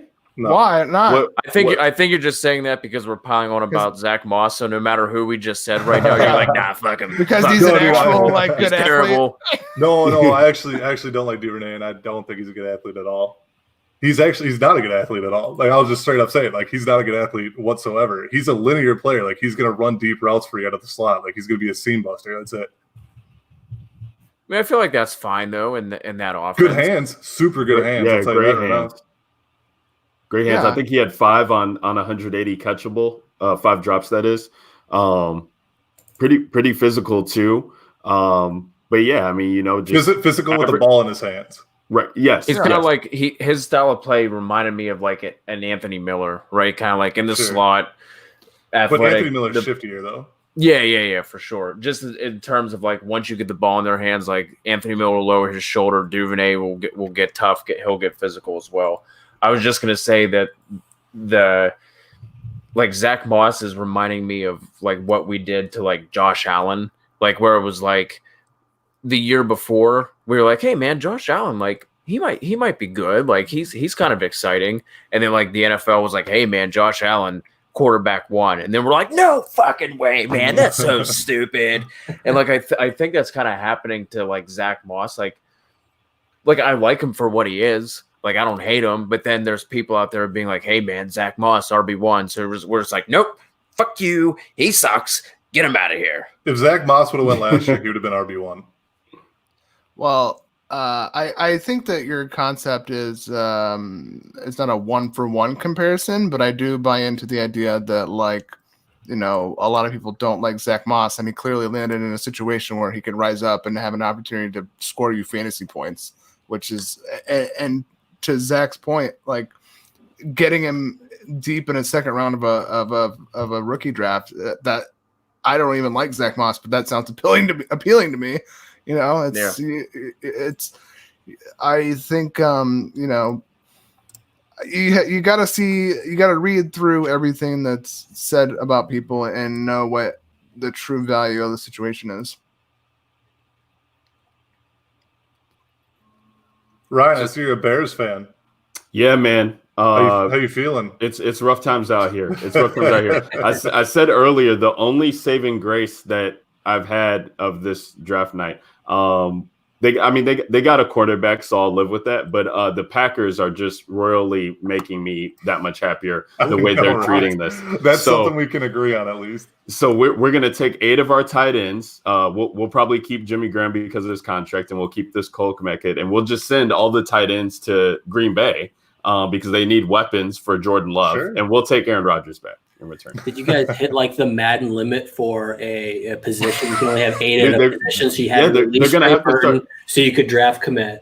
We're not gonna have any offensive linemen. We're just gonna roll out straight tight ends just across the board, and then Allen Robinson is going to be out there with Montgomery. So that should be fun for Nick Foles. Yeah. He's used to playing with a lot of tight ends. So too bad Nick Foles isn't that good either.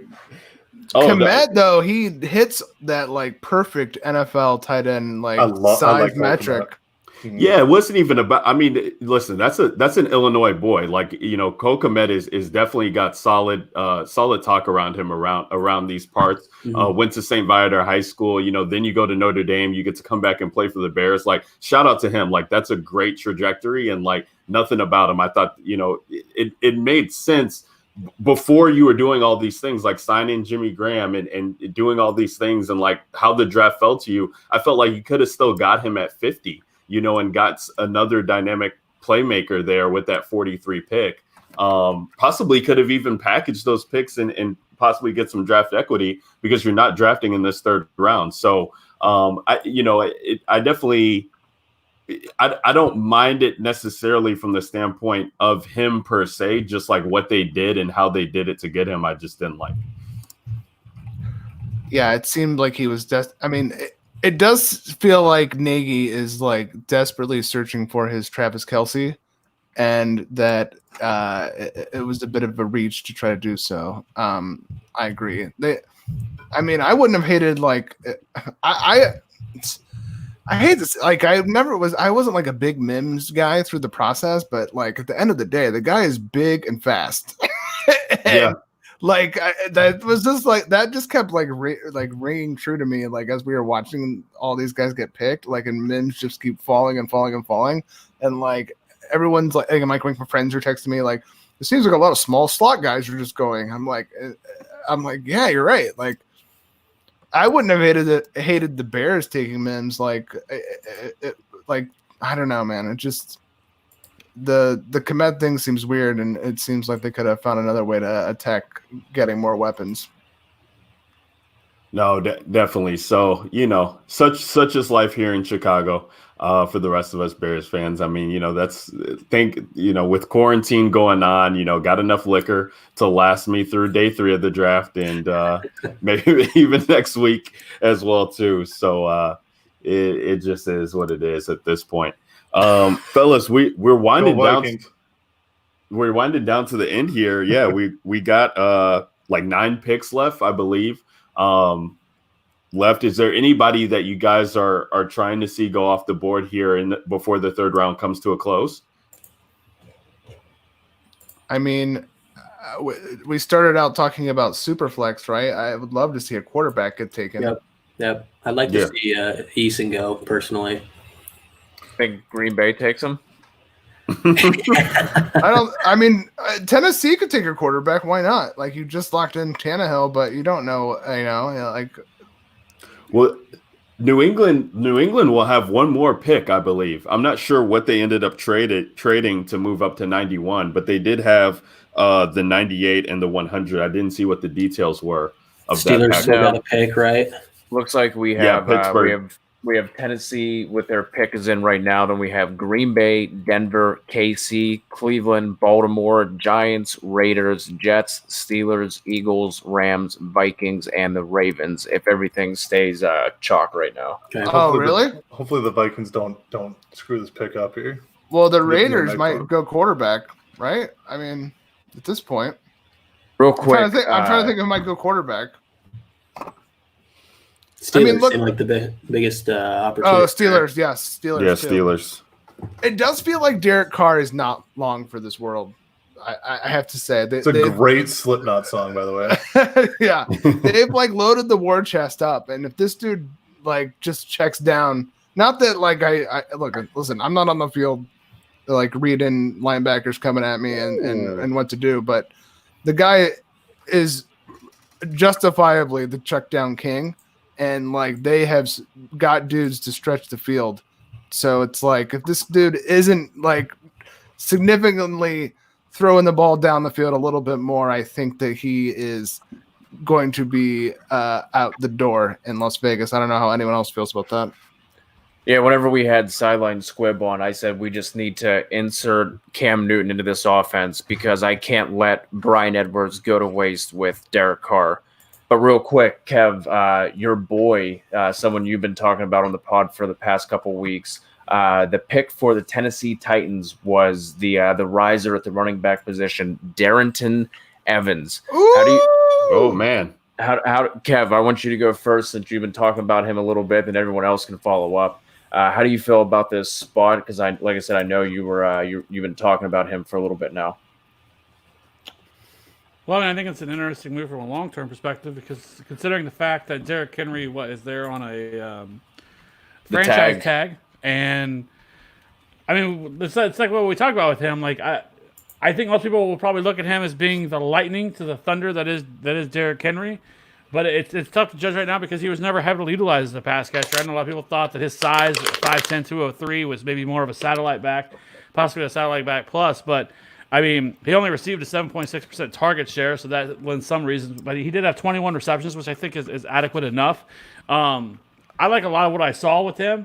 He, with his size, I think a lot of people would look at him and say that, maybe he wouldn't be a great, between the tackles runner. However, I mean, he was 3rd in the class in yards created per attempt up the middle with 4.76. So there is that. He was 7th among this class in yards created total at 4.49. He had a solid college dominator, 31.5%. So I think there's a lot to like here. I mean, small school guy from Appalachian State. I don't hate this spot for him. I think that I don't think he's going to be incredibly fantasy relevant this year unless something happens to Derrick Henry. But I do think that he can find his way onto the field, especially if the Titans start finding themselves in more negative game scripts where we saw last year where they were able to be much better game script, especially down the stretch where they were able to lean on Derrick Henry. If that changes, we know that they're not going to use Derrick Henry in that manner, which could open the door to Darrington Evans. He just put together a lot of production, man. I mean, I didn't really follow this guy at all, but just pulling him up on tape, I mean, just so exciting to watch. You're looking at, like you said, Kev, this 761 yards after contact, that 447 breakaway speed was nice. So, maybe he didn't really show that he was that physical. Obviously his size probably had a lot to do with that, but this dude just holds onto the ball, didn't fumble at all. And should be a great player to come in and spell Derrick Henry.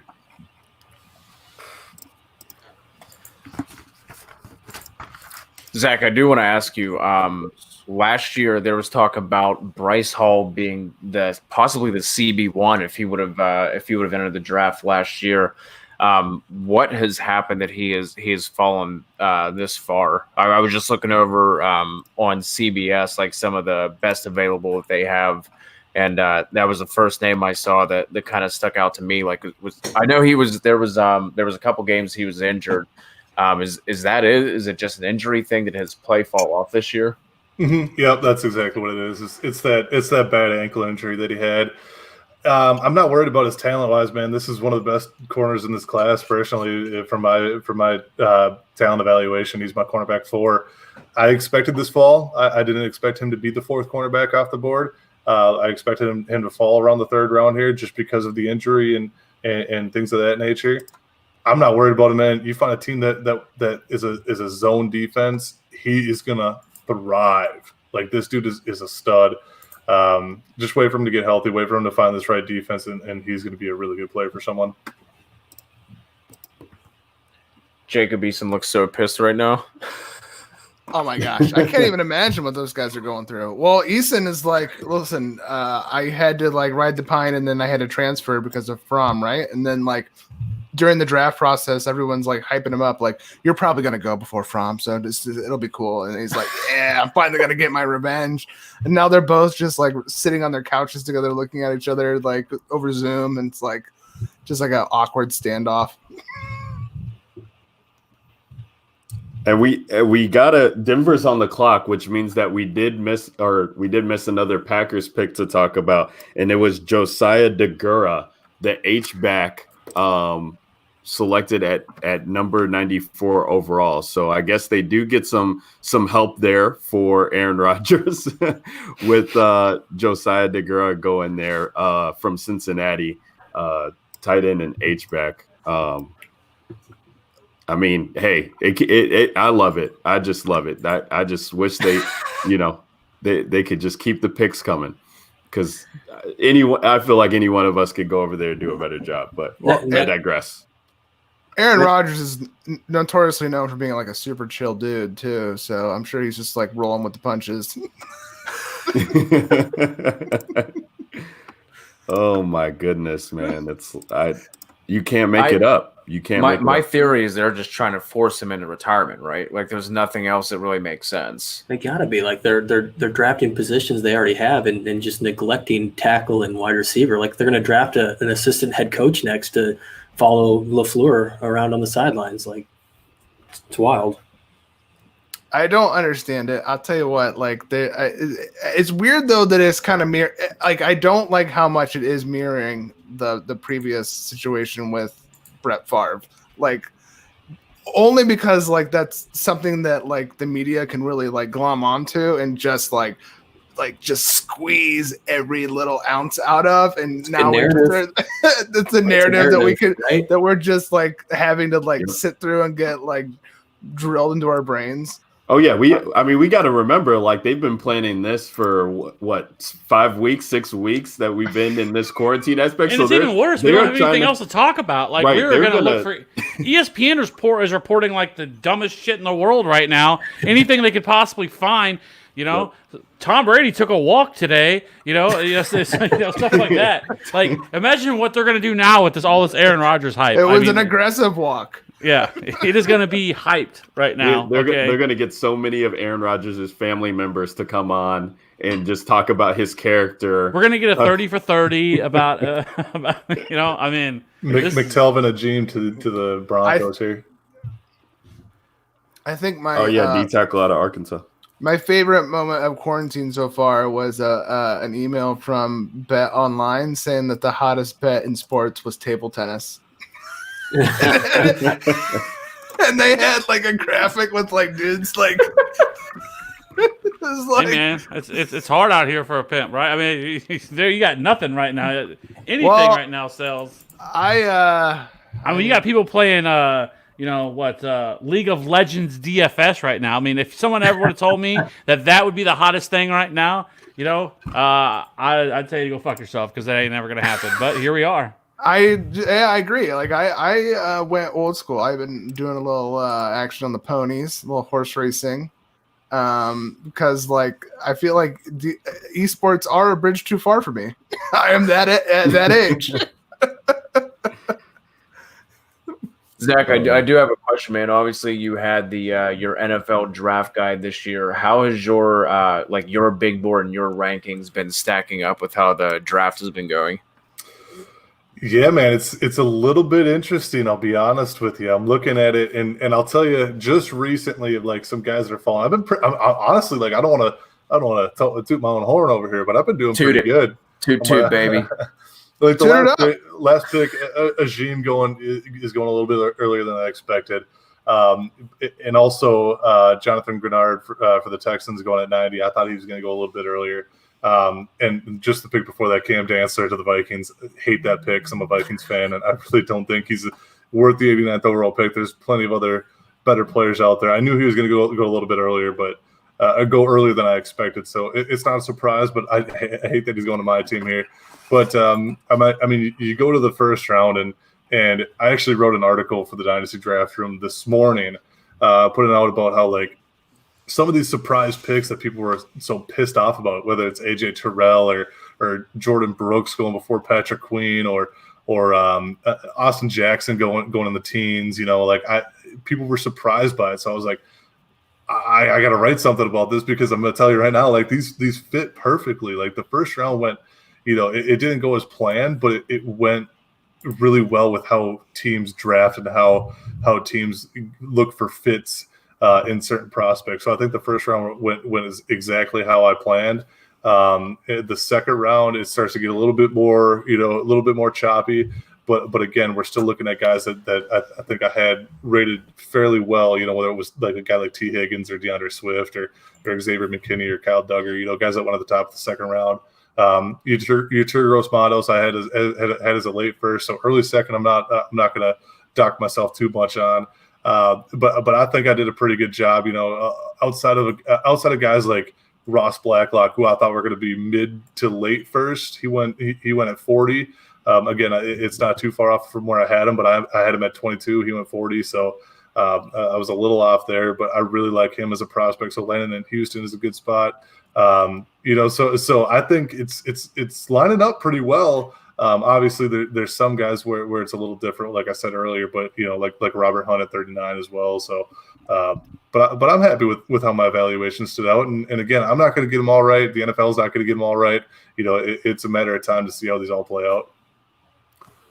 So we had the Chiefs select offensive lineman Lucas Niang, and before we get to that, Kev, if you want to comment on that at all, because it seems to be a pretty the Twitter is talking about this pick, the guy from TCU there. So if you wanted to chime in on that, I'll let you. But we got a question in the chat. Guy open 24 hours asking, so who is the 101 in Superflex now? I'm not sure if anything's changed. Ben kind of started this conversation up, Zach, for you who are just joining us, or the most recent guest just joining. I know there's been conversation about Clyde Edwards-Helaire over Joe Burrow. So I'd be curious to hear what your take is, because I think everybody else has chimed in on it to some degree. Yeah, if we're talking Superflex 101, I mean, it's got to be Joe Burrow, man. Like, I talk about Joe Burrow at least once a day. Like, this dude is one of my favorite prospects in this class.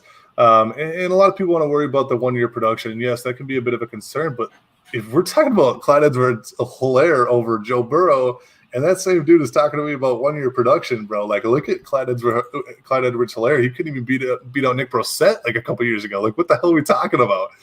So give me Joe Burrow all day in Superflex 101. I don't even care about the rest of the conversation because this dude is a legit prospect. I'm gonna tell you right now. Like, I was on your show a couple weeks ago, a month ago, or whatever it was, and you asked me, is Joe Burrow is that 1 year production a concern to you? And I said it's in the back of my mind, but one of those things that just stand out is his ability to move in the pocket, his footwork in the pocket, his touch, his ability to drive the ball when he needs to, his arm accuracy. There's so much to like about him. He was my quarterback 6 coming into the year. Not saying like he was quarterback 1. Like, who's going to see Joe Burrow being quarterback 1? Like, no one saw that. So he was my quarterback 6, and I think that's a testament to what I saw. Like, there was talent there. There was potential. I didn't see him throwing for over 5,000 yards this year, but I mean, this dude is a really good prospect, and there was a lot of talent there. And put him in the right system. Put him in an NFL style offense, a spread offense like LSU did.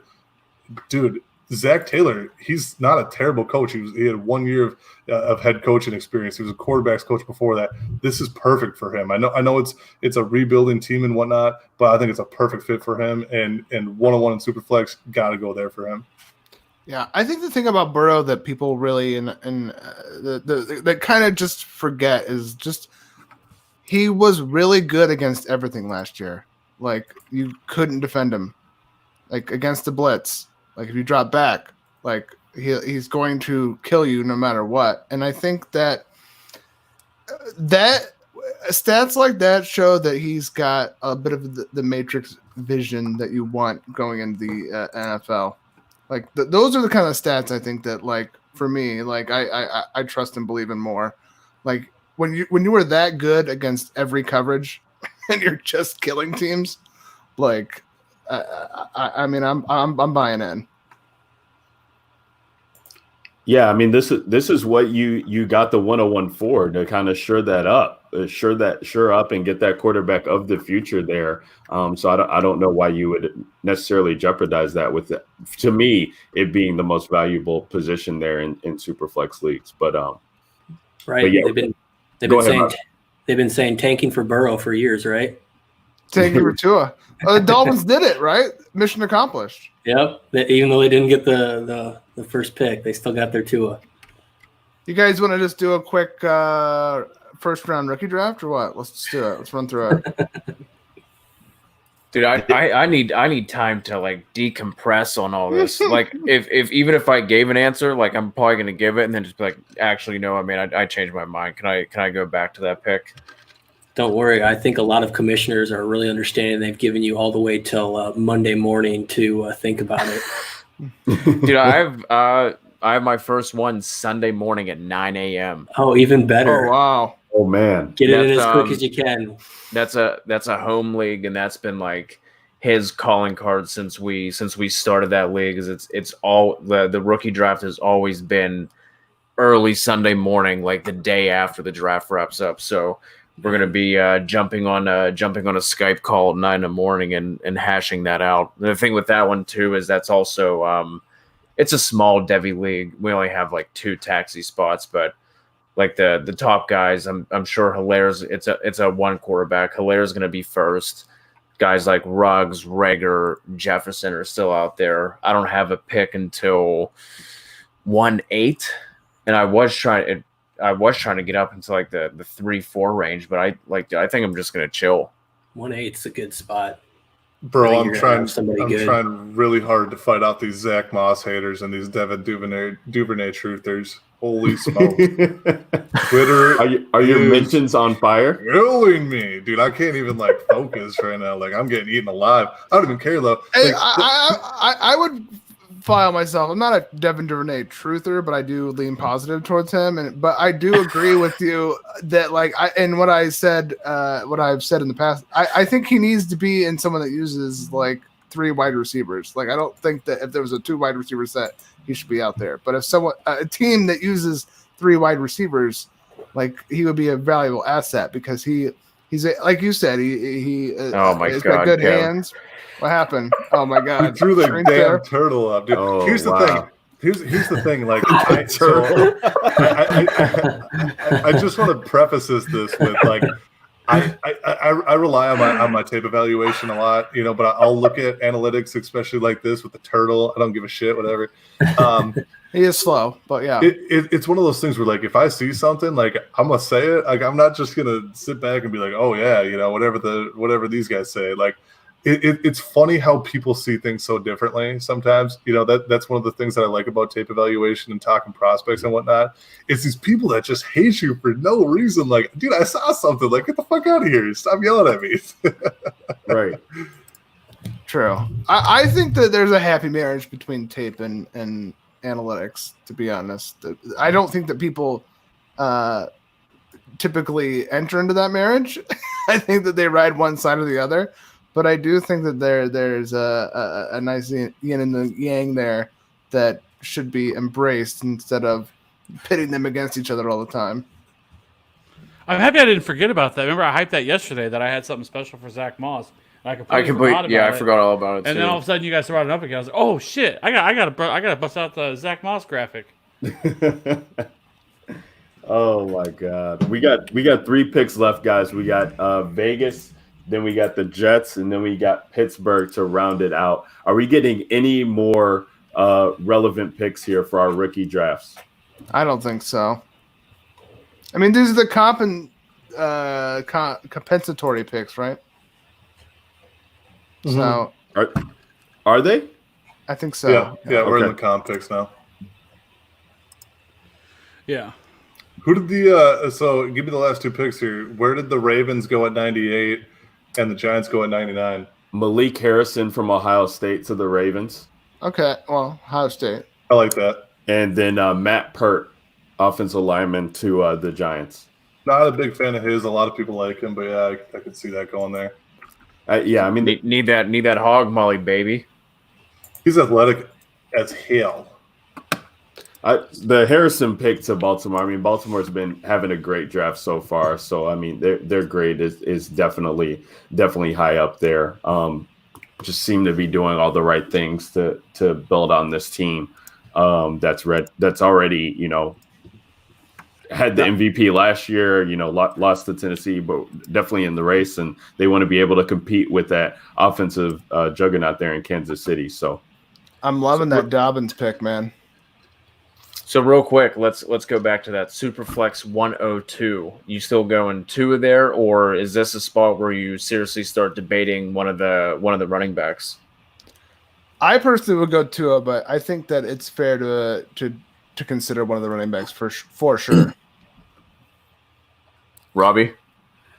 I guess it just depends on how much you value the injury and the potential there with Tua. I think I still keep Tua there, but I'm not going to fault anybody if they want to move JT up there. I mean, he's behind a great line. Max on in the last year of his deal. You have CEH obviously with a nice landing spot. So I mean, I can't fault anybody, but again, if you've watched and you've evaluated or you trust whoever does the evaluating for you, and Burrow and Tua passed all those marks, I think it's tough to take a running back over those 2 guys. 103. Keyshawn Vaughn. No. Oh man, I like Taylor's spot, man. Yeah, I like Taylor in Indy a lot. I feel like that could definitely be a pick for years to come that you're happy with. Were you guys sliding Herbert in for Superflex purposes? Are you throwing like 2-3 of those running backs in and then Herbert? You taking him like top 4, top 5? What are you doing with him? I mean, if he makes it to me post 105, I would probably in a Superflex. I would probably draft him unless it would unless like one of these. Here's what I think: the top running backs landed in such great spots, right? Those guys are just they're gonna get eaten up, right? So that's 5 picks in the round, right? So let's add Tua and Burrow on top of that, right? So now we're at 108 already, right? And then people like the wide receivers too, right? So it's hard to see Herbert going before the end of the first round. But at that same time, I think that that's an incredible value to take advantage of as well. Yeah, just to throw this out there, I think there's certain people that really are high on Herbert, and I think those are the people, if you have a pick kind of in that mid-first, that you need to target. For example, Tyler Gunther with DHH, I think he's a guy that's just really high on Herbert. So if someone like him is in your league and you have a pick in the mid-first and you know that they're itching to get up, I think that's where you kind of make that move, because like we have been saying most of this night, that quarterbacks are going to go early in these super flex, and especially quarterbacks with that first round capital, early first round capital, and then are projected to start. Obviously, Herbert has some competition with Tyrod there, so that's going to weigh a little bit. But I think that's a good move to try and look to move that if you have the opportunity.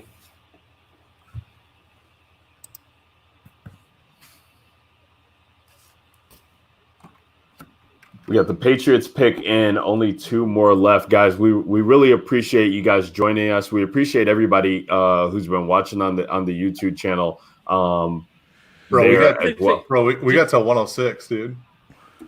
Oh, shoot. I'm sorry. Did they just trade up? Yeah, they traded up. You think they're going after a quarterback? They got to be going after Jake Fromm, dude. I keep saying this. Like, they got to be going after Fromm. There's no way they're going after anyone else. Wait, the Patriots traded up? Yeah. In front of the Steelers. Yeah, that's very interesting. Or do they just keep stacking up defense assets? Do you guys feel like this draft? I'm not going to say it. Say it. The draft is Say changing. it. The draft is changing, right? They there wasn't a running back taken until the end, right? And there's guys who could be taken as literally, like, in years past, in the top 10. Like, let's just be honest. Like, Jonathan Taylor, DeAndre Swift, those guys. So people are moving into positions of power in NFL franchises that are completely shattering how this draft process is going to go. So I am interested to see how this is going to affect our processes, our models, if you will. I know everyone has a model, but draft capital, I think, is going to shift, right? You have to take into account this new landscape if you're factoring in draft capital into your model, because quite frankly, they're going to devalue a lot of these positions. Although I do find it interesting that wide receiver is so sought after when I don't know. It's not that I think that it's a position that is easily replaceable, but at the same time, I do feel like there's a lot of guys that are fast and can catch footballs. So I did find it interesting that no running backs were taken, but 6 wide receivers were taken. What the hell just happened? Another tight end. Another Why tight the end hell to New did they England. take Dalton Keene? What is going on, dude? Yeah, why wouldn't you take Albert O? Clearly the best tight end in the class, right? Dude, hey, Kevin, real quick. I want to go back a few picks here. Dude, where did Jordan Elliott go? Browns. Hang on, I'm going to find it. Browns at 88. 88 to the Browns, bro. Oh, yeah. Jordan Elliott, dude. So I did my evaluation on him, and I had 5 games on him, and I'm like, he's all right. Not great, but he's okay. So then I had some more time, and I'm like, all right, I'm going to dig deeper into this guy. Dude, he seriously could have ended up being a round 1 prospect. He's so good. The Browns got to steal at 88. All right, Brownies. Who do you think is having great drafts right now? Not the Vikings no more. They were, but not no more after Cam Dantzler. Baltimore has to be up there. Baltimore. I think Indy is up Baltimore's there. doing terrible. They took Devin Duvernay. Oh my god! I mean, come on now. The Packers are killing it, right? I mean, when you get a quarterback and a third string running back, Carolina, you have to do it, bro. right? Carolina, dude. In all seriousness, is absolutely crushing this draft. I'm feeling Carolina's draft, and I hate to say it. Yeah, go ahead.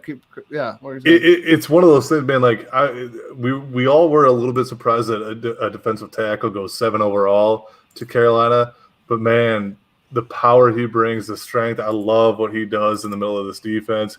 And then they go Yetur Gross Matos, dude. Him falling to the second round. I mean, it's early second, so I'm not going to fault it too much, but like that's a bit of a surprise because he can do everything, man. He rushes from a 2-point and his hand in the dirt, and he can rush from a 3 tech. I don't care what he does. Like this dude can do everything. Like he's a really good prospect, and I love that pick. And my favorite player in this draft class, Jeremy Chin, bro, going at 64 to the Panthers. I'm buying a Jeremy Chin jersey because I love him so much. Like this dude, this dude is so good, man. He's one of those guys that can fill that Luke Kuechly role in the middle linebacker, but then he can go and play nickel coverage. He can also play center field at safety. Like, dude, he can do everything. I love this guy. He's super versatile. One of my favorite players.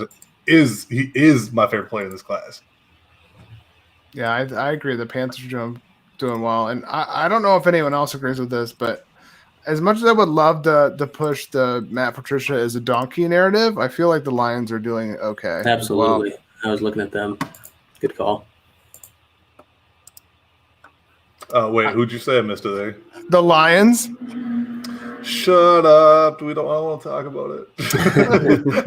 That means they're doing well. If it's coming from a Vikings fan who studied the draft. They're doing well, man. They're doing well. Yeah, I feel like I was saying, like last year I remember Evan Silva was like, I think he was talking about like editing Warren Sapp's football book and just like breaking down the Lions and predicting that Patricia could be out after year 2. And they actually I feel like they somehow got like praise for like pushing and then losing to the Green Bay Packers. I feel like they had a weird season where like they were like okay, and then they like got screwed over by the refs at Green Bay, and then after that they just kind of gave them a free pass, and they were like suddenly like the Lions are okay. But now like with this draft too, it's like a little bit of momentum for Patricia to kind of build upon, his reputation and establish himself as a real head coach. Because I do feel the donkey tag is quickly being assigned to him, but maybe he can pivot from that. I think the Jags are another team that you might want to put at least their earlier picks with C.J. Henderson, Chasen. I like Chenault. I'm not sure exactly if I like him that early, but I think those are 3 good picks for him. The thing with Chenault too is there's not much competition there. So, I mean, do I think that is the spot where he would have got like that the Jags can get the most out of him in terms of how versatile he was? He was in college, not necessarily, but it shouldn't be too hard for him to get in there and start getting a solid target share right off the bat, as long as he's healthy. Right. My Rams on the clock here. Yeah, Davian Taylor just went to the Eagles, and being a Vikings fan, as you all know, I don't like the Eagles, but I love that damn pick, dude. Holy smokes. Davian Taylor's a player, man. I like that pick a lot.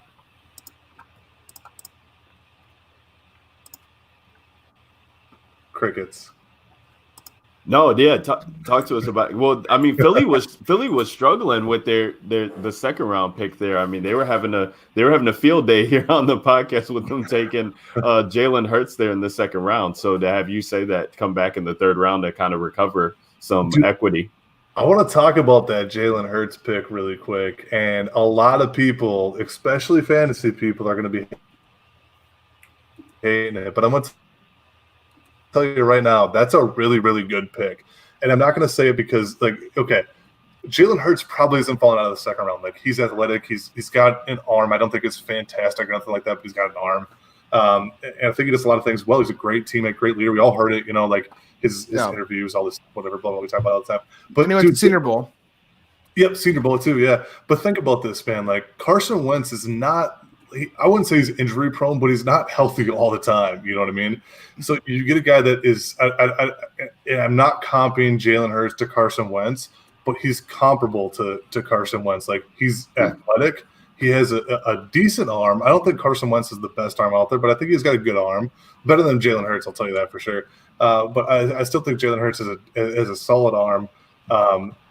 I'm not a Jalen Hurts fan either, so I'm going to tell you that right now too. But I think it's a really good pick where you can get this safety net where if Carson Wentz goes down, you can have Jalen Hurts step in and be that athletic quarterback, be the guy that can throw the ball where you need to throw it, and he's not like a guy that's going to start day one, obviously. Like, right. I'll tell you that, but he's going to be that safety blanket for you where that's something that you need, especially with the Eagles. You have, Nate Sofield or whatever the hell his name is? I don't even know who their backup right. Nate Sofield, baby. He ain't good, though. Jalen Hurts is better than that. But back to the Davian Taylor pick. Dude, this guy's really good. He's kind of like that Christian Kirksey type of pick where, where I think he's athletic. He brings a lot of speed, a lot of burst. Something that they've really missed at the middle of this defense here is a lot of burst and someone that can play sideline to sideline and someone that can really get in your face and play strong and someone that's not afraid to tackle and wrap up and make plays. So Davian Taylor, I think this is a sneaky good pick here. What do you think of my Rams pick, Terrell Burgess? Oh man, they got Burgess here. Did they really? Yes, they did. Oh no way, man! They got Burgess. That's a good pick too because Burgess he actually went from safety to corner. Or wait, no, that was Blackman that went from corner to safety. Never mind. You know what? Hang on. Am I blanking here? I'm blanking here. Hey, Zach, meanwhile, the Vikings traded with the Saints. Is that really? Oh, my God. Don't do that to me. I want to talk about Burgess here, though. Well, while you're doing is someone draft a quarterback. Oh, dude, do not take Jake Fromm here, Vikings. Please do not take oh, dude, no. Oh, Burgess. Oh, my God, dude. Okay, I finally found Burgess here. I was, trying to think. He's one of my favorite safeties in this class, actually. He's about safety 11, I believe. I like him a lot, though. One of those guys who came on late, who's a really good tackler, someone that loves to run Phil very nicely. Like he's one of those guys, like a Tyrann Mathieu. He's not Tyrann Mathieu, but he's one of those smaller guys that's just feisty. You know what I mean? Like a little honey badger out there. I think he's going to be one of those guys that the Patriots like to fill in like Kyle Van Noy did. You know what I mean? Where he's just nasty out there. So I think you're gonna like that pick a lot. Sweet. Another tight end. Tight end, Adam Trautman. What are you talking about? I thought the Vikings Trautman. All right. That's what I was saying. The Vikings traded. Traded what though? They traded their pick at 105 to New Orleans for. Oh, okay. I thought. Okay, all right. Sorry. Yeah, they're getting the 130 and they got a 5th rounder. Oh, thank God, man! I thought they were taking out a trap, but I was like, oh my God, no! Don't do that. One tight end a year, just run it.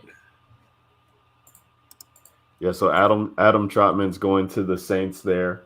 Yeah, Trautman is a guy who I watched, and he seemed to flash some ability. And it's interesting combo with Breeze.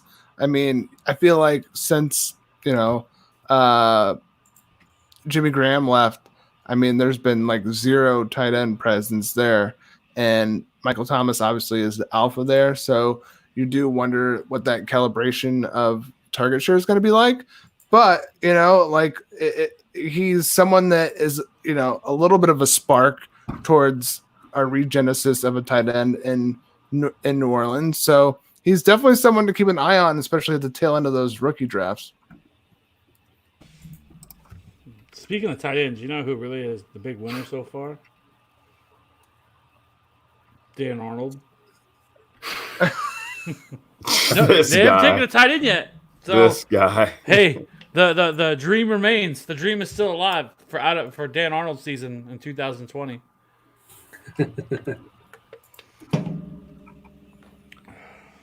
All right, one last pick left. Is that who?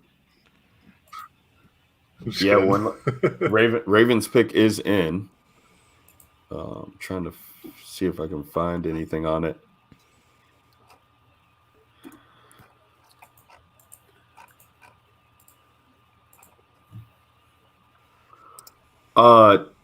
Zach, I think we'd be remiss to like not get. I don't know if we even had this. It's we've been talking so much, but did we even get your opinion on Justin Jefferson being there in Minnesota? How are you feeling about that? Like, what are your thoughts? Give me it all. Give me it all in the sweaty pits. I tell you that right now. That is a beautiful pick. I love it so much. Here, let me tell you real quick. You remember Stephon Diggs? This guy, he got traded to the Bills. I don't know if you remember that. It sounds familiar. Yeah, it sounds familiar. Okay, this is someone that he's not Stephon Diggs, but man, you remember that Stephon Diggs like route running ability? Like he's got this little juke here, little juke there. Yeah. Justin Jefferson is one of the most savvy route runners out there, but he's got some of the best hands in this class, dude. I'm serious, man. Like. You can move Adam Thielen. What he does is he plays outside, he plays inside. About 65% of the times he'll move inside. But the thing is, the Vikings like to move him outside a lot. Who else are you going to move in the slot? Like you need to have someone that needs to move back into that slot and play these matchups. Justin Jefferson's that guy because old BC Johnson's not that guy. Chad Beebe's hurt here and there, and he likes to play outside, but he likes to play that interior little quick route guy too. So you need Justin Jefferson in that role. He's smart, dude. I absolutely love that pick. I was talking to Kane Fassell a little bit, and he hates it just because, like, okay, you're gonna have another slot receiver in this offense. Why would you do that? Well, just because Justin Jefferson's actually a better slot receiver than Adam Thielen is. Like, that's why. I love the pick. I love it a lot. And then getting Jeff Gladney at 31, I think is beautiful too. I feel like post Diggs trade, Irv Smith was getting a lot of hype because of the target, vacuum. But now I feel like that I don't know what to think actually. No, I wouldn't worry about that. I really do think Irv Smith is going to be the tight end one here. He's going to be a top 12 tight end eventually. I think as long as Kyle Rudolph's there, it's going to diminish his value just a little bit. But I think he's someone that could definitely retain some value from this a lot, just because he's going to be that red zone guy, man. He's a steam buster. I love what he brings to an offense, especially my offense. And he looked really good last year. He showed flashes. He was a round 2 pick. Yep. I'm extremely happy with getting him at round 2, man. I love it a lot.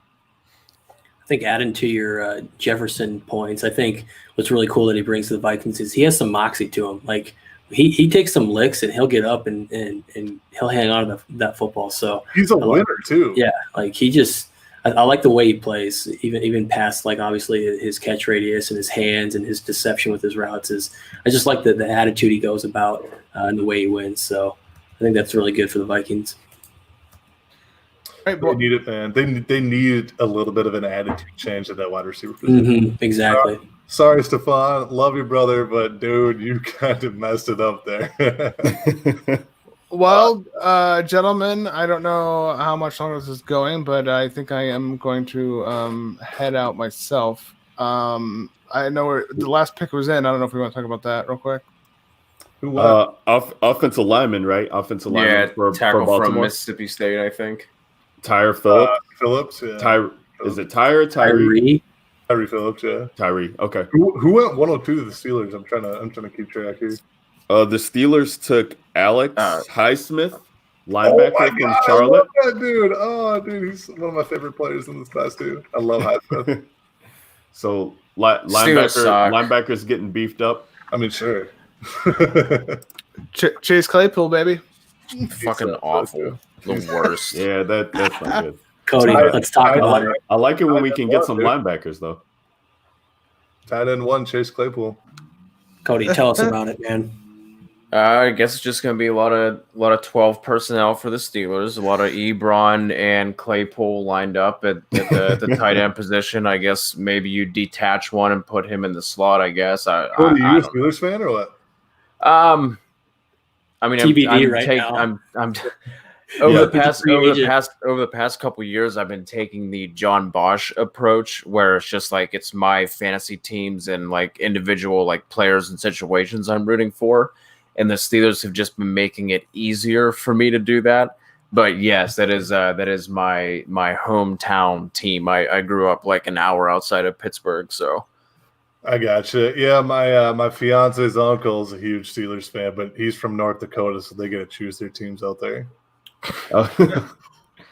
How did he fall on the Steelers? Because they were winning in the 70s? Like I said, I think they kind of just stumble upon teams. I'll have to ask him and let you know again. Well, but I mean, they have won 2 Super Bowls like in the last 15 years. Well, that's no, for sure. Yeah. So my father-in-law is a Redskins fan. Like a lot of people up there are either Packer fans, Vikings fans. They like Seattle. They like the Steelers. They like the Patriots. So it's all over the place up in North Dakota. My wife is from North Dakota, so like her whole entire family gets to pick their football teams. It's kind of bullshit, but whatever. It's like London games. You just see all kinds of jerseys. They're probably watching this right now, thinking like, God, Zach's kind of a dick. Like, why did we let him marry our daughter? What the hell, dude? As the resident Dakotian, South Dakota, it is a nice thing to be able to get to pick the team. A lot of people go It's east a side. shame you picked the Rams, though. Is a lot of Vikings, and then west side you get a lot of Broncos. So I'd say that for South Dakota. Robbie, who are you then? I'm the Cowboys. That's right, Cowboys. I remember that. Yeah. Yep. Uncle was a big Cowboys fan. Mom was a big Cowboys fan. Been going to trying to make it to a game every year down there. So it's been good. Cool. Well, this has been a lot of fun, guys. Yeah, definitely. Thank you guys so much for sticking on and being with us for majority of the end of that third round there. Really appreciate it, man. Zach, David Berger, Robbie, man, we really appreciate you guys. And, we hope to have you guys all on the Fantasy Authority podcast here in the near future. I'm never coming on again knowing you're a Bears fan. Well, you got a Zach Moss hater, you got a Bears fan, and then you got Cody. So you and Cody can do one. Who's Cody? Get the hell out of here, dude. I love it, man. And thanks everybody for watching in, man. The Fantasy Authority family, for you guys coming in on the YouTube channel, following us at Fantasy Authority FF_authority on Twitter is where you can find us. We are going to sign off, man. It's been a fun day too. Shout out to all of our guests who came on earlier.